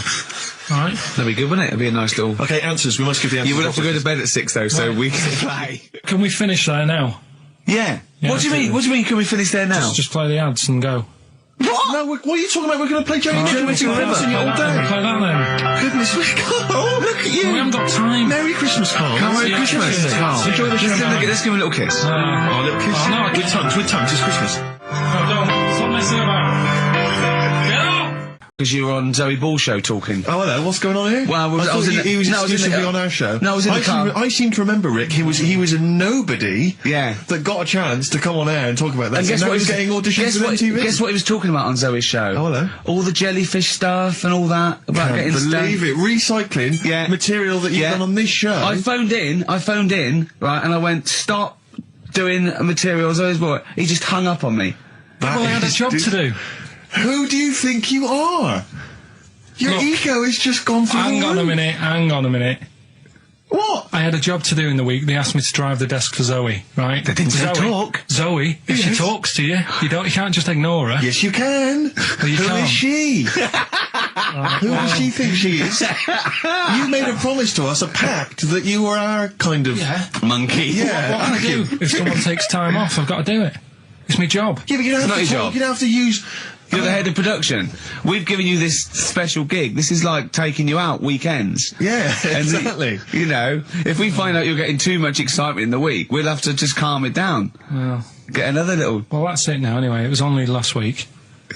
I feel like kind of solid. I feel betrayed. It's like you were having an affair behind our back. Yeah. And you rumbled He it. was doing all the stuff. He was doing all this like, oh yeah, jellyfish and this, jellyfish Yeah, because that. she was asking, and I thought it was a good way of promoting this show, actually. Oh, did you mention the show? Yeah, I did at some point. Did you? What did you say? I just said more about that on Saturday afternoons. So you talked twice. I only heard you talk once. So you're talking all the time. Well, about 5 times in the week. In the full week, 5 times. Deary Right. me. And one, it was just stuff. You that could we never be did. a monk, could you? Chatting away all the time. Right, what have we got? I blame Ball as well, to be honest. I feel Ball's slightly responsible for it. Yeah. She can't find her own, gibbon to get on the show. She can't find her own kind of, loser, then don't start stealing ours. Outrageous. Well, coming up, right, Yeah, we've got maybe all- we'll get Fatboy Slim in. Indeed. Next. Yeah. Saturday, if you're listening, Slim, Yeah. come in on the show. What's his name? Ernie or something? What's his name? Norman. Norman. Oh, yeah. Right.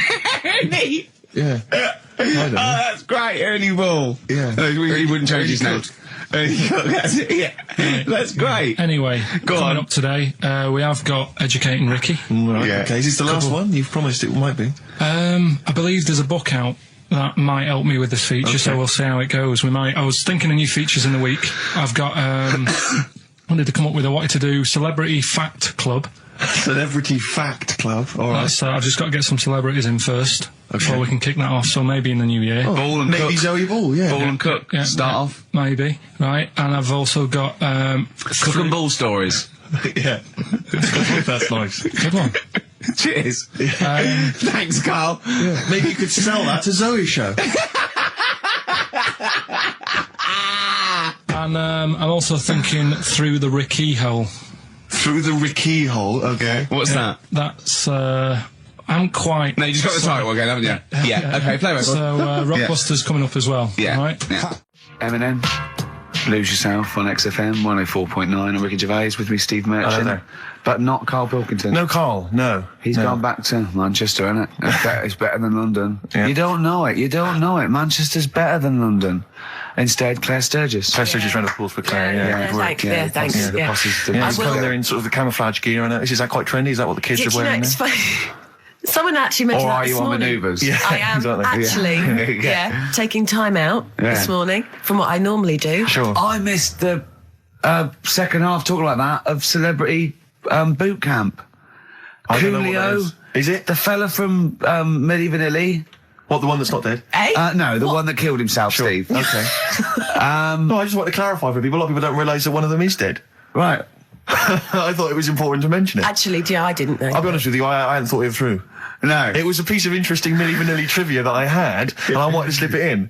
It wasn't really trivia, because it was a question. You went, what? The one Rick, who's not what dead. I'm saying, Rick, is I could have found a more tactful way of bringing up the death of one of Milli Vanilli, because I think there's a lot of people out there now upset. Maybe Claire Actually, didn't yeah, realise. people who didn't know. That's quite a shock. I didn't see. I mean, I should have sat people down. Who died? Vanilli or Millie? I think it was Millie. No, right, it's okay. Vanilli. I don't know. No, but I didn't know. I'm that guessing. is- Actually, I'm guessing. What? Wait, I'm about not that? confusing Milli Vanilli and Scritti Pilli, because I mean that is a danger. Oh no, you're thinking of the fellow out of Grumple Palumple.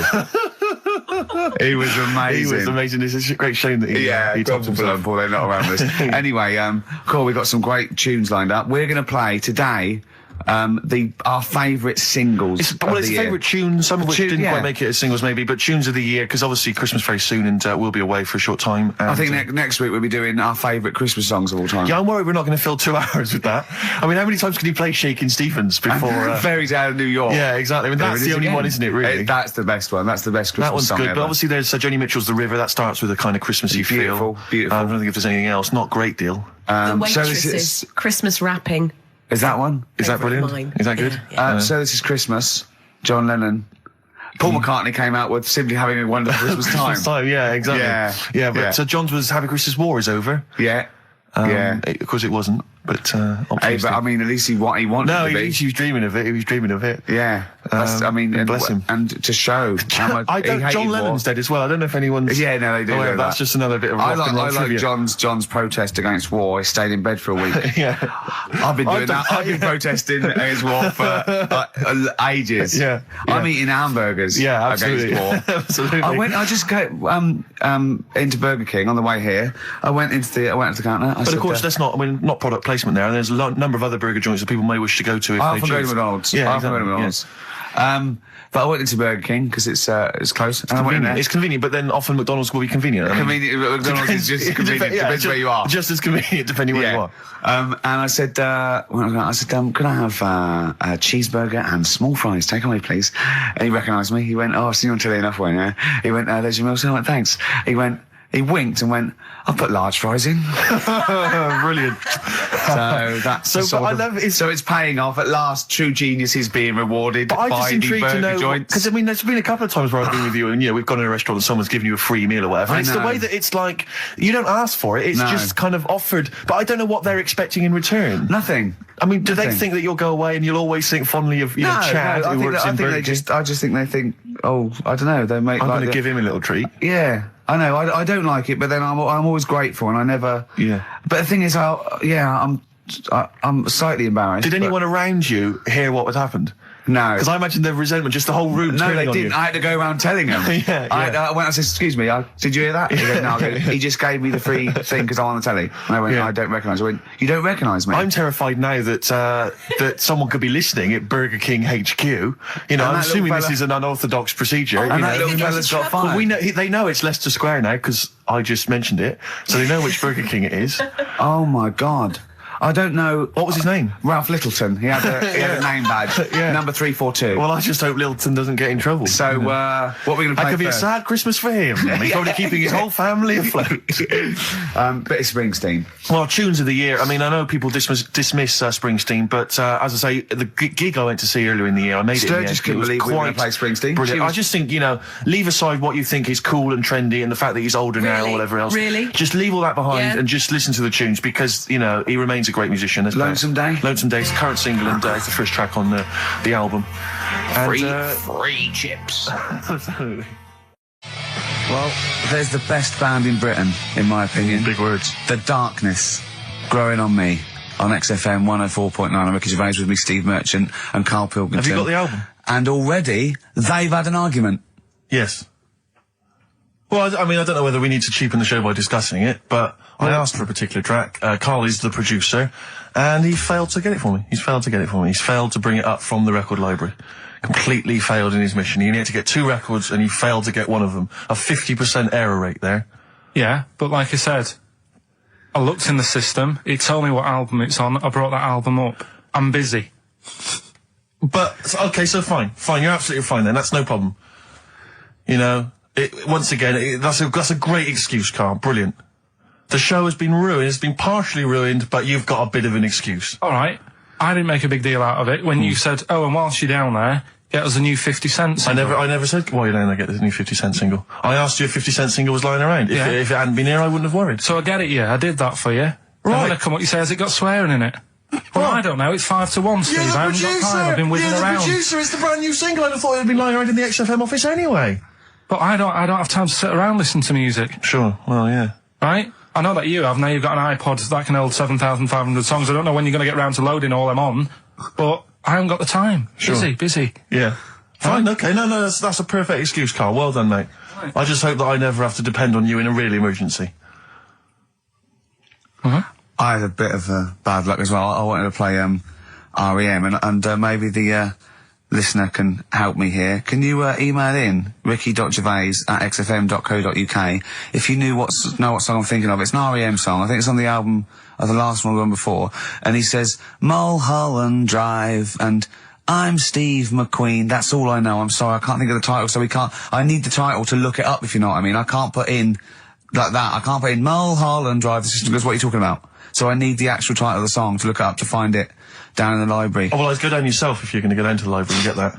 I wouldn't send Carl, because... ricky.gervais@xfm.co.uk. What if he wanted to? He did have time because he came in at 12:20 rather than 5 to 1. Yeah. No, I told you about that record that I wanted it yesterday, didn't I? So you had 24 hours notice. So that's not really an excuse, is it? But I did find one of my favourite songs of all time, which is Bones off the Bends album, and it's Radiohead on XFM 104.9. And here it is, because you gave me lots of time Yeah. to find it. So Sure. Yeah. Could have brought it in himself. no swearing in it.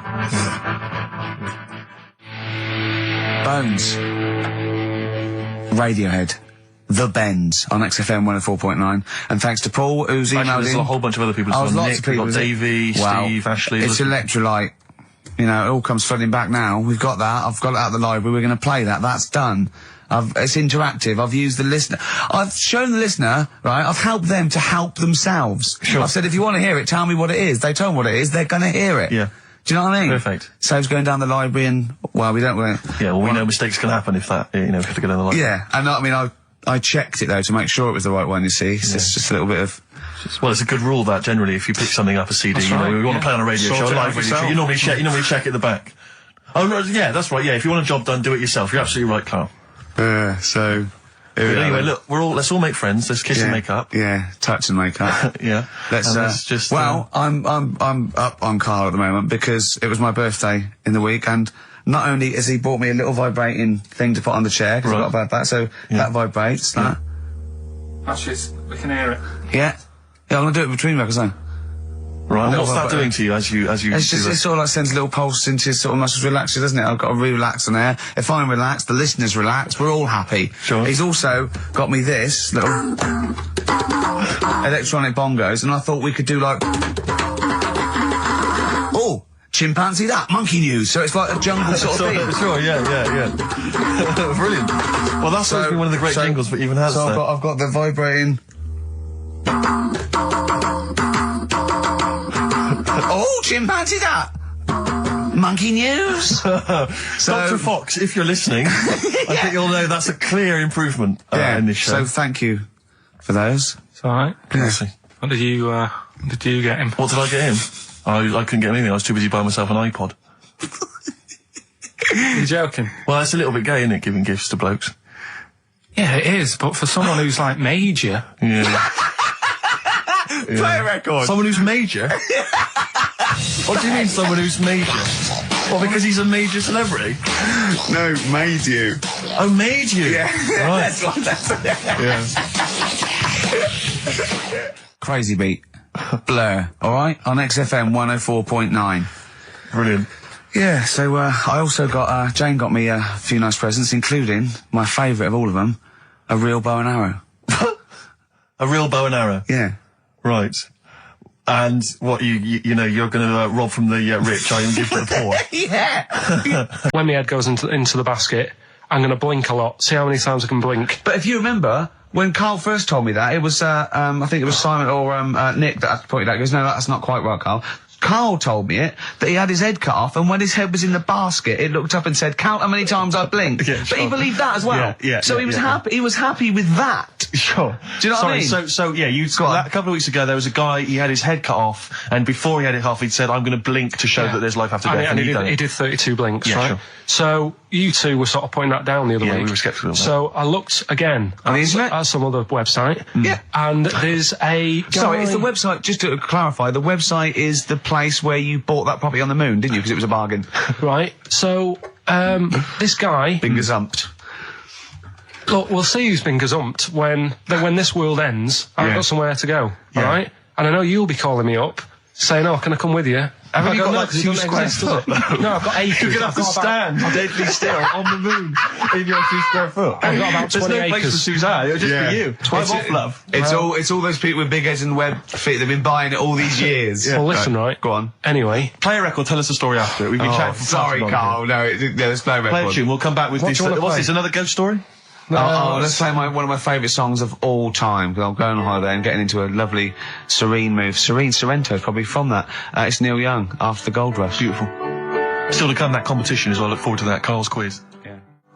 What an amazing track that is. Tune, yeah. Neil Young, Dynamite. After the Gold Rush. So go on, Carl. Sorry. Go on, Carl. So let's take us back a few steps, Carl. What's the story? Right, so I did some research. Right. Let's just recap again. There was a guy you read about who had his head chopped off. He was guillotined. Yeah. He had said to the people around him, Count my I am going blinks. to blink once I've had my head cut off to So show the brain that life, can still... or the brain Yeah. can continue to work after Yeah. death.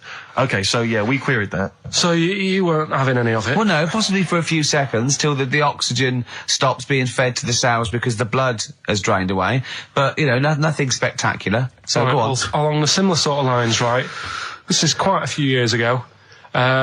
This fella sort of upset the royal family doing something, right? So they said that this isn't good. Wasn't Ben Alton at that Jubilee thing, was it? I can't remember what it was, and they said, right, That was terrible. we're gonna cut your head off. You know, you gotta show people that you can't be doing what you've been doing. What was this, the 1970s? What you said a couple of years ago, you mean maybe sort of... Was it the olden days when the Ages phones ago. weren't very good? Ages ago. Yeah. Ages ago, sure. So yeah, fair enough. Yeah. So Very philosophical. Yeah, imagine that when you watching the history. Good cut, Red. This Yeah, was fair enough. literally ages ago. Yeah, exactly. Yeah, go Simon on. Sharma's History of Britain. Yeah, yeah. Oh, So- and even before that, which is yonks before, when it was all mental and different. Sorry, Carl, go on. So he's having his head cut off, and he's resigned to it. it's a day before. He's kind of got it into his head now that I'm not going to have my head much longer. Sure. So he said, let's make use of this. Yeah. He said, I wonder how long like the body can stay alive without my head on it, right? So they were like, I don't know. So Who were? so The jailers? whoever he was asking. These jailers with one eye. Yeah.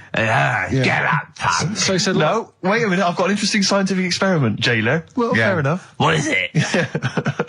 So he said, what I want to do, right? He said, you know, surely it's my last right. You know, I'm gonna be dead tomorrow. Sure. So let's He do a didn't draw test. it out this long, did he? Yeah, he said, let's test this out. You know, he said, do us a favour. He said, you know, it's my last day. What I want you to do is, you're going to cut my head off. Let's put a white line on the floor Right. and see if, you know, because there's no point asking how far he can sort of walk without an head if there isn't a line, because you don't know what to count. Do you know what I mean? If he loses his head and he's running around all over the place, you can't really count That's that. not impressive enough, yeah. So they said, let's make a white line. Sure. Yeah. Who said And- this? He did or they did? I think they started to join in with him and saying, well, let's make this a... you know. You get it. Go on. So, They got Norris McWhirter down. The Guinness people. Oh. Yeah. so they said, let's get this white line. Yeah. And, Dedication's all you need. we'll do this tomorrow. And he said, all right, then I'll see you in the morning. So we go- I'll see you in the morning. Night, night. Sleep tight. Bye, bye. I love the fact that Carl knows exactly what was said. Yeah. Oh, that's beautiful. Yeah, he doesn't know the story Yeah. or what order it is in Yeah, or when but it he knows was. exactly what or was who said. said what, but he knows the intricacies. All right then, see you in the morning. Bye. Oh, kissy, kissy, kissy. Oh, I'm not like that. Oh, you joker. Don't let the bed bugs bite. Yeah. Anyway. So he gets up. Do you want a paper tomorrow? No, I'm all right. Go on. He gets up and they say, right, you know, today's the day and that. And he said, well, you know, I've got used to the idea. So here's a white line for you. I'm used to the idea. Go on. So they go, right, you ready then? And he said, I go on. And they cut his head off. And the body walked 32 steps without a head. Wow. 32 steps. Incredible. And that's the lesson, really. Did it get as far as it walked along the white line, did it? Yeah, he stayed along the white line, did 32 steps, and then started to stumble a bit, and it just fell over. yeah. But, It you know, will it was a test that your body can still keep alive for a little bit Yeah. when you've lost your head. Absolute twaddle. Absolute twaddle. What do you reckon you can do then without an head? How many steps? There'd be muscular spasm, right? Yeah. It would twitch a bit. It would, yeah. You could not distinctly take 32 steps. The body... Well, don't... Yeah. Is the doctor still on the line? Yeah. The fella that bought 6 parrots. Yeah. And, you could have got 32 steps. Right, so you don't Beheaded believe man that. doing a bit of line dancing. Right, you don't believe that, but something that you do believe that a cockroach can live a week without an head. It can. Slightly different kettle of fish there. Why? Wow, insect to human is what I'm thinking. Yeah, that but difference.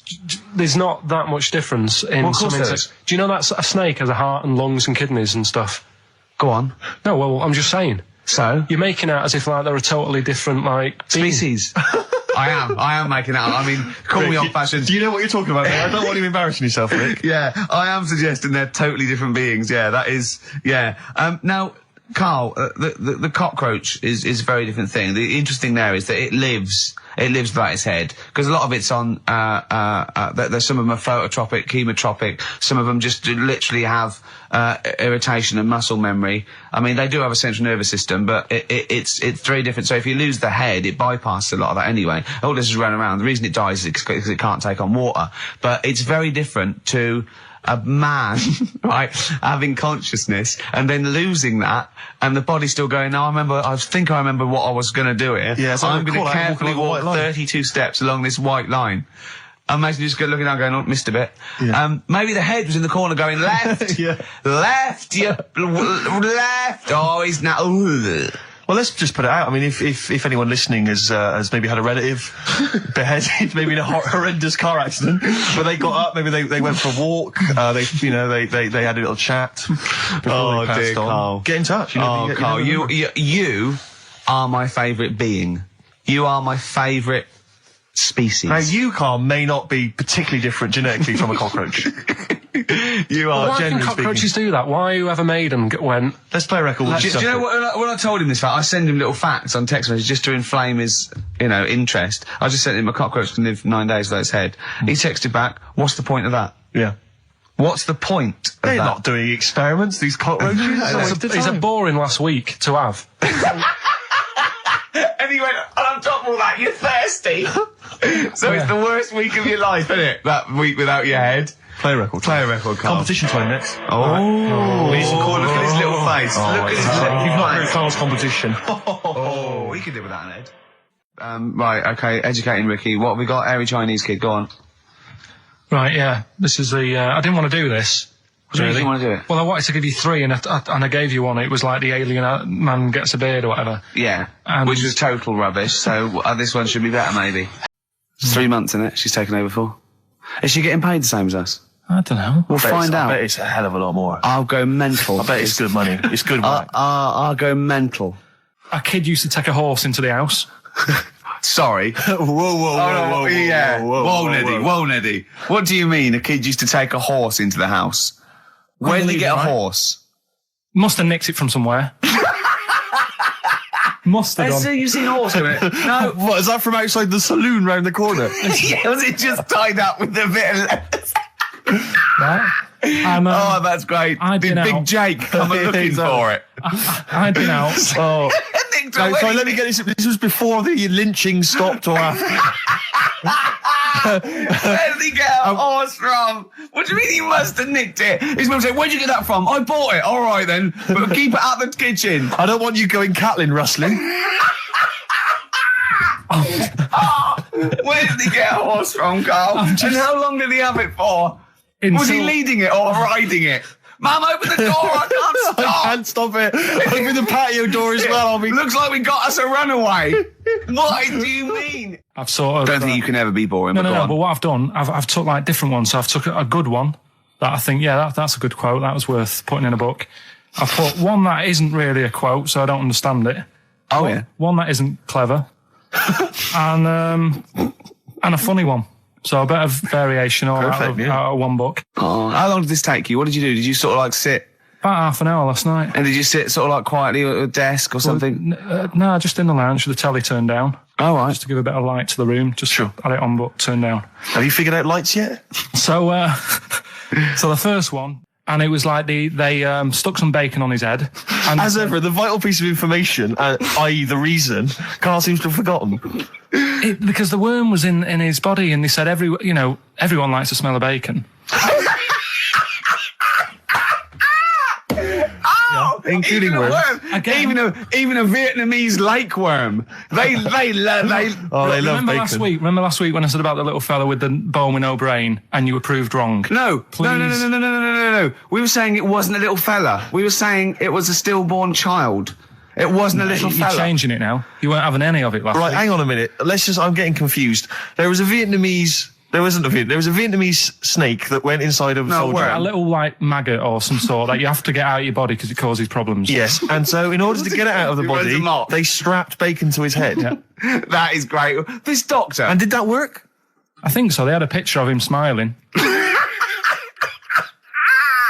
Oh, God, what, the worm or the bloke? The bloke. Oh, dear. Honestly, I hope someone knows the story. And Right. it was about 3 years ago, I reckon. Okay. And, yeah, it did work. GI bacon. So this is why So what, the worm burrowed out of his head to get the bacon? get to the bacon. Right. That's great. When my dad was when he was a taxi driver, yeah, you used to have to sort of do your bit for the local area. Oh God! By taking the Forrest Gump people to Blackpool. Yeah. Is that what they're called now? The Forrest Gump people? Is that what the organisations that support them ask for them to be referred to? A minibus with life is a box of chocolates.com. Forrest Gump types. It must have been, so you work with these people. It was the people with learning difficulties. And they used to get five. Coming home must have been a busman's holiday. So he got 5 of them in the cab. Yeah. And he had to go to Blackpool, and 4 of them were really good, behaving themselves, didn't mess about, weren't fighting and stuff, but there was one who was just causing loads of trouble and he couldn't control him.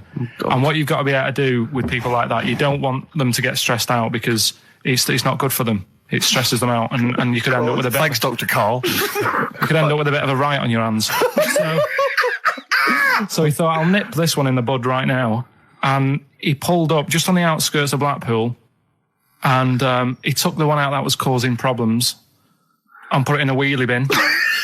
Oh, no. Oh, I'm sorry. I apologise. He did what? Oh, he did it for the good of the others. He put it in a wheelie bin. He was having a good time. He thought it was one of the rides. Can you stop saying it? He had another problem similar to it where he had a little minibus, and it was his job to take a load of old women to the bingo hall, and it was miles away. And he took him there. There was no problem. About 10 old women in a minibus. One of them was causing trouble, so he pulled over. No, right. So he took him there. Everything's fine. He dropped him off. They had a lovely night. Yeah. Right. They had a lovely night. Won a bit of cash. Coming back, it's a bit of a late night, and they all started moaning at him, going, "I want to be dropped off here. Take me there. I want to be dropped off first. I've got to get up early. Blah blah. My husband's expecting me. I'm already late. Take me here first. Take me there." And he just pulled up in the middle of nowhere to get out. And he made them get out, and they all called for taxis. They charged that company who was meant to be taking him home in the minibus, and he got the sack. My mate, Anthony, his mum called up my mum and said, I've got to meet up with you. I've got to have a word with you. And she said, what about? She said, I don't want to talk about it over the phone. So she goes, oh, right. Well, yeah, come round tonight then. So anyway, my mum sees me. She don't want to be in an awkward position and, like, be a bit embarrassed and what have you. So she sees me and she goes, right, Anthony's mum's coming round. What have you been doing? Yeah. So I go, oh, God. I said, I've been nicking stuff. So she goes, like, what? So, not big stuff. I've had a few calculators and Mars bars and stuff. How many? I'll just work it out. Hold on. Works out at 7.2 per day. So, how many calculators do you need? So it was when that phase. You failed maths, didn't you? Everyone wanted a calculator. It was like a trendy thing, wasn't it? Right. Oh, yeah. In Manchester a couple of years ago, yeah. So anyway, I told her all this and I confessed to, like... Computers will make it there one day. I confessed to... There's magic in the back of battery. Go on. Confessed to nicking all this stuff. She comes round. She only wanted to borrow some money. Brilliant. She said, oh, I don't like asking. I was a bit embarrassed to ask you over the phone, but can I borrow 20 quid? Oh, that's fantastic. And there's me. That's great. And it's similar sort of thing to yours. And did you? And he went, hold on, Mum, let's just work out the interest on that. I bank 10%. She'll owe you £4.40. Oh, so your mum was a loan shark. yeah. And did she mention? She went, I just with that other, because what I'm saying is presumably you got your mate in trouble. No. Right, you didn't. No. She went, no worries, I'll just go and get my purse. It's on the dressing table. Exactly. Yeah. Carl, do you want a cigar? Well, quite, yeah, but what is exciting, surely, is the razzmatazz and the brushing shoulders with the rich and famous. I'm not into that. You're not? No. I don't feel you're going to appreciate this like we thought It's you would. weird because Sue's answered to me this morning, who would you like to meet there? Yeah. Is there anyone who, like, you can get close to and it's like, God, I really admire your, big fan of yours or whatever. and it's me and Steve, so you're here now. Well, I really admire your big fanny. I didn't... What did you say? What did you say? If you're a big fan of it. Oh, right. Oh, right, yeah. And, Sorry. there isn't anyone, really. Do you know what I mean? Isn't there? You two are alright. Thanks. Jonathan Ross, is he going? He might do, I don't know. But hang on, wait a minute. I can't help but feel we could have exploited this more. We could have maybe run a competition to let someone win. Yeah. If you're not going to appreciate it, Carl. Yeah. Are you going to get a trouser suit? Are you going to get a ladies' trouser suit? I just think then, if you go sort of like looking macho and walking down with him, they know that you're not really partners. And I just think it's a slap in the face for BAFTA. That's true enough. No, it doesn't matter what you wear, though. Look at Elton Can't John's. you mince a little bit? Can't you at least sort of walk a little bit mincy? Because you've got such a macho sort of mank walk. Elton John's fella doesn't look gay and stuff he wears and that, does he? Do you know what I mean? It means nothing. No, but that's because Elton's doing the work for him. No, but... By dressing as like some kind of restoration dame. Yeah. Right. Go on then, Carl. Second one, then. This is a bit easier, but I still think it's a good one. So this is, we should explain what this is if you've just tuned in. It's one of those stupid lateral thinking problems. That Carl himself has created. Yeah, that was his homework. Right, this one. It's a fella. He has a normal day doing stuff. Nothing wrong with him. Right? And it's the twist in the tale. It's just like Tales of the Unexpected. Yeah. Just a normal day, nothing wrong with him. Hold on, though, he's got the legs of a fish. Go on. So that's why he's been hiding his legs. So Go on. He does his the legs of a fish. Sorry, can't carry on. He has his working day and that, and then he gets a bit tired. Goes to bed. He puts the light on, leaves it on, goes to bed. Oh, that's crazy. That's mental. I can't think what's happened. Anyway, here's Radiohead. Right, okay. What? The question is, why does he put the light on when he's going to bed? He's had a normal day. He's come home from work. Is that right? He's come home from work, or he's not been working? Yeah, he's just been out? No, he's been working and stuff, I think. You think? You've made it up, Carl. You can decide. So the question is, why has he put the light on when he's asleep? There's a reason that he's put the light on when he's asleep. Has he gone to sleep? No, Carl, don't shrug. You're meant to answer these questions. He put the light on before he went to bed. Yeah, and the question you're asking me is why? What's the scenario? And the light's on and that, but he's gone to sleep. Yeah. He started reading and then he fell asleep. No. Did he intentionally, for some reason, put the light on? Every night. It's mad. Sounds mad. That's Carl, doesn't it? Every night he does it. Yeah. He puts the light on when he goes to sleep. Carl, is the point of this, he puts the light on for a very good reason. Not for us, but for some people. He's blind and it's always been on and he thinks he's turning it off, but it was on in the day and he thinks he's turning it off, but he's turning it on because he's blind. That'd be stupid. That works. No, that works great, Rick. Yeah. Thank you, Carl. So you've got to come up with what... Hang on. If you're blind, why would you put a light on? No, he thinks it's off. Yeah. But why would he turn it on anyway? Just think so he doesn't get burgled, so people know he's in because he can't see him. So he just he puts the light on when he's there, then he turns the light off when he goes to bed, so people think it's fine. But he's got it out of kilter, and actually he's walking around in the dark all day. I don't believe that if you're blind, you turn your light on. I don't think you'd be living on your own, would you? I'm not having that for a second. Do blind people live on their own? I'm not having that for a second. Well, some people do. Lonely blind people live on their own. No, if you got bad eyes. Any even women? Are there any blind women who are living on their own? Well, never mind your concern for the partially sighted or sight impaired people coming to London. Get on with this. Yeah. So there he is. Yeah. It's like, a bit tired. Yeah. Just put the light on. Get to bed. Yeah. So he turns the light on and he goes to bed. Yeah. Oh. Should we play a track? He's not sleeping on the job. He's a lighthouse keeper. Well done. Is he a lighthouse That's keeper? not it, Carl. He's a lighthouse keeper. Right. Why wasn't the light on all the time? Because it's light in the day.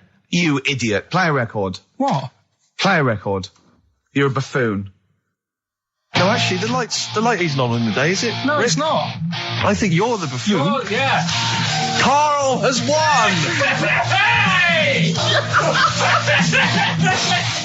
Quickly recap the end there. I almost missed the end. So there you go. He's in the attic, right? His missus is still downstairs. She's not up there. Okay. Right. He's on his own, and he cleans this lamp, right? Yeah. And this fella appears out of all this smoke, and he's wearing a nice pair of 501s, and he's wearing a shirt, and there you go.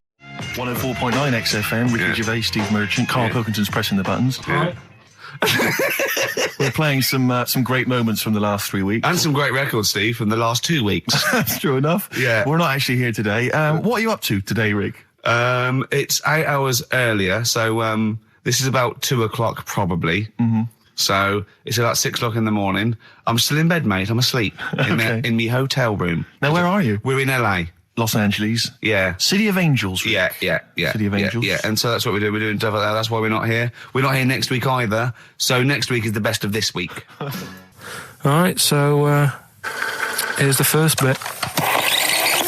Class. Rock the Casbah. I love the fact you had at least 3 minutes to get that right. I know. Prepare and get that right. I know, but my mouth was full of Maryland cookies. Yeah. You know, last week, this would blow your mind. He came in, do you know what he'd bought? For himself, about 10 penguins. Who buys penguins still? I know. All wagon wheels. Oh, I've never liked wagon wheels. You've not been a fan? No, but I was sorry about that. It's The Clash and Rock the Casbah. Talking about records, have I told you that time my brother-in-law, he was moving out of his place, I think moving in with my sister, and I was about, like, I don't know, 13, and so he was about, 30, and I moved in, and he brought round all, his records when he was storage to leave them at our house, right? And he had all these old sort of records, 50s and 60s records, no, I was right, and they put them upstairs, and I was looking through them, and it's just all like Elvis stuff and Beatles stuff, and there was a mate of mine who loved Elvis, okay, and he had loads of chemicals. Yeah, he had loads of chemicals, and I was into chemistry, and he said, "Let's swap me some chemicals for them." So I sort of nicked about 5 Elvis singles, and I got all these chemicals, and then the guilt just hit me. I just thought, well, he's going to notice that. And one night, I just came downstairs and I confessed to my mum. And she went, all right, well, I won't tell him, but you've got to be good. And it's sort of like I was just really, really good for a year. And then I remember when I was about 18, my brother was talking about it. And he said, did you ever play those records I left for you? Brilliant. He told my mum, he said, these are for Ricky. She just didn't tell me. She was sharp, wasn't she? She used opportunism there. Oh, that's genius. And that was it. That's why I was good. But you've never stolen anything since, have you? No, I don't. Except that spate of shoplifting after that to teach your mum a lesson. yeah. Well, I went round and arson. No, I did. I just couldn't believe it. That's it was terrible. Trip. So I'll give you a little taster. We were having a pizza in a pizza establishment. When was it? Wednesday or Thursday? Yeah. And he was going, I'm a good organiser, I'm a good problem solver. Give me any scenario, right? Obviously he didn't say scenario. And I went, okay then, so you're the manager of this place, and there's a couple there, elderly couple, they're about 60. They've had a lovely meal. He went, yeah, right. I went, but the gentleman, he's got a little bit of a heart condition. He takes a pill after his meal, as he should, after meals. He's only taken Viagra. Oh. And now he's stuck in. Wedged in. We've all been there. It's gone, and it's stopping him getting out from the table. Yeah. So what would you do? He went, what? He's stuck in because of his dick? I went, yeah. He went, right. He said, I'd use the situation, I'd make cash. I said, you're not going anywhere, do you want a pudding? Entrepreneurial. I like it, Carl. And he went, so that's that sorted, I've got the job on that. Next, I went, okay. You won't believe it. Next day, there's a little problem in the toilets. Two gay men were having sex, and they got stuck. In each other? Yeah. He went, right. I'd say, is it the same fella as yesterday with the Viagra? If so, why was he let in again? He was on the door. Yeah. I went, it's not. It's too different. He goes, right. Does his wife know he's cheating on him? Yeah. He went, right, I'd go down. I'd go, and then he went, I'd say this isn't a restaurant problem, call an ambulance. Strictly speaking, not a restaurant problem, no. But am I right?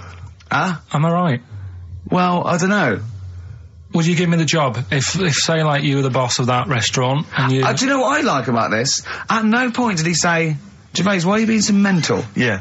Why would someone get stuck because they took Viagra by mistake, and two people get stuck in each other? But you've heard the stories from his past. That is a perfectly legitimate situation to find yourself in. If you grew up in his part of Manchester. What would you do if... I've said in the past to you, Rick, that my grandparents, so I love them dearly, but it's like for the last 30 years they've been waiting to die. I know. It's like they just sort of, it's like, you know, the novelty wore off of life. Life in the 50s. Yeah, they got kind of bored of it. Life, in the 40s, it was brilliant. All sat around the old Joannas, the bombs fell, singing. They loved that. The 50s, you know, that was great as well, because that was the post-war years. It was, you know, it was a bit tight in the pocket, but it was all right. Everyone pulled together. And then the 60s came along, all the crazy music, the funny hair. Let's stay in bed. Exactly. They basically stayed in bed.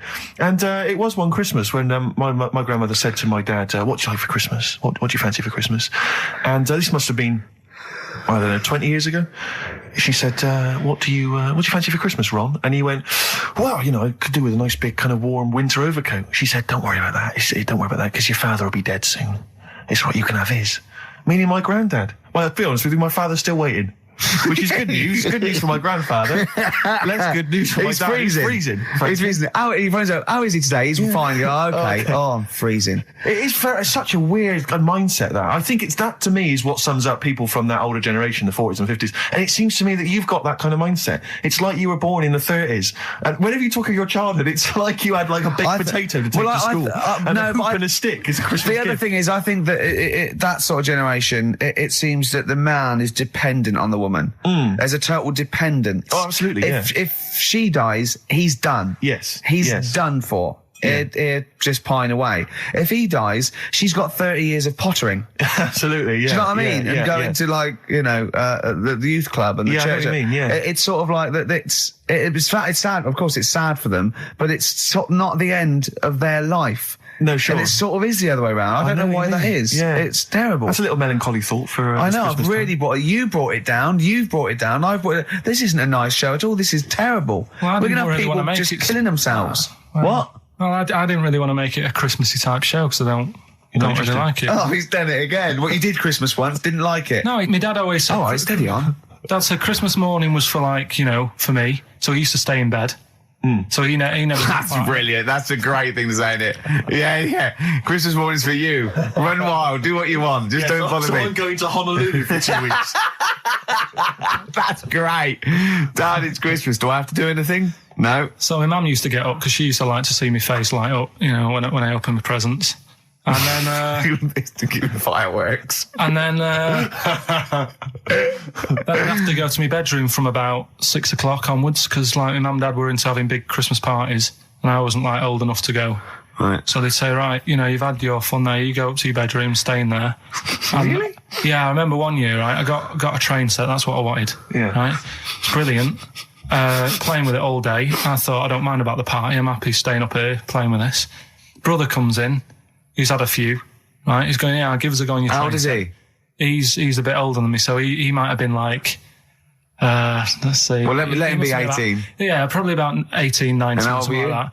I had a train set, so I don't know, about 14. something like that. Yeah. Right, so I'm playing on that, loving it and stuff. And then he comes in and goes, oh, give us a go. He turns the transformer up to like 14.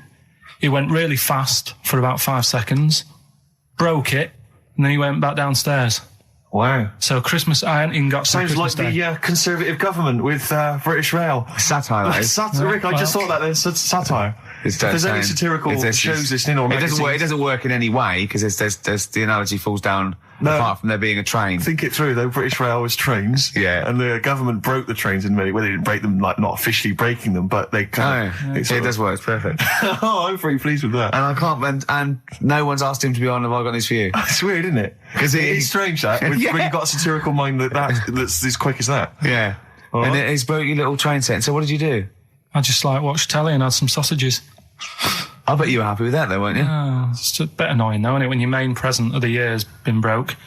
And did it ever get it fixed? No, that was it. Put away. I'm intrigued why your parents wouldn't let you come and join in the festive fun. Was it like really debauched down there? Was it like eggnog everywhere? Well, no, but I mean, that's fair enough. 6 is a little bit early, but I just think, you know, if you're a kid, you know, he had his fun, put him to bed at 8, maybe. And do you think so on Christmas Day? I thought that was a day for family. Well, not if there's a party going on. Well, don't have the party on the Christmas Day. Well, that's another option. Yeah. Your parents are weird, aren't they? A strange breed. Well, it's that thing, though, you see. This happened years ago to me, right? When you know, you get pally with someone and then you wind each other up and then there comes a time when you just go over the line. Yeah. Right? What happened? Well, it was this lad called Anthony, right, who was my mate. Yeah. And we used to sort of always have a little fight in the toilet and that. Sure. Right? Punch each other. No, I want to wipe it. And the punches, you know, used to get harder and stuff. And then, you know, so he hit me harder. Turned out into a proper fight. Yeah. I chipped his tooth on the sink. Right? Right. This happened at school, and it was time for assembly, and I thought, oh, and he's in the toilet crying. I thought, oh, go to assembly. There's police in there in the assembly that day telling people about unnecessary violence. And you thought they were there for you? So I'm like, oh no, Anthony's going to come in a minute, like crying with all blood coming from his mouth. I'm going to get arrested. Yeah. Did you go running and sleep? And that was an example of. Yeah. I mean, it kind of happened because I went out with a girl who he fancied. How old are we now? About 8 or 9. I think that's out of order, going out with a mate's girl. Yeah, but she didn't like him. He had like big ears and that. He had no chance. You're so why such a should I? dick. No, but do you know what I mean? All right, I haven't got the looks like I used to. Sure, when you were 8. But that's before the stress of, you know, having head squoze and that sort of thing. I have aged a lot. Having your head squeezed. I love your own grammar. I know, that's the past tense, is it? Squeeze or to have squeezed. Oh, he did squoze his head. Yeah. Oh, brilliant. So, you know. What about a bit of Bowie? Be my wife. Carl, I'm asking you. I think we can squoze that in. Be my wife, Carl, come on. Can you name names or? I can't really. Make promises, you can't. I can't. I can't really. mess anyone up? I think it's the Kagol. Looks good. It does look good. It's waterproof, Rick, and it's also stylish. I wear nothing underneath. So it's tight to the skin. It gets sticky in bad weather. Is that why you sort of rustle? Sexy. But what's all the, is there abuse? What's this? No, they just say, because I'm pretty trendy guy, but I, as you say, I cut my own trend. You know, I make my own style. So just go back to insults briefly. Go on. You know, saying, see, that's goofy. That's not fair. No, because that's what he said. It's in my head. What do you mean he said? No, when did he say that? No, I mean, when did you call me goofy? No, he didn't. He said about what's in the head. Hey, no, when it's come off it. Don't what? Who's start calling me goofy? No, I'm not even goofy. Goggle-eyed's fair enough. Yeah, but you can sort your look out. I can't. What do you mean I can? How can I sort my look out? I'm not even goofy. That's not fair. You've got the proper features. What? Just needs sorting out a bit. I can't help it if my hair's not good. I noticed the other day when Carl was sitting on your knee having his picture taken. It's a long story, right? He's got a completely spherical head. It's slightly too small. I'm not being funny because, I mean, you know, I'm not perfect.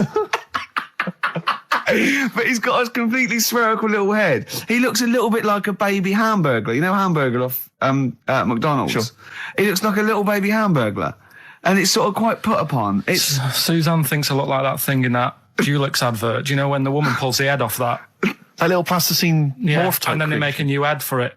And it's like a little head. Really? And that's your girlfriend saying it. I know. Anyway, listen, let's get back to business here. This is a great track. It's America by Simon and Garfunkel. This is where I started saying we don't care about being trendy and all that. That was it. Because I just want to mention to people that they should be very excited because it's going to be Carl's special night tomorrow. You excited, Carl? Oh, yeah. Oh, this is, me and Steve, because we were nominated, we get a guest. For the BAFTA Awards. And it doesn't say guest, it actually says, partner. So I'm taking my partner. And Steve's taking Carl. Yeah. But what Carl doesn't realise is you will have to pretend you're his partner, otherwise you wouldn't be able to. We'll have to hold hands when we go on the red carpet. Is this really your partner? It's not just a guest. That's how it is. And either we go in like that or we can't get in. You just have to be with him when you go up there. I mean, does he have to? We should hold hands. But I think what we should do is just to make sure that there's nothing at all that like it's going to go wrong. We should just do a little kiss. Just like, or be seen sort of like cheek to cheek, just to show them that, you're not, he's like not Elton John and David he's not just getting his mates in for a free meal. You are actually partners. No, I'm not up for that. Why not? Well, because we know we're not actually gay. No, but so it's not a problem. You've come out of it looking quite good because you've got a good-looking fella. But I'm meant to look like, I mean, I'm not gay, but if I was, I don't think I'd go for your thing. Oh, he's done you, Steve. It's turned on you again. I cannot believe we were trying to get him. Wait a minute. I have got the cream of London's totty phoning me up, trying to get an invite to the BAFTAs, right? We have very graciously asked you if you would like to come along. Well, that worries me even more. Like you've got women calling you up. Carl. Carl, I can't choose between them. If I let one of them down, they're gonna destroy them. They'll be ruined. Their lives will be ruined. It's better for me to take you and not, ruin the lives of any of those poor women. When he told them he was taking you, it was like a scene from Graceland. There was just like there was weeping. They were crying. Like it was horrible. Hundreds of them, and really? He just went. And I got upset. He just had to say, "Look, just chill out, bitches," didn't you? I did. I just said, you're all my hoes, but I can't choose between you. So I'm taking Carl. You know, he could get you a discount frocks. No, I had a letter from the people that there's an organisation. No, listen, Carl. There's an organisation that sponsors the BAFTA Awards in terms of clothes and fashion. They've sent me a letter. They said your partner. They've not specified the sex. They've said your partner can come along and choose an outfit. Now I suspect, by the look of it, it is a woman's outfitters. I'm thinking we could get you a lovely trouser suit. Well, it may look feminine, right? But I think people will be fooled. It'd just be a little bit roomy in the hip and probably narrow on the shoulders, but you're a bit skinny. Why didn't you take it? Because it's a lot of an insult. And maybe just some pearls as well. Be lovely. Wouldn't you? I haven't got anything sorted to wear yet. See, you're slagging me off. You're likely to end up going in a tracksuit. Yeah. I'm going out today. I've never bought a suit since I was like 11, right? I went to my brother's wedding. That's the last time I wore a suit. No, but it's like how when I went to the BAFTAs with you and I wasn't really enjoying it, you were I like... can't... He's what? No, you didn't are tell such us an this. ungrateful... There are so many people. You're like a little charity case. You're like... Oh, I God. had chicks queuing up around the block. You'd usually have to. Someone like you would have to write to Jim or Fix It or Esther Ranson to get them to meet us sort of people. And now it's on your doorstep. I'm amazed that you didn't enjoy it. Why didn't you enjoy it? You got to walk down the red carpet. You went in. There was George Best, one of your footballing heroes, was there. A load of other big names. You sat there in prime position. You came backstage with a load of other big names. Hey, you had a lovely bit of grub. You were filming this thing for the DVD you were making. That's you, a cameraman on our DVD. And yet you think, now you look grumpy because you had a couple of pints and I can't believe it. So it. tell us why you didn't enjoy it, because the ceremony, what didn't you enjoy about that? It was interminable, wasn't it? Far too long. Wasn't it awful? 3 boring. hours. I'm sorry. A bit of extra monkey news if you want it. Okay, always. Do you know the... Monkey News Extra. Go on. Do you know the Halfords ads? Halfords ads? I don't think so, no. What happens? Halfords, they've they sell nuts and bolts and stuff. Right. They were using monkeys in the ads. Okay. Yeah. And what happened? Don't they sell bikes, Halfords? Well, mainly. Bicycles and motorbike stuff in that. Okay, so they're using monkeys in the advert. What happened? I can't handle it. What? I can't do this. Look at him. I don't care what he's doing. Well, basically, right, there was a load of hassle because they were using these monkeys in this Halfords advert. Yes. Right. And what happened? Get to the point. It turned out there wasn't a problem because they were mechanics in the first place. Well, they were monkey mechanics? Yeah. What are you talking about? Mental. What are you talking about? That's not a story. Well, anyway, listen, let's get back onto... They were mechanics in the first place. Right, listen. Right, so they're making this documentary. Right? And stumble across a little gang of... Come on, just... Get on with it, please. Little gang of monkeys. That's the first time I've ever laughed. I'll hear that. I know. Well, brilliant. What do you want, a cake? Come on. Can we play a song? Oh, I don't understand what is wrong with you, you freak. It's making me laugh. Just tell us the story. All right, then. All right. So anyway, right, so there's this documentary being made. They found a little gang of monkeys. Right, play a song. I don't know what's going on here. I apologise. It's as if you were looking forward to monkey. Oh, chimpanzee that! Monkey News. Excellent. Okay. Right, where were we? We were just start again. There's some people making a documentary. For what? Okay. Making a documentary in a jungle and that. Right. Stumble across a little gang. Okay, come on. All right. A little gang of monkeys. Yeah. Oh, come on. So the camera crew are there filming it. Yes. Everything's going normal. It's all fine. Nothing odd about it. Okay. They're not running a restaurant. They've not got any barber shops. Nothing. No. Just regular monkeys going about their business. Yeah. So anyway, what normally happens is the monkeys sleep with the partner. They already do what? they don't sort of sleep around and that. Once they find the girlfriend or the boyfriend or whatever, they stick with them, right? Okay. But anyway, they were watching this one, right? And it's going around a bit, sleeping around. Oily. And it was getting fatter. They thought, this is a bit odd. Yeah. Right? So, followed it round. And, see it having it away. Turns out, little prostitute.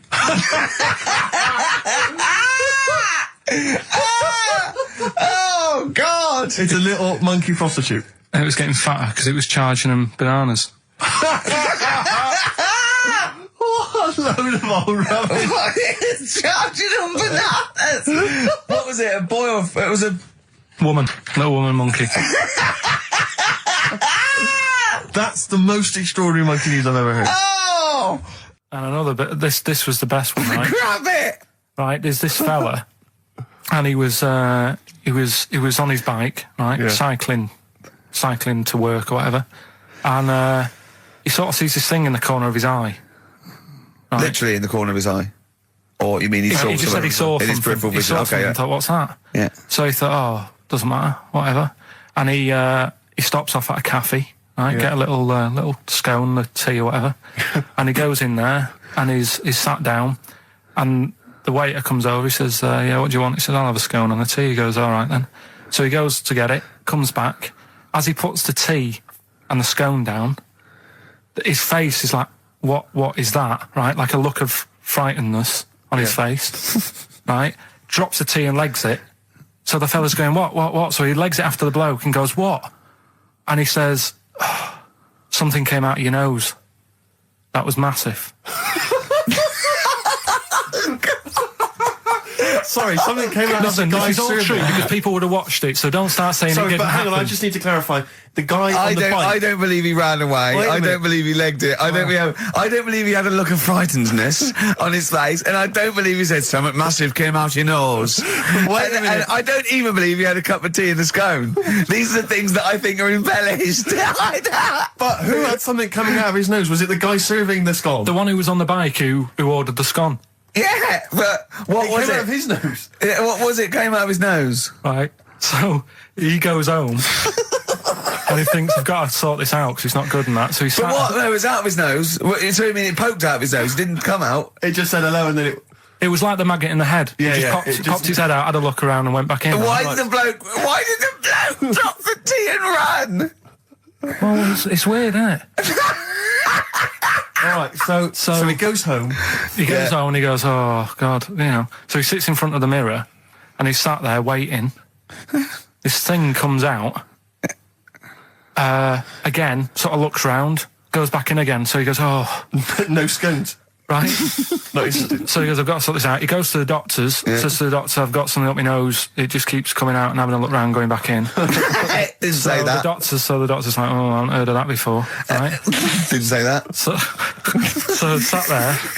It does it again. The doctor looks, frightened again. Runs away? Yeah. He's got a look of frightenedness on his face. He had a look of medical frightenedness. He dropped his stethoscope. Well, me and Carl got a joint favourite lyric now. I love you like a fat kid loves cake. Yeah.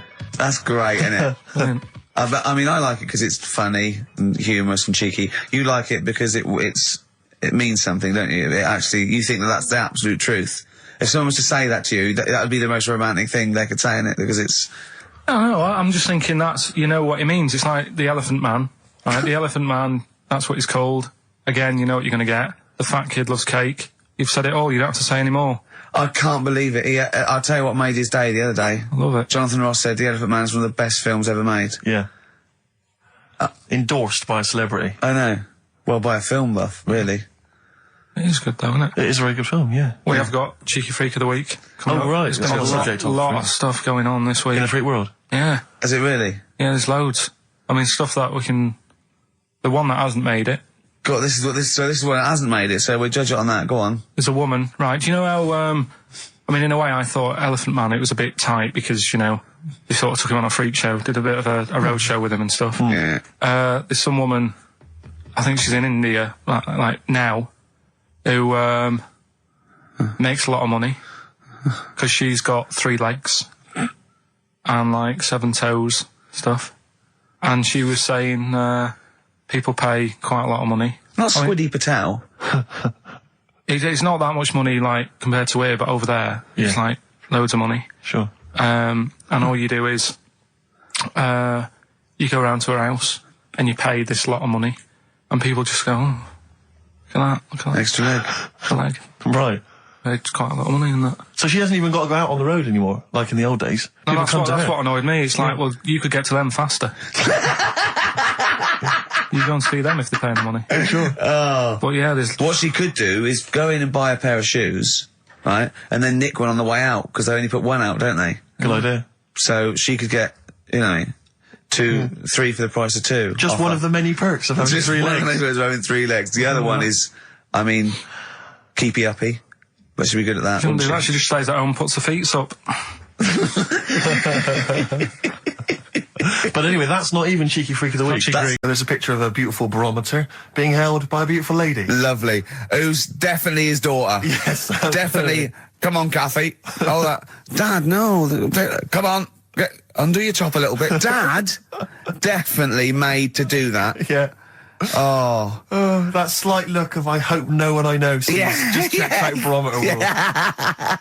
Barometer World. Yeah, that's available. If you want to check that out, www.barometerworld.com. That's Now, all the, barometers, do they work? they're to do with checking, is it the air pressure? Well, everything. But I think that's what it's based on, isn't it? Sort of low and high pressure, so it's going to rain, it's not going to rain. Yeah. Or going to be windy, but I wonder how accurate they are. I think in the days before satellite sort of weather surveillance systems, probably essential. Yeah. Nowadays... As essential as hanging some seaweed out by the back door? Probably. I think it's probably similar. I think it's the same one as holding a needle and thread over a pregnant woman. If it goes clockwise, it'd be a boy. Yeah. Yeah. The thing about a barometer is how far into the future can it predict? Exactly. How do you know? If it's a case of you may as well stick your head out the window to see if it's raining. Exactly. This barometer goes, oh, it's going to be windy and rainy. When? The barometer goes, soonish. Yeah. So I can't say, but it will, well, within the 7 days. I don't want to be specific because you'll have me. Yeah, you'll yeah, I don't want to, but I mean, you know, I'm just a barometer. I'm not really a weather person. Analyse the information. Yeah, brilliant. What's in there? What's happening in there? What chemicals are being affected? How does it work? I don't know. I assume it's probably something. Wait a minute, let me email Barometer World. What could it be? It could be quite interesting. It could be mercury that's based on a sort of temperature. It goes up with. Oh no, but it's not temperature, is it, barometer? It's pressure. So it's probably just very fine. It's like a fine, very, very fine needle, isn't it? This is almost as embarrassing as last time we were on. We couldn't figure out what the name of the leader of China was.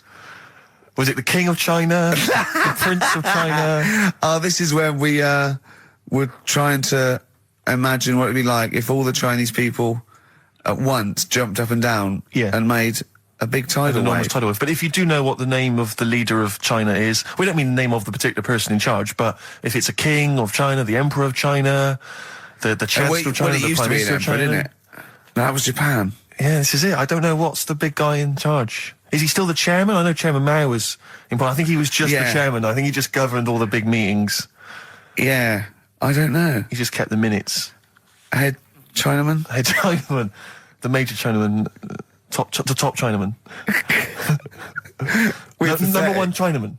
Do you know what? We're going to be honest here. We know so little about China. It's true. We know so little about China. Yeah. It's embarrassing. But if you've got any interesting facts about China, then email in ricky.gervais@xfm.co.uk. Also, I imagine the email address to use if you're going to take part in this week's Rockbusters. I did read an interesting fact. I'm doing a show called Politics, and I was researching, and there's a thing about sweatshops. Yeah, no. Sweatshops, like Nike. There's these facts, right? And these people get, like, you know, a few cents an hour, and the CEO, I forget his name, for a Chinese woman to earn his 5.2 billion, she'd have to work 8 hours a day, 7 days a week for 10,000 years. But Steve, they don't. They don't. They don't. They obviously don't want to. Exactly. They don't want to. They don't want to. Lazy, Rick. Blur, out of time on XFM. Well, we're not out of time. We've still got an hour left, boys. Hey! Luckily. Brilliant. lot of emails, obviously, about the Chinese. People as fascinated as we are. I don't want to discuss it, interminably, Rick, because there's so much to say, and we've said most of it in the past. Yeah. Get a couple of emails. In fact, I think, Carl, you told us this information. Remind me of it again. If all the Chinese people in the world were... We're in a line on that, because there's loads of them, you'd never get to the end of it. Right. No, it's not that. It's no, if all the Chinese people formed a line and started walking out of China, you'd never get to the end of it. That's what I just said. No, it's because, though, they'd be having babies. You know what I mean? Still, it'd be adding to it all the time, wouldn't you? But would they be walking and shagging and having babies as they're walking out? Yeah, that is. I'd love to see someone organise that. Maybe the Record Breakers team. I tell you what, I'd love to see Ross McWhirter or Norris, who is it? Who's the one that's alive? I forget Norris, I think. Norris, right? I'd love to see him to coordinate that. Yeah. 1.2 billion little Chinese fellas. Boy, girl, boy, girl, boy, girl. Yeah. And where are they walking out of China? Which exit are they taking? They're taking the... Through Tibet? Or? I think it's the Gate 9 Slip Road, the M43, right. to St. Petersburg, right? And they go, and walking, and shagging. Yeah, exactly. Yeah. Because some presumably are dying as they're leaving. No, but they live to 120. That's true. So they claim. So, well, we know Carl's theory on that. Do you want to just tell new listeners your theory about when all these Chinese people get the records for oldest people in the world? Come on, what's your theory, Carl? Carl, just that they're probably lying. Why? That's all. Because a lot of them don't age that well. Some of them do. A lot of them don't, and they always look older than they are. I read the other day, right? Do you know the one who was the oldest woman in the world, right? Chinese woman, right? The way she did it, it was... She didn't die. That was her secret. Yeah. What she did, she got up every day and didn't die. No, she was like awake and that, and then she'd have 2 days just sleeping. Right. So she wasn't really that old. What do you mean? Well, she'd only sort of lived half of her life in a way. Well, we all live 2/3 of our life, don't we? No, but she was like awake and that, and then she'd go, I'll go out of bed. And then that'd be it for 2 days. Carl, you're a second-time buyer, aren't you? Yeah. Bought one in Manchester. Lost $7,000 on that one. Well, don't buy in Manchester. No, it's a good flat. It's just it wasn't... I didn't buy it to sort of make money. I thought I was going to be living there like all my life. And then a job came up here, and it was like, You bought your first flat in Manchester. You assumed you would be living there for the rest of your life. Well, I wasn't in a rush. Play record, you're an idiot. Hang on a minute. So have you got a property portfolio? Have you got the 2 houses now? No, I've got rid of that one. Oh, you sold that one? Got this flat. £7,000 loss. Got this flat. I'll tell you something that is interesting. Hold on, though. What? £7,000 lost. Yeah. It's a flat in Manchester, but it could only cost about £8,000 anyway. Right, Steve, something they do now, right, they've got to do by law when you're buying, right? I was looking at one in London, right? It's haunted. They've got to tell you now. Right, don't talk shit. I'm telling you now. Play a record. I'm telling you now. Yeah. There's no such thing as ghosts. That is ridiculous if that appears on a legal document. Right, if there's anyone who sells flats and that, does that for a living. Yeah. Right, email in, because I'm telling you now, that is a fact. She sort of dropped it in. I said, nice feel here. And she said, yeah, well, that'll be the ghost. Just dropped it in, that's all they've got to do. And then I was like, what? And they went, oh, yeah. That's all I've got to do, is it? So that's the legal thing. Did you drop it in? So in court you go, did you drop it in? Yeah, I dropped it in. Play a record, you're an idiot. That's David Gray, and this year's Love, if you're in love. I hope it lasts. It's only January. What you got for us, I just thought we ought to maybe go through some of the emails. I mean, I don't want to query the calibre of some of the emails we get sent on this show, but here's a typical one, Rick. Go on. There's no name, it's just from Glicko, that's his email address. It's just a question to you, Rick. Did I see you walking around Marylebone High Street last Sunday? Yes. Okay. Well, I don't know. Well, I was in Marylebone High Street last Sunday, yeah. Yeah, but did you see Glicko? I didn't see Glicks. Okay. I didn't see the Glickster. But all right, this is one from M. Ricky, what do you think of Richard Bacon's show? I can't decide if he's better than you. Nor can I. Any thoughts? Nor can I can't help her out on that one. Sure. That's a really personal thing. She's got to dig deep. She's got to look at both of us. She's got to find out what she likes. Yeah. And then whether I provide more of that than Baker's. Yeah. I mean, you know, Baker Foyle's brilliant. Yeah. I'm not going to put myself up against him, so I can't have you. Next, Steve, next. Well, there's a lot of emails last week which were saying how much they enjoyed the Christmas specials. Thank you very much for that. That's very flattering of you. Cheers. There was also a couple. There was one that it was a guy. I'm sorry that I think I might have deleted it. But, I should have sent a reply because there was a guy from Canada saying if there any chance you're around in March, whether you could pop in and have a surprise birthday dinner for his wife. Oh, God, why don't you keep that? I know. Sorry about that. I can't bloody go now, can I, you idiot? Okay. So, I really apologise for that. Yeah. There's also, this is interesting, this is more for Karl, really. It seems unlikely. Is it from a doctor saying you're an idiot? We've got plenty of those. I tend to delete them. Okay, all right, yeah. Look at his face. No, it just says, don't like to complain, but I won the film competition about 5 or 6 weeks ago, and I haven't received my prizes. Oh dear, that's all Karl has to do on the show. We provide the chat, the records, the light entertainment. I mean, the glamour. Strokes of comedy genius. All Karl has to do is send out the prizes and say there was a monkey that was a bank robber at 5 to 3. Yeah. What's your excuse, Karl? Do you remember her winning? I've got all. Well, you're calling her a liar? Well, I am, because I don't remember ever seeing. Right, he's calling her a liar. So, Joanne Ogden, you're claiming, is just making this up. She sent this in on a whim, trying to fool us and get some cheap tat. Wow. I don't believe that. I don't believe anyone would lie to try and get Knowing Me, Knowing You on VHS. I really don't. Well, I'll look in the records because we keep all the details, so... Do you know what I mean? Right. Well, one of you's in the wrong, and do you know what? Knowing you, Karl, I don't think it's Joanne. No. Has anyone else ever emailed in saying they haven't got the bag of crap? No, they haven't. They haven't. Well, yeah, one mistake's one too far, because that's one person. So, you know, you might send out 30, but that one person, that's the first time they've won a competition. They want the history of Wind narrated by Donald McIntyre on VHS. Yeah. And, you know, Stephen King's It on Betamax. Yeah. No, sometimes they want the best of Primal Scream on a cassette. Exactly. So, You've got to make sure you're sending these prizes out. Yeah. Final email from Andy. He says, the webcam is pointing at the ceiling. Is it because the air conditioning vent is more exciting than what happens on the show? Let's put that down now. I think that's absolutely right. Hold on a minute. Now, just if someone... Is that good? People love the webcam. I don't know what they're interested in, because all they get is a picture of Karl's big head. It's not as big, it's just round. Oh, got it right. Yeah.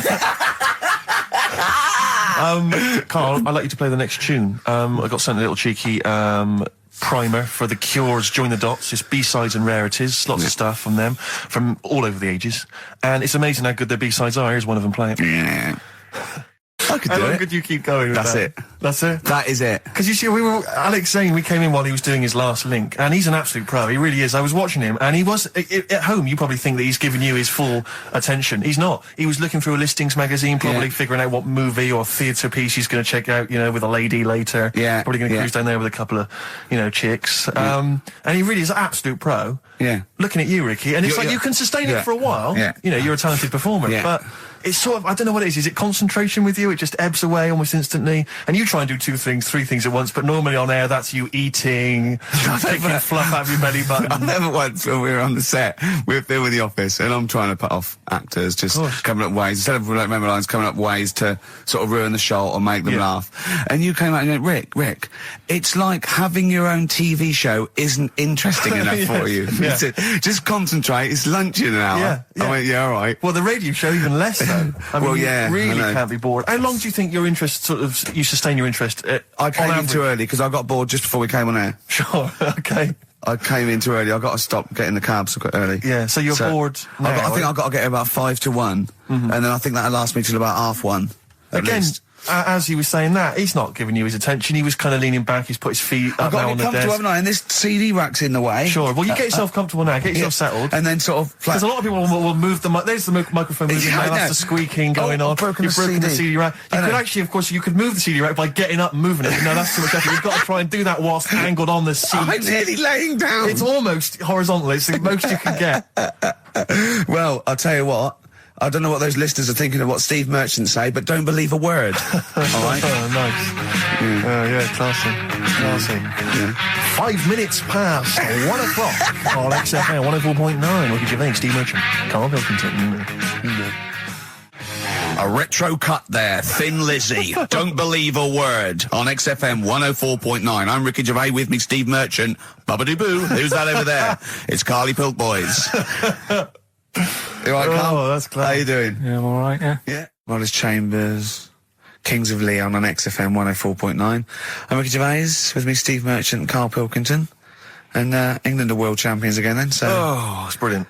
It was amazing, wasn't it? See, I'm not a rugby man at all. I never watched rugby. I think the last time, was when we won about 12 years ago, whenever it was. And I got into it last week because I realised we were doing so well. I watch England win anything. Yeah. Do you know what I mean? I don't care what... In fact, I wasn't into war when I was little until I realised we were so bloody good at it. We are really good at it. It's brilliant. But, yeah, fantastic. Yeah, it was great. Right, that's the rugby thing over. What next? That's it. That's all I've got. That's all I had today. It does steam me. Sometimes I watch it and it does remind me of when I play rugby, because one of them will boot it down the field, then someone will catch it and boot it straight back again. Yeah. Which is essentially how we play rugby. I was made to play rugby. I had to play rugby. Yeah. And I don't think I'd get rid of the ball so quickly. Yeah. I don't think I ever got tackled or fell over. Yeah. I think I touched the ball about 20 times in the 2 years it was compulsory. Yeah. I was terrified. Yeah, And absolutely. that's the same as cricket. I can't... I'm a terrible batsman. I'm all right at bowling, but it seemed like the pastime for people I went to school was to injure you. Yes. It was funny to see someone poleaxe. It was funny to see someone get a cricket ball in the head. Absolutely, yeah. You know, I never relaxed into rugby because the first day I was going to play it, my mum, I swear to God, my mother said, "Are you playing rugby today? You got the kit and everything. Enjoy it. Be careful." There was a kid at my school who broke his neck. And Cheers, Mum. yeah, thanks very much for that. See you later. So I just went to school absolutely Man, one thing, broken neck, is that, or did you get better in a couple of days? Oh, you can find your wheelchair. No. Enjoy the game, though. Yeah, no, it was absolutely I was just petrified from that day. See, at least American football, you know, got helmets. the padding, the helmets. Yeah, but anyway, well, no injuries, thank God. Thank goodness. So, well, I tried to play rugby, but it's awkward when you've got glasses.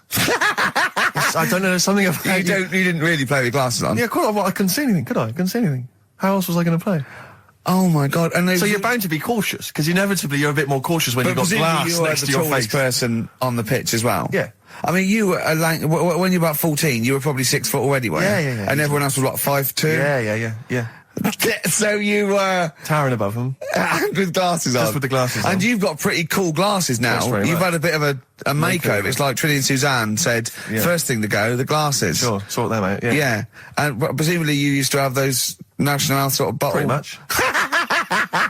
Yeah. Is it true? You've never been able to mosh? I tried to mosh. Because I've always watched people stage diving, moshing at concerts. I've always thought that looks like brilliant. You know, when they ride above like everyone's wave, heads, like they're surfing across someone's heads. Amazing. Everyone say yeah, and I've always wanted to do that because I'm a big rock music fan. And the only time I did mosh was at Rage Against the Machine. I tried to mosh at Rage Against the Machine. I love the idea of a band called Rage Against the Machine. Yeah. Aimed at a man with glasses who won't mosh. Well, it was at the Reading Festival, and I think the lead singer, I forget his name, he went, can I just remind everyone that racism and fascism are on the rise in Europe again. Let's not let it happen. What did you do? And we all cheered, obviously. I mean, if there's one thing that guarantees a cheer at Reading Festival, it's down with fascism. And what did they do about it after the concert? Pretty much went back and... went home and had a cup of tea? Probably, I don't know what they got sure. They didn't go to Europe then and try and start... I don't think they got involved politically in Europe. I think they just continued to rage. Against the machine? Yeah, but largely in America, I think. Sure. I tried to mosh, and I got moshing, and glasses flew off. And I remember, because we were playing away, you know, you do what you tell me. And I was just going, careful! I've dropped my glasses. Can we be careful? Loads of kids in hooded tops. Yeah, exactly. Just going mental. Yeah, and they're all jumping up. So can we just calm down for a second? Let's not be silly. Yeah. It was absurd. And I had to kind of, you know, scrabble around on the floor, and thankfully they were okay and they didn't get broken. So what couldn't you do then? What do you mean, what couldn't I do? What, at school? Can you not see without glasses? No. I mean, it's like that you couldn't do anything. It's a blur. Really? It's a blur, definitely. God. Yeah, it's like being kind of punch drunk or whatever. So yeah, you can't play sports when when you've got glasses. But why not contact lenses? Because they're not strong enough. No, they seemed a bit fiddly. Oh, brilliant. Bit of Lou Reed. Is that what you want? Yeah, Satellite of Love. Classic. A retro cut. Don't steal our son.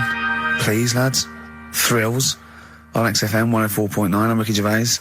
With me, Steve Merchant and Karl Pilkington. Yeah. Little Carly Pilkington, little baldy mank, whinging little twat. How are you? Yeah, all right, yeah. What are you doing? Happy? Feeling a bit happier today? You look as full of spunk, as they say in America. Yeah, I'm all right. Just a bit of a miserable day, though, isn't it? Yeah. A bit miserable. Yeah. Walking in today, right? Do you know I walked through, like, the sort of the gay district of London and that? Right. You don't walk, you mince, don't you? I'm just walking through on the way to work, and I'm always interested in their little shops and stuff that they have, right? Loads of Their little shops. That's don't be ashamed. If you want to go in and buy something, go in and buy something. I'm just having a look at, looking in the windows and stuff. Little postcard just near the entrance. Yeah. That's meant to tease people in, to make people go, that sounds good, I'll nip in. Right? Little postcard. Free butt plugs with every sale. That's great. How did we get from 5p off milk to free butt plugs with every sale? Wow. What's society come to? Well, it's because we're liberated, Rick. Yeah. It's an open society. What did you buy to get them? You didn't buy... I didn't. But what's the purpose? What, of the poster or of butt plugs? Butt plugs, because I really honestly You don't. shove them up your arse, don't you? Whoa, slow down, bum. Shove them up your bum. Yeah. But when? Is that just like when you're doing whatever, doing stuff around the house, or? I think it's not to keep things out. Is it like you would use a plug in the sink to keep, the water in the sink? Oh, if you're not gay. Get that, oh, yeah, no, I know what you mean, yeah. I don't know. No entry. What is it? I mean, I don't understand what I that's don't know. I assume it either feels good or are they... well, I've got to be careful here. Or are they sort of like breaking it in? Right, yeah. Do you know what I mean? Like it's like a shoehorn. Sure. or It's like when you stick paper in your shoes if they're a bit tight. Or those people who sort of like put little bits of wood in their lips, and then as soon they've got big plates in their lips. Yeah. Same with the butt plug. It means you can, you're ready for anything. I don't know, do I? And look at Carl's face. Well, if you know what butt plugs are used for, then I'll get in touch. Ricky.Gervais@xfm.co.uk. What do you think? If there's any... I can't believe we're already on this subject. I know. It's 1:05 and we're I was going to say then, if there's any people who use butt plugs, and I was thinking that Carl would have said, well, they're not up yet. Yeah. Because they go out late. No, but what is it? We're award-winning people. We've written a TV Not on show. radio, though. Not on radio. We're rubbish on radio. I know, We've got nothing to lose. But I always say to you, Steve, that I like educating people and that. Now, the way I see it is I didn't know what they were. Let's phone to going. Someone might know about butt plugs. All right, we'll get No, get them on. Get them on. Ask them. No, because they might say something dodgy. Oh! Yeah, whereas, what have we just been doing? Just take a chance. Take a chance and tell them not to swear. Well, you tell them. Okay. Right, Steve, I haven't got my headphones on. Hello, who's that? Hold on. Who, sorry? Nicholas. Nicholas, hello, mate. You're not going to swear, are you? No, I'm not going to Keep it clean. Keep them keen. What were you calling about? I'm phoning about your plugs. About, not my plugs, but sure, plugs in general. What, do you know much about them? No, Are you a plug user yourself? No, I'm just thinking if maybe you've got some gay friends and you're spending the night at their place, you might want to use one. Right. What, you mean experiment with them, or...? No, so you can make sure they're not going to do anything while you're asleep. Could I suggest, just lock the door? I mean, that is easier to me. Can I make a bigger suggestion? That's probably the most homophobic thing we've had said on the show today. Thanks very much for your call. Right, okay, good. Well, that's why we shouldn't put people on the line. Just, without checking first. I think Carl's made a good point. That's the calibre of listener we've got. Steve Merchant, Karl Pilkington. Well, look at him yawning. How rude is that? Carl, what's wrong with you, man? Have you been up late? A little bit. Girlfriend was away, wasn't she, yesterday? Yeah, I always have a problem with that. I always have... Because you don't go to bed, do you, early? Do you know what I mean? You sort of think...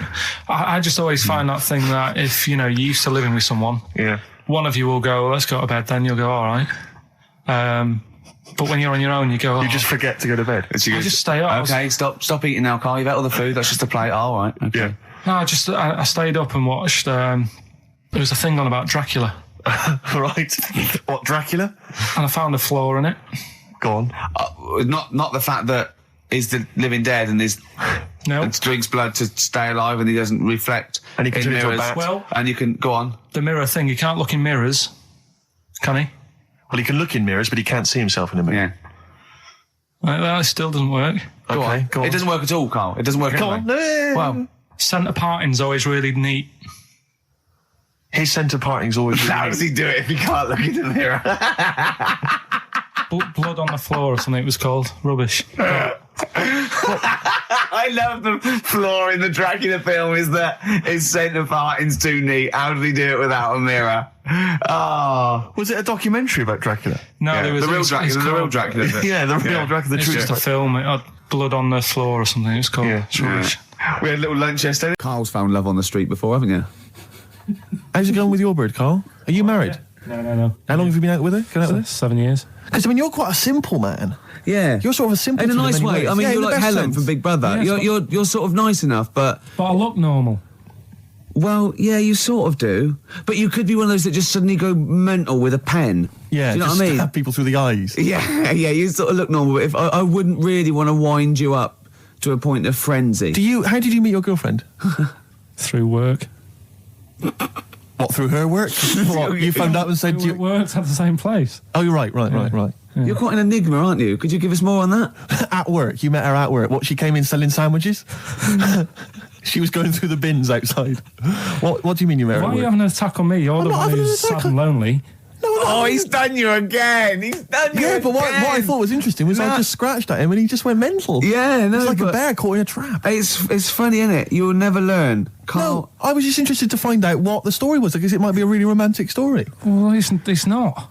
All right, jeez. I love the fact he doesn't want to talk about his love affair. I was thinking about you in the week, and like, does it worry you? I mean, you sort of joke about it now, and we're talking about it in the office, you know, like, oh, is Steve really touchy about the way he looks? And Oh, what's this? Where's that come from? he's done it again. He's done you again. I was walking home the other night, and I was thinking about it. And do you worry that when you're old, you will be on your own? You did start it though, didn't you? Well, Carl, I'm glad you brought this up. because I mean, for me, you know, a lightweight, frothy entertainment show on XFM on a Saturday afternoon is exactly the place where I want to discuss the desperate, lonely future that's inevitably coming my way. Oh God! I'll tell you what will cheer you up and forget all that. A bit of embrace. Can you believe it? Can you believe it? So, they're the two that are left. Which one's you going for? Chicken, you believe it, is not that picture, is it? In that we saw. Which picture? The bloke with the... No. Right, okay. God, that was bad.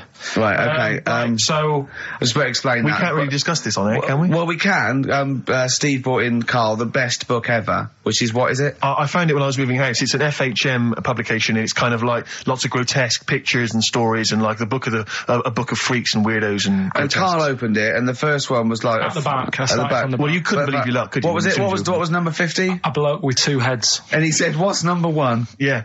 And then number 6, there's a bloke who's a squid or something. Octopus. Yeah. yeah. He's loving it. At number 1, he said, well, it's just a fella under a rock. And I went, oh no, read on, I think I know about this. And it's the fella that was found, he caused a landslide while having sex with a chicken. And they pulled him up, and there he is, the chicken owner. Right, so Carl could not believe his luck. So it's not that. Can you believe it? I'll have that one. You're then. going for that one? Yeah. Right, well, we've talked a lot on the show about...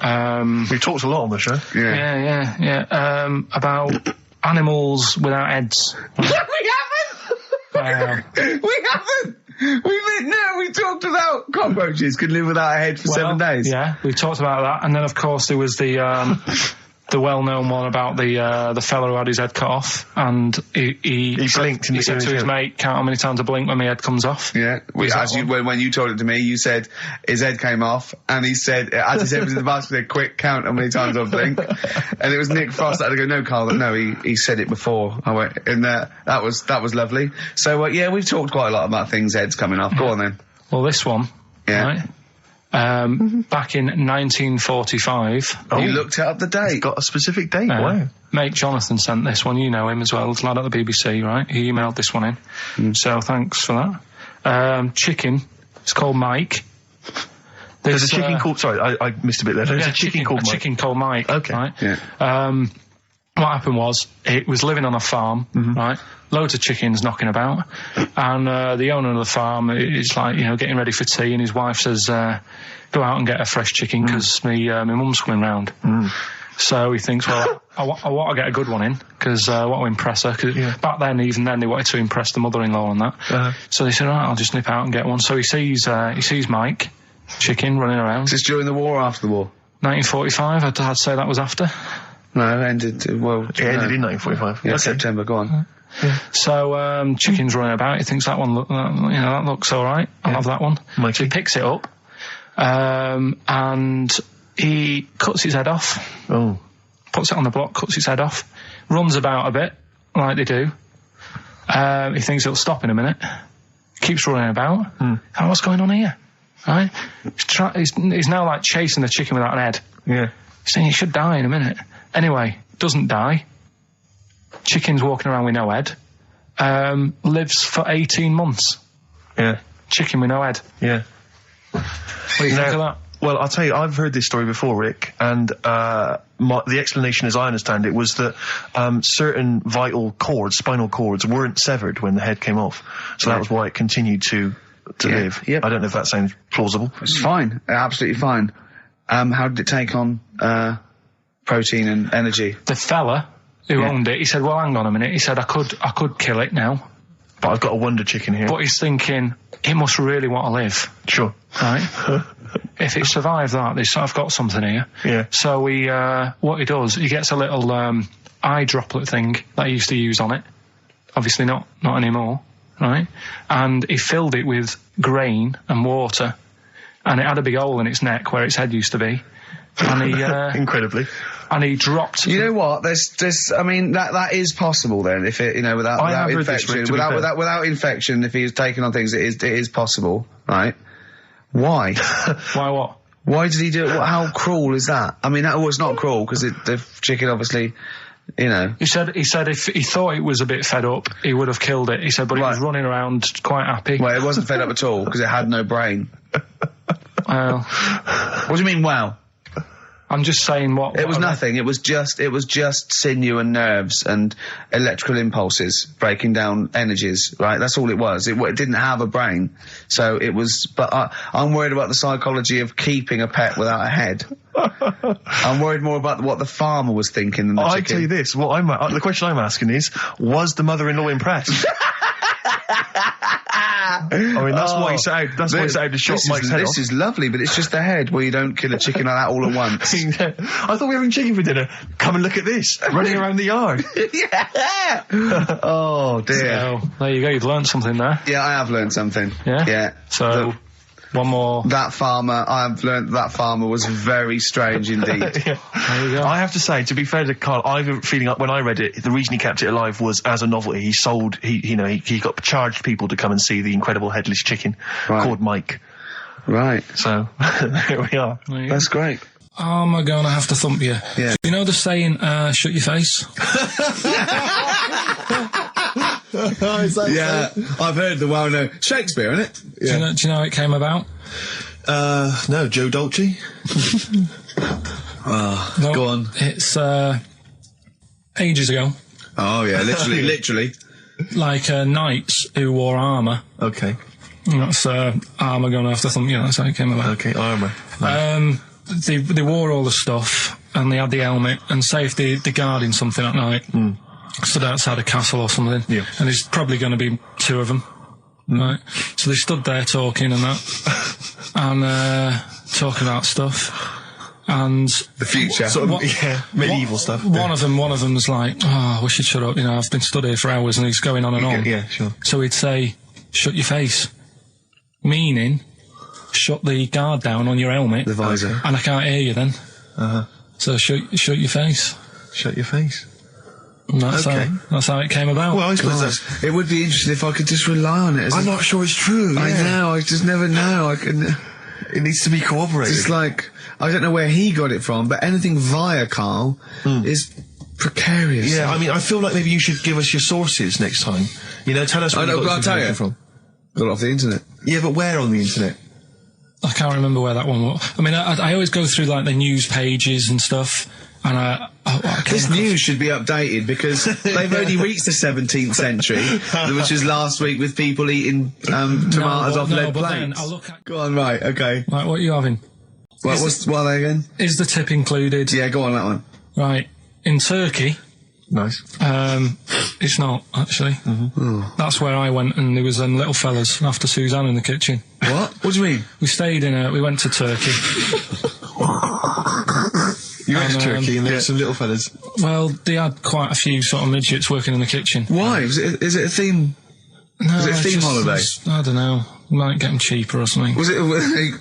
So they were working, cheaper. They were working in the kitchen, and one of them fancied Suzanne and kept sort of eyeing her up, and she was winding me up, saying, "Oh, not eyeing up and down, just eyeing her up." Yeah. Anyway, no. So what was she doing in the kitchen? No, it's like a pick what you want to eat type buffet, but you have people clearing the tables and that ready for you to come along. Are they low tables? And you know, he was just keeping an eye on her. What did he say though? Was he It was Turkish, so I don't know what he was saying. But he was a little fella, yeah. Did he? What do you mean a little fella? What do you mean little fella? Sort of dwarf-like. What do you mean dwarf-like? He had magic powers, or he was 4 foot? No, what do you mean, Karl? A little bloke, just like a normal bloke, but small. If you stood him in the desert, you wouldn't know. But he'd be hot and thirsty. Right, Karl. You should watch out for the monkeys. Yeah, underground. There's underground monkeys. Look, you can't just say there was a little midget fella who was eyeing up my girlfriend and then leave it. What do you mean? What was happening? This is a story to us. This is much more interesting to us than, and she was deaf, right, and she hit her head. That's much more interesting. I don't understand how it manifested itself. Did he come over and say something? No, do you know when it's like girls know, don't they, when someone fancies them? What do you mean there was lots of them as well? Do they? That's worth knowing. Listen, right, come on, right. So you went to this holiday, yeah? Yeah. And you went into the dining room or something? Yeah, downstairs. And you looked over. You thought, this is all, there's no one serving. Yeah, and they go, wait a minute. Hold on, you looked down and there was a little waiter. There was loads of them running around busy. Why though? Why did they get summer? What do you mean? Because it was summer. They had more of them. They come out in summer. They come out in summer. What do you mean they had more? What do you mean? Because it's busy, isn't it? Well, no, but they hibernate in the winter. Why were they all midgets? I don't know. Maybe it doesn't heat stunt your growth or something. No. Well, they just happened to. Maybe it was a thing that they did for tourists or something. I don't know. I just got on with my meal. It was a holiday. Do you know what I mean? God. Right, so some midget serving. I'm not going to ask any questions. Right. Okay. Yeah. So they're all little fellas running around, and this one always was like, you know, oh, do you want a new serviette? You know what I mean? Going out of his way to sort of for turning on the charm. Yeah, he was going out of his way. The others weren't. Right. I think what was happening is he'd been working with Santa all the winter. Yeah. This is sort of little summer break. This one was your waiter, and so he was being polite to you. Maybe. But what did Suzanne say then? She was using it to wind me up. What was she saying? Just like, you know, look. He may be small, but he's built like a... Yeah, he's all man. So... Were you jealous of a midget then? You were jealous of him? It is a bit annoying, isn't it? Why? It wouldn't bother me as much now, because I've been with her for ages. Right. But at the time, that might have been one of our first holidays, and it's like... You don't know, want to be what's going on? I paid for this holiday. Yeah. And then you get off with a midget? Yeah. Oh. So anyway. But it doesn't matter, because you got chatted up by a bearded lady. So. yeah. Tell you what, no, that's got nothing to do with that. What were you going to say? What were you going to say? I was going to say the hotel was half board, and maybe... Oh, right. I thought you were going to say it's just one of her shortcomings. So listen, right? Play a record. Right. Badly drawn boy, born again. Right, just get this educating Ricky out of the way. So, Turkey, yeah. So what is this again? It's educating Ricky, is the tip included. Right. Apparently a fellow was on holiday in Turkey. He's just having a normal holiday. Weather's good. You know, he's having a good time. Waiters are all normal height. Yeah. He's having his meal. he hears a load of screaming going on in the kitchen. No. Has his girlfriend wandered in there? And they do, With a stepladder. Yeah. they circumcise people in the kitchen, and apparently... What are you talking about? Whoa. Slow down. We were sidetracked there for a minute. What are you talking about? Well, I'm excited about two things at once here. One, they circumcised people in the kitchen. Two, I guessed it was someone losing the end of their knob. You did, yeah. I started thinking like Karl Pilkington. Extraordinary. That is amazing. Apparently it was going on. It wasn't just a one-off either. Well, when I say a one-off, I mean they did it more than once. Yeah. Right? And there was... it was there for a week, and apparently the first night it was quiet, and then the rest of the week, every day, it'd be like having his breakfast, or even his lunch, or even his tea. Yeah. Right? He'd be doing it all day. Oh. You'd be hearing Lunch and screams. breakfast, fair enough, really. Yeah, Circumcision at tea time. Don't do that. And apparently it's a tradition over there. You can't even make a complaint about it. It's like, well, you should have found out before you come over. See, I can't believe this is true. Sorry, I'm a little bit can't lost. believe this is He was in true. a restaurant, in a hotel, and there were people having circumcisions in the kitchen. Yeah. Is that right? I'm even worried that we're bordering on the racist here, suggesting that is tradition, that Turkish people cut the end of their cocks off in the kitchen. Yeah. At meal times. I think you're wrong, Karl. This just sounds ludicrous, Karl. No, I don't think it happens everywhere. Right. I think this Just in Oh, this at this hotel. certain places, Certain hotels. certain hotels. What, is it like 2-star? Yeah. Why did he go to the Foreskin Inn? It was his own fault, wasn't it? So that's Sorry, that's it, is it? Have they closed? Sorry, no, wait. That's the story. You educated me, right? Once a fella saw some Turkish people cutting the tip of their knob off in the kitchen. Thanks very much. Thanks very much, Karl. Got any more? Well, there's things you can learn from it. Either don't go to Turkey. No! Don't have calamari when you're over there.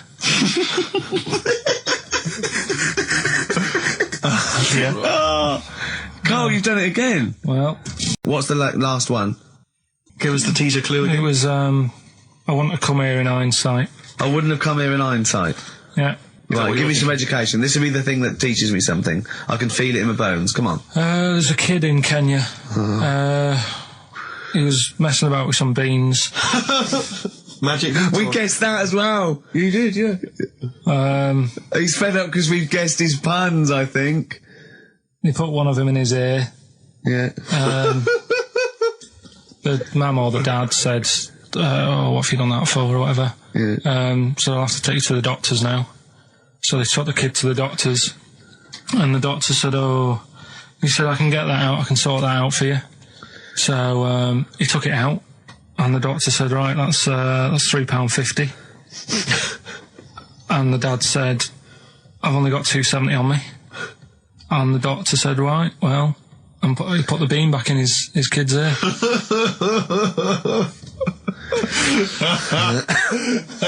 I don't know what to say. I don't know what to say. I mean, A couple of questions from me, very quickly. Are you sure that those were definitely the sums involved, were they? Well, the equivalent of whatever they deal with in Kenya. Yeah. It was the equivalent of, you know... so what currency was it, Karl, that you translated into sterling? I don't know. No, it was saying in the thing, it said the equivalent of... £3.15, £2.7. Did it say that? Yeah. Sorry. Did it say that? Yeah. Karl, look at me. Did it say that? Yeah, he said that was the... Did it say that? Yeah. Yeah, it did. It definitely said that. Definitely. Yeah. Okay, I'll go for the one... What's the one about the butcher, going down the butcher shop? You've got get your kit on, we're off down the butcher's. Yeah. You going for that one? Yeah. Well, do you know the saying, don't let the cat out of the bag? Yeah. Do you know what it means? Yeah, well, don't give away a secret. Right. Well, do you know how it came about? No. Well, ages ago. Before, like... Ages ago. 17th century? Yeah, before, like... Yeah, 17's good. Yeah. Before, like, you know, proper butchers and Dewhursts and supermarkets and that, you used to get these blokes who sold meat. Right. Butchers, they were called then, I think. Yeah, but the difference was they didn't stay in the same place, they moved about. Right, so they'd turn up on a street corner, and he'd have, like, loads of carrier bags of, like... Carrier bags? Yeah, with meat in and that, and people would Plastic be carrier bags. Yeah, Well, with whatever. mobile butcher on them. Yeah. right. So And an people, email address. Yeah, go on. people went right. Yeah, I need some meat. Right, so they'd go up to this bloke and say, "What have you got?" And he'd say, "Well, I've got a you can have a bag full of pig, or you can have whatever, a bag full of chicken, whatever." Yeah. And they'd go, "Yeah, how much?" They go, call it a fiver, whatever. Yeah. And they'd buy them, and to make more money, they didn't always fill the bag with what they said was in it. Oh, I thought that might be the case. Right? So what Did they they used ever to put do? cats in there? Yeah. But I don't see what. Okay, so sometimes they would put a cat in the bag They'd put a and cat pretend in it the was bag. chicken or whatever else. Yeah, so Why was a cat any cheaper than a chicken? because cats are wandering around the streets, aren't they? Chickens aren't. So they'd get a chicken, they put a chicken on the top so that when they look in it, they'd go, "Yeah, that's all right. Got a bag full of chicken." They'd get home to make the dinner, and they'd be like, "What are we having tonight?" And they'd go, "Well, you'll never guess." And they'd have like, well, you can have a chicken leg, and But it would be a cat. They'd have to defrost a pizza. Yeah. Ugh. Did they mind that they were eating cat then? In those days? He didn't say. He just was saying about the saying, "Don't let the cat out of the bag." It's like, if they see that, they're going to go mad. Well, so it was the people that were doing this. It was the dodgy butchers that coined this phrase. Were they saying to each other, "Don't let the cat out the bag"? I.e., what I mean by that, Jack, is don't let them see the cat. Yeah. What we've stuffed in there. Yeah. Dodgy butcher, that's another phrase, isn't it? So that's the first one. Is that a euphemism or is that dodgy butcher? As his meat delivered around the back. Sure. So that's that one. Like, follow me in the van. And he was like a northerner like you, and he was giving it all the, all right, yeah, I tell my girlfriend's a DJ, she's got some of these speakers, they're fantastic, and he's giving me this. And then my mind starts working. Now that I've got a bit of time to think, I'm thinking, wait a minute, this all sounds a bit dodgy. Yeah. It dawned on me, Rick. Fool, are you? You're streetwise. Exactly. You're streetwise, Steve. Not only that, I was thinking, how am I going to get them home? I've got to drop the car off at the BBC. How am I going to get these huge speakers back to where I live? And how can I pay for them? Because I've just spent £100 on Find the Lady with a couple of blokes in the square. It seemed like a fair game. Some of his friends were winning. But so I explained to him, I said, I can't get them back to like Brixton where I was living at the time. He went, don't worry, give us an extra 20 quid, we'll take them home for you. Oh, that's good. Delivery. They do a whole service, you see. And there's also a backup guarantee. Did they have the guarantee, the 3-month guarantee? They didn't. No. But so I said, I'm not sure about that. He went, well, why don't you put them in a cab, send them back, and your housemates can collect it? I was like, oh, no, there'd be no one in.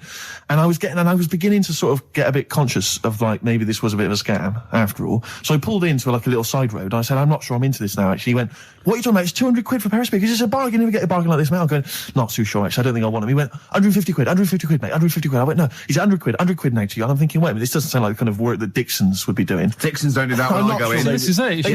Dixons never negotiate in that way. When I go, they'll look around and I leave. They go, where are you going? I go, no, we'll have anything then. Have anything for a So quid. I stopped the car and the white van pulled up behind me with his mates in. Sure. And I said, can you get them out? I'm not interested. And he went, 100 quid, mate. Oh, you, and he was just going, you tosser, you obviously want some speakers. And he was having a go at me. So I was carrying the speakers out and putting them back in the white van. And he was just shouting at me. He was going, 70 quid. I was like, 70 quid from 200? This is ludicrous. You realise that wasn't Dixon's policy then. Exactly. They don't At usually that shout moment- you tosser as you leave the, leave the shop and walk down Camden High Street. They're not usually shouting you tosser. You should have took the offer of like the monthly payments they've got on at the moment.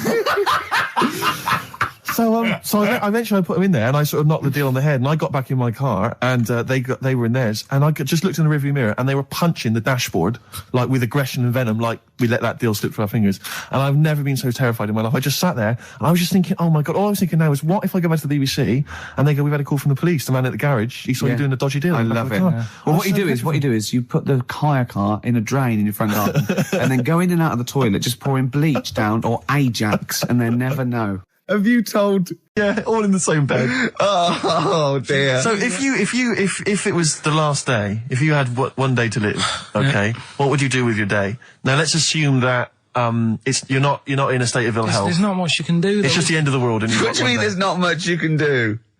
I mean, that's what we're asking you. It's the last day of your life. It depends, doesn't it? If we're all in the same boat, if someone says, oh, unlucky, without bitterness, like, oh, we accidentally exposed you to some radiation poison, you got a day, or if it was like, there's a meteor coming this way, we're all in the same boat, I think it would be different. It depends whether it's you It would make no and the difference rest to of me. the world. No? I'd do the same thing. I'd steal a car and go joyriding. But, like, go mental. I'd be smashing stuff. I'd be knocking people over for a laugh. I'd be going crazy. It'd be like Grand Theft Auto.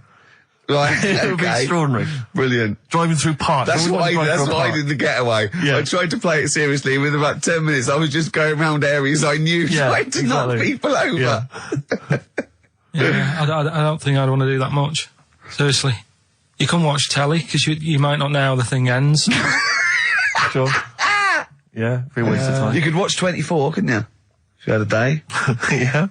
On DVD. Do that then, do that. Do that, yeah? Well, but I mean, let's be honest. Let's say you can take all the money out of your bank account. You can fly anywhere in the world. You can do whatever you want. Well, not a long flight. You could. Well, no, but you've got your Australia, you wouldn't make it, would you? No. Why wouldn't you go to the monkey sanctuary down in Cornwall and just go around cuddling as many monkeys as you can? I'm going to tell you something now. Go on. Go in there next week. Are you? Yeah. Taking my mum and dad away, because, like, Suzanne's mum and dad are there. What, you're donating them? Most people put them in a home. What are you going to say? How you monkey sanctuary is cheaper. Taking them down, taking them down to Cornwall. Hold on, I thought you said you'd never go away with parents again. No, but that was Suzanne's mum and dad. Oh, is this to get even or something? So we'll do that, and then we'll can it, then. That was your outing. Your phone and both sets of parents, and it goes, right, you won't be seeing us ever again on holiday. We've taken you away, Be careful that the monkey people don't buy you off your parents. Yeah.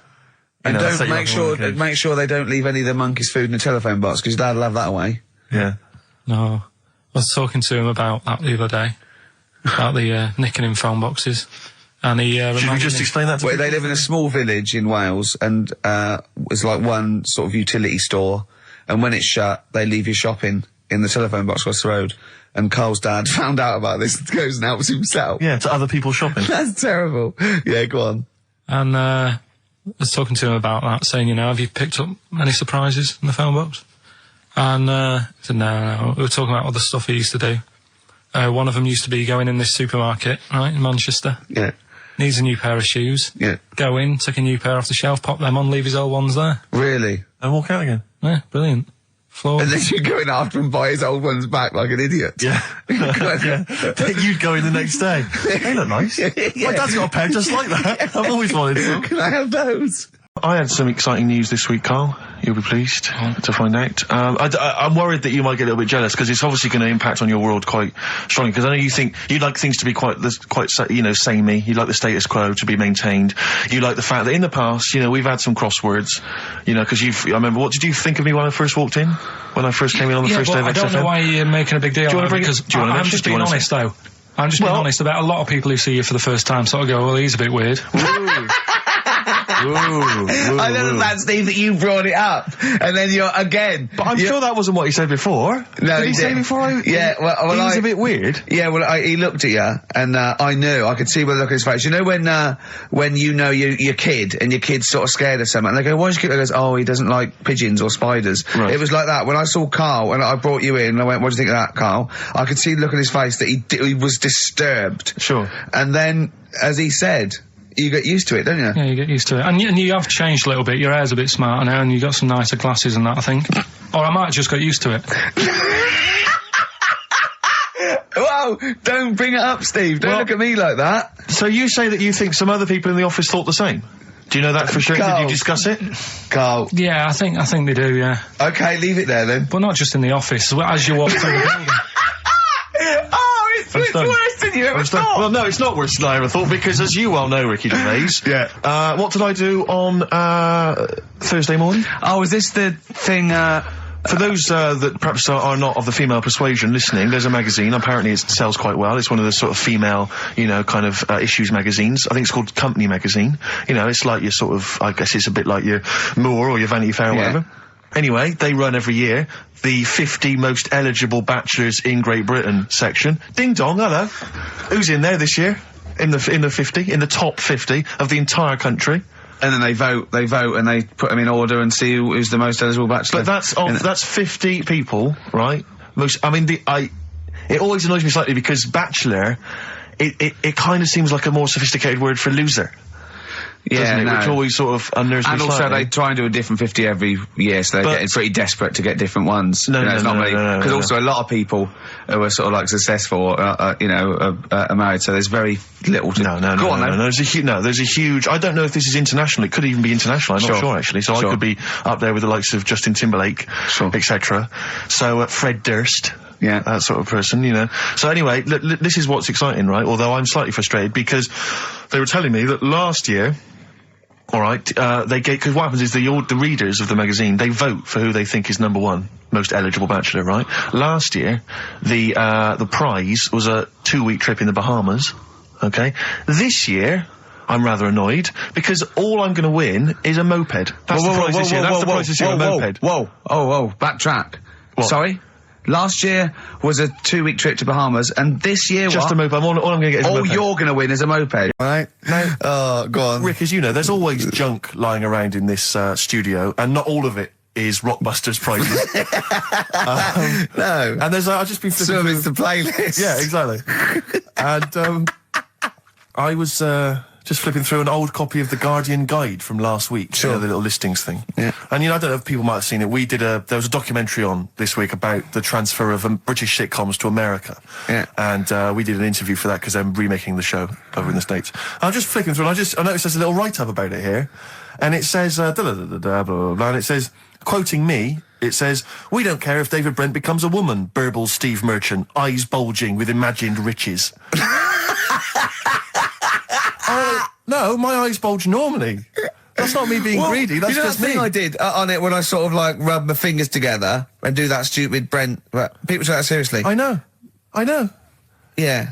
It's extraordinary. Oh, some people got it, but I think it was something in the paper the next day said Gervais's mannerisms could have been transferred as dollar signs. Well, I was doing it sarcastically. Exactly. I was doing it like that. I was pretending that I just cared about the money. Yeah. So, irony... you see, people say Americans don't get irony. Most people here don't get irony. Absolutely right. That's why they think this show's rubbish. Yeah, I know.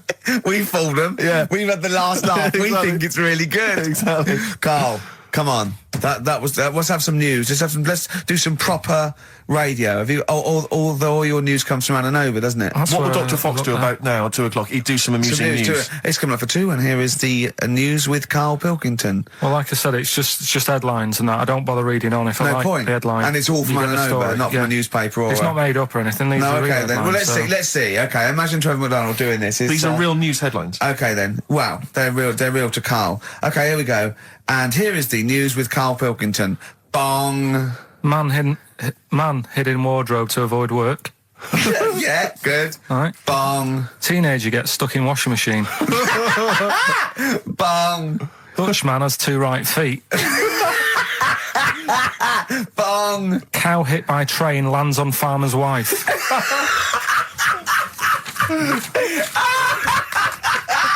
That is the real news to you, isn't it? That's brilliant. I was just thinking the cow flying through the air. Yeah. And the wife going, oh no. Yeah. Oh dear. Dutchman has 2 right feet. Yeah, he's having some operation or something, and What, they put the wrong foot on him? he's got 2 right feet or something. Well, maybe it was only a right foot that was available. Good dancer. Yeah. Oh dear. What Well, else? in real news, I was I followed that thing with it was that fella that got into the palace when Bush was there. Right, an The undercover journalist, Yeah. I mean, it would have been a problem if he was a terrorist, but it's sort of like, and as the palace said, all our tests are to expose terrorists, not journalists. Yeah. I just think it was no big deal, really. Yeah. I think it was much more big a deal for Well, I the think it was- journalists than anyone else. It's like, well, okay, well, all the journalists in the world can pop up as long as no terrorists get in. Yeah. We're all right. Exactly. Yeah. A bloke just got through a terrorist. No, an ice cream seller. Yeah. That's all right. It was like they're waiting hand for finger. I can't believe it. It's Baz Bammingboim from the Daily Mail. Yeah. And I think that's Gary Bushell. That's fine. That's fine. Don't worry about it. Yeah. But it was just that all he did wrong though was just lied on his CV. Well, I think he did. But everyone lies on their CV. Of course. Everyone Actually, gives references. I don't think I've ever done a CV. I tried to lie. I did one once when I was at UDA and I was an events manager. I applied for a job at Radio 1 for events manager. Didn't even get an interview. Yeah. So I just stopped the CV lark. Sure. Now I just, you know. The one knocked back and that was Exactly. it. No, well, yeah. So, You've lied on your CV, have you, Carl? Yeah, loads. Yeah. It's just, it's like someone from Little Britain. Yeah, no. Yeah, loads. Yeah, go on. Come on. there was one Radio, when, come on. there was a job going at Granada. In fact, this isn't even lying, and I still didn't get the job. Go on. Right? But, Well, you Granada, don't get a job just because you don't lie. It's not, have you lied? No, you got the job. Yeah. No, but there was they ask you loads of stuff, don't they, that you think, well, that's got nothing to do with the job. I don't know why you're bothering me, asking me certain stuff, right? Qualifications, things like that, yeah. Yeah. But, well, it was languages, Yeah. right? What did it say? It just said, you know, put your name, put your address, languages, right? And, What? Oh, yeah. And What I do you, just- what, you don't speak any other languages, do you? well, I just thought English, quite good.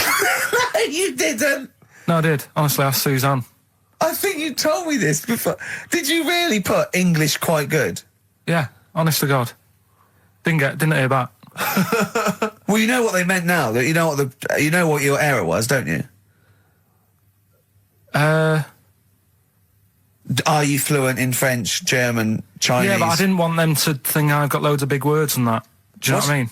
Well, I don't use loads of big words and stuff. No, they There's meant, no do you point. speak any other languages? It's any other languages, Carl, not the They one assume your that native you can language. speak English because you're filling out a form. Yeah.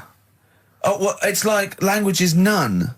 They assume you can speak something, and they'd probably think it was English. And to put quite good when you are English. Yeah. English is your first language, yeah, I'm quite good at it. I see your point, though. It's true, though, isn't it? I'm not sure quite good is accurate. No, poor. English, weak. poor. Weak. So you didn't get the interview, no? What did Suzanne say when you told her you'd put that? She just laughed. It was Really? too late. It was too late to do anything. How's her hair? Do you want to talk about it? Right, she's off today, so Is it alright, is it? Oh, she's listening, you mean? she's at home today. But it's probably alright now, isn't it? Because a bad hair day, it doesn't last. It'll be nice. Well, nice, not today. You're scared of her, aren't you? No. I mean, I don't want to... You've learned your lesson that, you know, you can't talk about people like that because it upsets them. Well, plus I can't do it all now because we're doing Pulp Fiction later, and it sort of involves her head. So... Brilliant. So let's... Excellent. There's me thinking that you're being considerate. Yeah. All worried about... They did tests on the brain, and it worked out that they've got something smaller in the brain. The gay ones have got something in the brain that makes it smaller. And they said, right, well, that's probably how it's going to work on males, on like males and females and like humans. So you took from this that gays have smaller brains than straight people? No, there's something in the brain. Right, go on. So if someone's saying, you know, oh, I'm a gay, or they're not sure or whatever, they will now be able to find out. So you can go to the doctor and to find out if you're straight or gay. Is there any gay in my brain? Let's have a look. Do. You've got a little bit of a gay in you, yes. A little bit of gay in there. Yes, you've got the, you've got a little bent cell there. Well, that's why they did it anyway. I don't understand how they could differentiate which was straight and which were gay to begin with, before they then gave it to the scientist. Wasn't that what the scientists figured out? How could they tell? There's one theory that it's genetically determined. There is one. There is a theory that's genetically determined, but I don't think it's as easy as pulling a sheep's brain apart and finding a little pink sort of like blob in there and going, right, we've taken the guy out and now he's going to go and shag some ewes. I don't think it's that straightforward. Although homosexuality does occur at a similar sort of rate in animals, I think. Yeah. Yeah. So you knew that, didn't you? So that's that one. I mean, I just like the idea of the farmer figuring out which is straight and gay. Well, that one's wearing quite a camp-looking neckerchief. So I'm thinking maybe he's gay. Is that, yeah. I love the fact they can, that one's a big fan of Sophie Ellis-Bextor. Yeah. They put on ABBA and see which ones dance. Exactly. That's how they... Which one, yeah. Put on like Barbara Streisand and see which ones sing along. it is rubbish. What did I find out? Did you just say that is rubbish? No, I found out other stuff in the week that didn't make the top 3. Wow. We haven't even had to... This must be mediocre stuff. This must be really bad. Yeah, or it might be dubious. Go on. We've got to think proactively now. We've got to sort this out. See, there's always other things going on in my mind when I'm in that pub quiz. For me, it's just a little bit of fun. Sure. It's a night out. You know what I mean? Suzanne enjoys it. Yeah. It's a bit of a get-together. We have a chat beforehand. Yeah. We have a bit of fun. But there was other things on my mind. What were you Carl, thinking? I could do that here. I don't have to lose a tenner. Wait, what were you thinking during the quiz then, when the questions were coming out? What were you thinking of? Well, what it was, right, just before the quiz started, I had to go to the toilet, right, because the rule is, right, people who don't go to it, once it starts, phones off, yeah, no you more can't leave toilet. the room, They yeah. take it dead serious, don't they, right? Yeah. So, I went to the toilet. Now, I'm not being out of order here, it just got me thinking, right?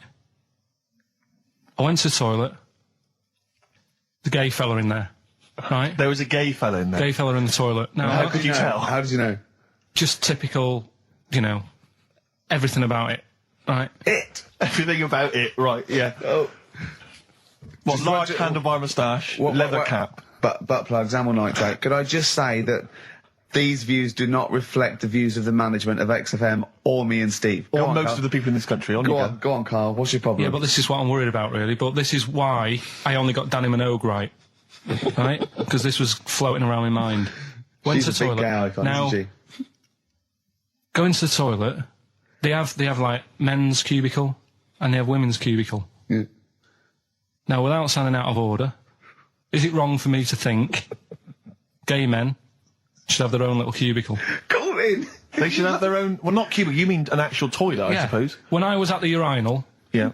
normally, you know, there's a fella there and then you go, all right. And there's no pressure. But I couldn't go. I was thinking, should I wait? If I go into the toilet, it'll look obvious. Yeah. I had loads of pressure and But this was what were going you on. worried about? I'm so sorry. What were I'm you so concerned sorry, about? viewers? I'm so Well, sorry. it's like, right, listen, when I was a kid, right, and it's all right for you to go into women's toilets when you're a kid, it's like, oh, it's a bit cute, Yeah. right, as long as you're not, like, over 15 or something, right? Right. But when I was a kid, I went into a toilet, and women, when they use their little cubicles, they don't shut the door. Some of them just sit down on the toilet, Yeah. right, and you see everything. And, no, seriously, that's probably one of the first times I saw, like, a woman. Yeah. That, right, and my Auntie Nora when she was staying over. What happened with your Auntie Nora? She was, she's into wearing caftans. Into wearing what? You know, caftans. Oh, yeah. What are caftans? Big, bellowy sort of dresses. Right. And, yeah, I used to sit on the floor at home in front of the telly. Sure. She was on the chair behind. Yeah. She did a bit of a sort of a Sharon Stone scene. Oh, God. Yeah. Did you see it? There was no underwear. No. What age were you? What was it like? What age were It you? was like a ripped tennis ball. What? Right, we're off air. We're off air. Either that or put us in for the Stoners. Iced tea. That's how I'm living. Bit of old school hip hop. Where's our tea? All right. Good point, yeah. Go make me a cup of coffee or something. Well, before you do that, can I just qualify something? I'm a little bit concerned Yeah. about your toilet discussion. What exactly is your point again? I was just a bit bemused. You see, it's a tricky one. All I'm saying is, right, there I was at the pub quiz. I go to the toilet, not thinking about anything. I try to go, right, there's a little gay fella next to me. I love this little gay fella. Now, the weird thing is, there's nothing stopping him having a little glance, right, because he's allowed in the fella's toilet. Yeah. Now, I'm not allowed to go into the woman's toilet and have a little look round. Right. So all I'm saying is, should they have another toilet area? What, for gay people? Yeah. And so this would be gay men and lesbians? Is that going to complicate things? I mean, I can only assume. I mean, to what point? I'll ask you a question, right? If you're intimidated, that's a shame. But you know, most gay men aren't looking at your knob. You know that. What do you mean? I can only say that 99.9% of gay men who use a urinal standing next to what they assume is a heterosexual man aren't looking at his knob. What they're doing then? They're emptying their bladder. No, but the thing is, I can't talk. you're politics saying for Carl. you're saying like, you know, about would you have one toilet for lesbian women and gay fellas, right? What does that mean? Would it be mixed? Would it just be? Well, would it have a man on one? That's heterosexual man. One little picture of a woman, there, and then what? What would the little icon be? A man and a woman? A man and a woman. Just having a chat? Yeah. in pink and Doc But Martens. you couldn't mix them, because then what would happen is you'd get people who are going, oh, I'll play up to this a bit. What, pretend to be gay? And yeah, you know, sort of grow a moustache and shave their head. And pretend to be a lesbian. Right. Yeah. So, well, I see. So, you know, people pretending to be gay so they could go in and have a look at the lesbians. Yeah. Right. So that would mean that we need 4 cubicles now, wouldn't we? Yeah, no, this is fine. 4 cubicles. So every pub How now... many toilets do we need at Every the pub's moment? now got 4 toilets. Oh, Carl, bisexuals. Yeah. Now, interesting. Bisexuals. How many toilets do we need now? Call the council. Do you use any? Huh? No. No, because they're interested in everything, aren't they? Because the little bisexual fella will be looking at your knob. Right, with them, Yeah. what you do, you just have a door, you open it, and there's one urinal there, so you can't get a queue.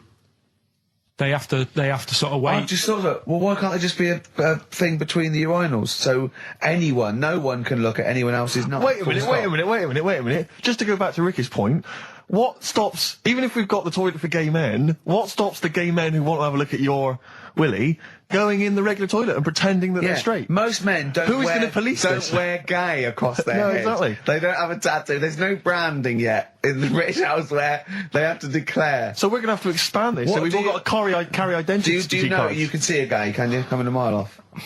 No? No, I'll just hold it in next time. No. Can you tell gay men? Do you know a gay man? I'd say probably if you did if you lined some people up Yeah. and said point them out, I reckon I'd get. But hold on, we're not talking about people dressed in leather with the arse cut out and an handlebar moustache. Yeah. We're talking about, the everyday, No, non-seen... of course, Oh, no. well, yeah, but I mean, suppose I put you in a room and there was 10 naked men, right? Yeah. And there's 5 gay men and 5 heterosexual. Could you walk along that line looking at those gay... Am I naked? No, you don't have to be naked. Why would you have to be naked? To catch them out. How would you catch them out? Don't go into it. Don't go into it. Play a record. Miserable now. Would you share a toilet with Morrissey? From Manchester, you'd have a lot to talk about, wouldn't you? Yeah. We've had an email, Rick, from Jim, and he's just simply said, what about a separate cubicle for bold Mancunian? Carl, over to you. This is the time where we play, well, the world famous quiz, isn't it? Rockbusters, isn't it? Yeah. Which is Blockbusters, but with music. See you later. Cryptic clues and that. Do you want to say? Not really cryptic, but go on. We've got a number of DVDs to give away, including some teachers' DVDs. We've got a bunch of CDs here, and also Ricky Gervais's live stand-up DVD, Animals, brilliant. which Cool. is not good at all. I really would not encourage people to buy that. It is weak observations, poorly performed. I would recommend The Office Series 2 on DVD. Rubbish That's in still that. I'm available. awful in that. You can actually see me forgetting some of my lines. That's true. Go on. Right then, so cryptic clues, just an example, might be new, I reckon. People will be staying in today because it's raining and that, so might not have heard it before. So, like... or they have and they're not listening. Yeah. Well, whatever. Good. You gave up on that, did you? Well, give us an example of the sort of thing. Jesus. All right, maybe don't. Listen, Don't say that long. yeah, I'm a broadcaster. Yeah, words are my tool. Go on. All right, forget that. Come on, Baldy. Right, three clues then. Here's the first one. It's a band or an artist. Yeah. Right? I'm going to the northeast. What are you going there for? Good point. Good question. Right? Yeah, if it had been why you're going to the northwest, that's a different matter. Go on. Going to the northeast. What are you going there for? Right. Yeah. S is the initial, so it's a band or an artist it starts with. Just looking through some of the news stories that Carl did make it into Carl's news roundup. Yeah. Just this one you might be interested in. Headline: Woman says partner ran off to become vampire. Yeah. And it says a young mother says her partner has dumped her to become a vampire. Rebecca Roberts from Somerset says Matthew Barrett fell for a blood-worshipping woman in a US cult. The 23-year-old mother says he began shaving all his body hair, dressed in black, and used Rebecca's lipstick to redden his eyes. Rebecca caught him performing weird blood rituals in front of his computer at night, cutting himself to prove commitment. She said, I thought it was just a hobby. Everyone's got a right to one. I was pleased he'd found an interest. Brilliant. This is apparently from The Sun. Apparently he's left. He's gone to America. He's living in this Ohio-based cult. But it's the last bit where she's been asked whether or not, if he came back, would she take him back? Sure. And this is where I wonder if the journalist, you know how journalists are supposed to just report the news, be objective. Yeah. I wonder if maybe the journalist here has maybe had some interference. Made the quote better for them than go on. Because it says, I never thought this would take over his life. Now, if he came back, I'd say fangs, but no fangs. Oh dear! I can't believe. Imagine you're the woman, Rick. Okay. And I've come round. You're the journalist. I'm the journalist, and I've come in and I've said, I can't read about this. All I have to do is not say that thing. You've come. I understand you're obviously quite upset. Your husband's gone gutted. off. If he came back, would you take him back? Definitely not. Right. Really, what would you say to him then if he came back? Just get lost. Right, but I'm really pissed off with you. Would you perhaps say something a bit more pithy? Not in this situation, no. You're upset? He cuts himself, he drinks blood, he's left me. Sod off. I'm not interested, mate. Because I tell you what. Go on. I mean, I like what you said there, but I wonder if we could condense that a bit more. If he came back, would you say... Go away. Would you ever say something like, thanks, but no thanks? No, because it makes it flippant, because I'm really angry. I know you're annoyed. And I'm upset, so I wouldn't say... I certainly wouldn't say thanks. I might say no thanks. But what if you sort of said it like aggressively, like you're giving him the finger, thanks, but no thanks? Like you didn't really mean sort it. of sarcastically? Sarcastically, would you possibly say I that? might say thanks, but no thanks, and that'll be it. And that's and I'd leave it there. I'd never change that. Sure. I'd never change those words. Can I ask you a question? Go on. Do you like puns? Hate them. Right. I don't like It's Countdown. I don't like QI. I don't like any of those posh Cambridge, Oxford types. I hate puns. If you had to say thanks but no thanks in the form of a pun, what would you maybe say? I wouldn't. I never would. Right. I'd say thanks but no thanks. I would. I mean, I feel embarrassed that I'd even say that because I don't think I would even say thanks but no thanks. Okay. But if I did go that far, I'd leave it there. Sure. So, have you ever noticed, as I have, go on, the similarity between the word thanks and fangs? Not really. It's very similar. Not thanks, really. Fangs, F-T-H, there's a K. Fangs very much. G, it's A and N. Well, the A, the N and the S, but that's about it. Would you agree it sounds marginally similar? Yeah, Is it possible you might one day say fangs but no fangs? I wouldn't know. Right. I could put that though, could I? But don't say I said it. Right. I mean, yeah. Fangs, but no fangs. Yeah. This is the thing. Just, if you ever read an article in The Sun, The Mirror, anything, do not believe it. Really seriously question and query it, because... If it ends with fangs, no fangs. If it ends with a pun, almost certainly they never said it. Okay. But we're talking about MTV, right? And I was feeling a bit nervous, wasn't I? About like, the way I look. Right. And what have you. And then I watched a bit of Celebrity Big Brother and all the fuss that Mark Owen's getting, and he's not that good looking, is he? He's very. I want to be Mark Owen's mate. If anyone who knows Mark Owen or Mark Owen's listening, I want to be his mate. I think he's brilliant. I think he's a nice lad. But what I'm saying is, right, all the girls go mad over him. Yeah. And he's not that good looking, is he? Well, no, he's got. He is in a certain way, isn't he? That sort of non-threatening. But he's not stunning, is he? Do you know what I mean? No. Well, what's your definition of a stunning? Yeah. Well, who do you like? Someone who you look at and you go, God, they're good Which looking. bloke do you fancy? What bloke do you think's attractive then? So if I was into men... Yeah. In fact, you can still say a bloke's a good looker without fancying him. Who do you think is attractive? Probably, I mean, it depends what you're looking for. No, just look. Just look. You think it's different looks as well. Of course, yeah. Who would you say was attractive? Who would you say was like stunning in your definition? A good-looking lad. Yeah. Good-looking lad. Oh, look at him over there. He's.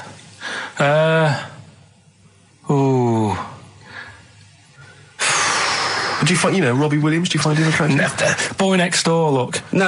Who do you? Carl, hurry up, because it's we've only got 2 hours. Probably. I can't think of one offhand. Mark Owen is pretty good looking then, really. There's not. Just name one bloke that you think's an attractive guy. There must be one bloke that you've either met or that you've seen in a pub Who do you think on a is poster. Attractive? Tell you what. Go on. Tell you what. Works here. Young Alex Zane. Well, we know Alex, maybe we can fix you up. I love you, Alex. I've never bought a suit since I was like 11, right? I went to my brother's wedding. That's the last time I wore a suit. No, but it's like how when I went to the BAFTAs with you and I wasn't really enjoying it, you were I can't. He's what? No, You you are didn't tell such us an this. ungrateful. There are so many You're people. like a little charity case. You're like, oh, I had God. chicks queuing up Yeah. around the block. You'd wanting usually come. have to. I know, You but just I someone told like you you. would have to write to Jim or Fix It or Esther Ranson to get them to meet us sort of people. And now it's on your doorstep. I'm amazed that you didn't enjoy it. Why didn't you God. enjoy it? You got to walk down the red carpet. You went in. There was George Best, one of your footballing heroes, was there. A load of other big names. You sat there in prime position. You came backstage with a load of other big names. Hey, you had a lovely bit of grub. You were filming this thing for the DVD you were making. That's you, a cameraman on our DVD. And yet you think, now you look grumpy because you had a couple of pints and I can't believe So it. tell us why you didn't enjoy it, because the ceremony, what didn't you enjoy about that? It was interminable, wasn't it? Far too long. Wasn't it awful? 3 So boring. hours. I thought you were going to say something. Really? Sorry. 3 hours. Yeah.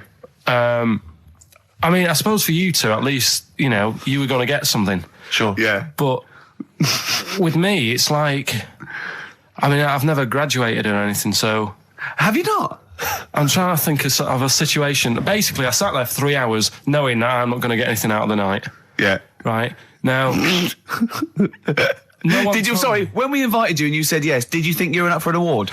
No, but I thought we were going to be sat round tables having a nice bit of food, Yeah. whilst people are going up there winning awards. Yeah. But 3 hours of the same thing over and over again. I mean, if a film's 3 hours in the cinema, Yeah. you go, well, it's long, but, you know, I wonder how it's going to end. Yeah. But this was just like the same thing over and over again. Some guy going up, thanks a lot, cheers for the bit of brass. And then going down, sitting down, the same thing over and over again. Honestly, right, I'd say it was one of the worst things I've ever had to do. Lincoln! No, I enjoyed the night afterwards when we did have a bit of lamb and a nice bit of veg and that. That was Yeah. all right, and I went home and I was happy, and I got the little freebie bag that you're talking about that we're giving away, which wasn't much good stuff in it. Oh, All right. Christ. No, What, because what would you have done on that Saturday night? Suzanne What said- would you have done or the Sunday night rather? What would you have done had you been at home? I would have stayed in with Suzanne, right, watching telly, having a nice bit of pate on toast or something, cup of tea, watching 24. But instead, I had to buy an expensive suit, so I didn't show you up, right? Jesus, what are we doing? Yeah. How much did you spend on your suit? Well, in total, right, because, you know, the shoes and the suit and the shirt and the tie, it was about 600 quid. That's the most expensive evening ever. And that's what I'm saying to you. And the daft thing is, it's dark in there. I don't know why you've got to wear a nice suit. You can't wear a tracksuit, for goodness sake. It's dark in there. No, just the shirt and that. It doesn't make you a better person wearing a suit. No, doesn't Do make you you a know what I better mean? person, no. We're not claiming it made you a better person. No, but that annoyed me. Yeah. I mean, it was an experience, innit? That's why I went, because you think, if I didn't go, if I would have said to you when you invited me, no, Steve, I don't want to go, then I would have never known, right? Yeah. And that's my sort of thing in life, right? If Yeah. something comes up, you should take it, even if you're not going to like it. It's a bit of an experience. Right. Do you know what he said to me? I phoned him up because we had to meet up, and obviously he had to pose as my gay lover. Yeah. To get in, right? Yeah. He phoned me, what? You said something to me like, I bought a suit, I'm looking good. He said, I'm looking good. People will think, how on earth did he end up with that good-looking guy? So he got into the role. That was what he said to me. He started getting into it. Such an insight. Play a record. I just must say that we've had an email from Daryl Foss. Lots of people have emailed in and say, well done on the BAFTAs and well done on your Room 101. They really liked that. Thank you. There's one guy, Daryl says, Ricky, has your dad only got one D-Mob suit? Because I don't know if you noticed, but Ricky wears the same suit every single time he appears on TV because he spent a fortune on it getting it tailor-made. I've only got one. It's a good suit and I he just wears it know. all the time. And it's winter as well. It's like a pure wool, so I'm sweating everywhere I go. Anyway, usually it's too much cheese. I won't be buying another. Huh? I won't be buying another one. Ever. That's it. Yeah. Suzanne told me today, right, because I've handed it in today to have the trousers turned up a bit. Why? Because it was a bit of a bodge job for the night. Yeah. Right. It was just some pins sort of holding it up the other night, but you didn't notice, and I didn't tell you because I thought you'd be getting on the stage and saying, "Look at that freak over there with his pants hemmed up." But I took it to the place to get it done. Suzanne tells me that I'm going to start shrinking now and getting to that age where you start going small. Well, what it was, right? Just before the quiz started, I had to go to the toilet, right? Because the rule is, right, people who don't go to it, once it starts, phones off, no more toilet. They take it dead serious, don't they, right? Yeah. So I went to the toilet. Now, I'm not being out of order here, it just got me thinking, right? I went to the toilet. The gay fella in there, right? There was a gay fella in there. Gay fella in the toilet. Now, How could you tell? How did you know? just typical, you know, everything about it, right? Everything about it, right, yeah. Oh. What, Just large imagine- handlebar moustache, leather cap. Butt plugs, ammo nitrate. Could I just say that these views do not reflect the views of the management of XFM or me and Steve. Or Go on, most Carl. of the people in this country. Go on, Carl. What's your problem? Yeah, but this is what I'm worried about, really. But this is why I only got Danny Minogue right. Right? Because this was floating around my mind. Went She's to a the big toilet. gay icon, Now, isn't she? go into the toilet. They have like men's cubicle and they have women's cubicle. Yeah. Now, without sounding out of order, is it wrong for me to think gay men should have their own little cubicle? Go in. They should have their own... Well, not cubicle, you mean an actual toilet, I suppose. When I was at the urinal, Yeah. normally, you know, there's a fella there and then you go, all right. And there's no pressure. But I couldn't go. I was thinking, should I wait? If I go into the toilet, it'll look obvious. Yeah. I had loads of pressure and But this was what were going you on. worried about? I'm so sorry. What were you so concerned sorry, about? viewers? I'm so Well, sorry. it's like, right, listen, when I was a kid, right, and it's all right for you to go into women's toilets when you're a kid, it's like, oh, it's a bit cute, Yeah. right, as long as you're not, like, over 15 or something, right? Right. But when I was a kid, I went into a toilet, and women, when they use their little cubicles, they don't shut the door. Some of them just sit down on the toilet, Yeah. right, and you see everything. And, no, seriously, that's probably one of the first times I saw, like, a woman. Yeah. That, right, and my Auntie Nora when she was staying over. What happened with your Auntie Nora? She was, she's into wearing caftans. Into wearing what? You know, caftans. Oh, yeah. What caftans? Big, bellowy sort of dresses. Right. And, yeah, I used to sit on the floor at home in front of the telly. Sure. She was on the chair behind. Yeah. She did a bit of a sort of a Sharon Stone scene. Oh, God. Yeah. Did you see it? There was no underwear. No. What age were you? What was it like? What age were It you? was like a ripped tennis ball. What? Right, we're off there. Talking about jobs and that, though, I was reading the other day about, like, you know, rubbish jobs that people have had and stuff. I haven't got time when I'm at work, man. I just get on with it. I'm not squiddly diddly. Fingers in pies, different jobs. Go on. Do you know Ivor the Terrible? Ivan.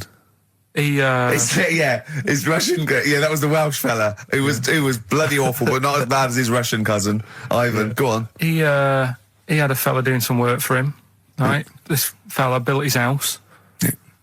After it was done, right, the terrible fella was like... fella Ivan. He was going, oh, it's brilliant, you've done a good job there. Yeah. I don't want you to build another one like that. Took his eyes out. Just stopped him making an house like that. another Yeah. one? Blimey. That's bad, isn't it? Why didn't he take away his trowel? Then he could have seen, but he couldn't have built a house without a trowel. You can't build a house without a trowel. Yeah. Makes I you suppose think, I suppose he probably later thought that once he'd been nicknamed Ivan the Terrible. Yeah. He Go, thought, why? Because you gouge people's eyes out. Yeah, but I didn't want to build another house. I know, but Take his trowel away. What would I have been then? Ivan the crafty at most. exactly, yeah. Ivan the jealous, you know, Ivan the spoilt brat. But Yeah. Gouge someone's terrible eyes. is That is bad. bloody terrible. I'm surprised you're not called Ivan the... Do you know what I mean? Yeah, you're going to go down in history like with Vlad the Impaler. Yeah. He's mainly remembered for impaling people. Yeah, he did a lot of other stuff. Did a load of great charity But work he did. It's the not impaling remembered. is the thing that's really Yeah. gone down in history. When were you reading about Ivan the Terrible? No, it's just or little Ivor stories. the Terrible is the thing you remembered from this informative article. No, it was just little bits like that. Talking about him, there was a thing about someone who worked for that fella who painted the ceiling. Sistine Chapel. Yeah, there was a thing, a woman who worked for him in his house. And, I love how you assimilate information when it's just bordering on the academic, or just the interesting and true. It's wonderful. Ivor the Terrible gouged someone's eyes out 'cause built him an house. That fella who painted that ceiling had a woman work for him. Imagine if you wrote that down in an essay. Imagine if you wrote that in a school essay. Well, you'd probably end up with not getting a grade or... Yeah, or thinking you turned up to more than you had. Exactly. Anyway, the woman who lived with... Yeah, the woman who lived in a shoe. Go on. Yeah, there was this woman who lived with him, and she used to, like, you know, go out and do all this shopping and that. Yeah. But because she couldn't read or write, he used to have to draw everything that he wanted. Why couldn't he just tell her? I don't know. No, but no, wait. That's an excellent point. Could she talk? Yeah, but if it's a big list and that, loads of different coloured paints. But why and couldn't stuff. she draw on a piece of paper? Why did he have to do it? Because he's a better drawer, isn't he? That's the point. That's it. That is. We were just looking for. I'm Ricky Gervais. With me, Steve Merchant and Karl Pilkington. Karl, over to you. This is the time where we play, well, the world famous quiz, isn't it? Rockbusters, isn't it? Yeah. Which is Blockbusters, but with music. See you later. Cryptic clues and that. Do you want to say? Not really. Steve? Not really cryptic, but go on. We've got a number of DVDs to give away, including some teachers' DVDs. We've got a bunch of CDs here, and also Ricky Gervais's live stand-up DVD, Animals, brilliant. which Cool. is not good at all. I really would not encourage people to buy that. It is weak observations, poorly performed. I would recommend The Office Series 2 on DVD. Rubbish That's in still that. I'm available. awful in that. You can actually see me forgetting some of my lines. That's true. Go on. Right then, so cryptic clues. Just an example, might be new. I reckon people will be staying in today because it's raining and that, so might not have heard it before. So, like... or they have and they're not listening. Yeah. Well, whatever. Oh, good. You gave up on that, did you? Well, give us an example of the sort of thing. Jesus. All right, maybe don't. Listen, Don't say that long. yeah, I'm a broadcaster. Yeah, words are my tool. Go on. All right, forget that. Come on, Baldy. Right, three clues then. Here's the first one. It's a band or an artist. Yeah. Right? I'm going to the northeast. What are you going there for? Good point. Good question. Right? Yeah, if it had been why you're going to the northwest, that's a different matter. Go on. Going to the northeast. What are you going there for? Right. Yeah. S is the initial, so it's a band or an artist it starts with an S, and that's the clue. Right. Second one. She's related to the man in the lamp. Right. That's G. Right. She's related to the man in the lamp. Right. And the third one is the Jamaican fella would love to live there, but it's a little bit pricey. Oh, God, I feel an accent coming That's on. one where you're going to have to think about it with the accent. I imagine. Initials there, DS for that one, right? So the Jamaican fella would love to live there, but, you know, it's a bit dear and that, and a bit pricey. So, So give us some again, quickly. right, the first one, I'm going to the northeast. What are you going there for? That's S. She's related to the man in the lamp, you know. That's G. Changes a and bit. the Jamaican fella would love to live there, but a little bit pricey. Mm-hmm. And Okay. that's DS, so email in or text and that. Ricky.gervais@xfm.co.uk. What's or the text 83XFM. Yeah, what's Win that? those So prizes.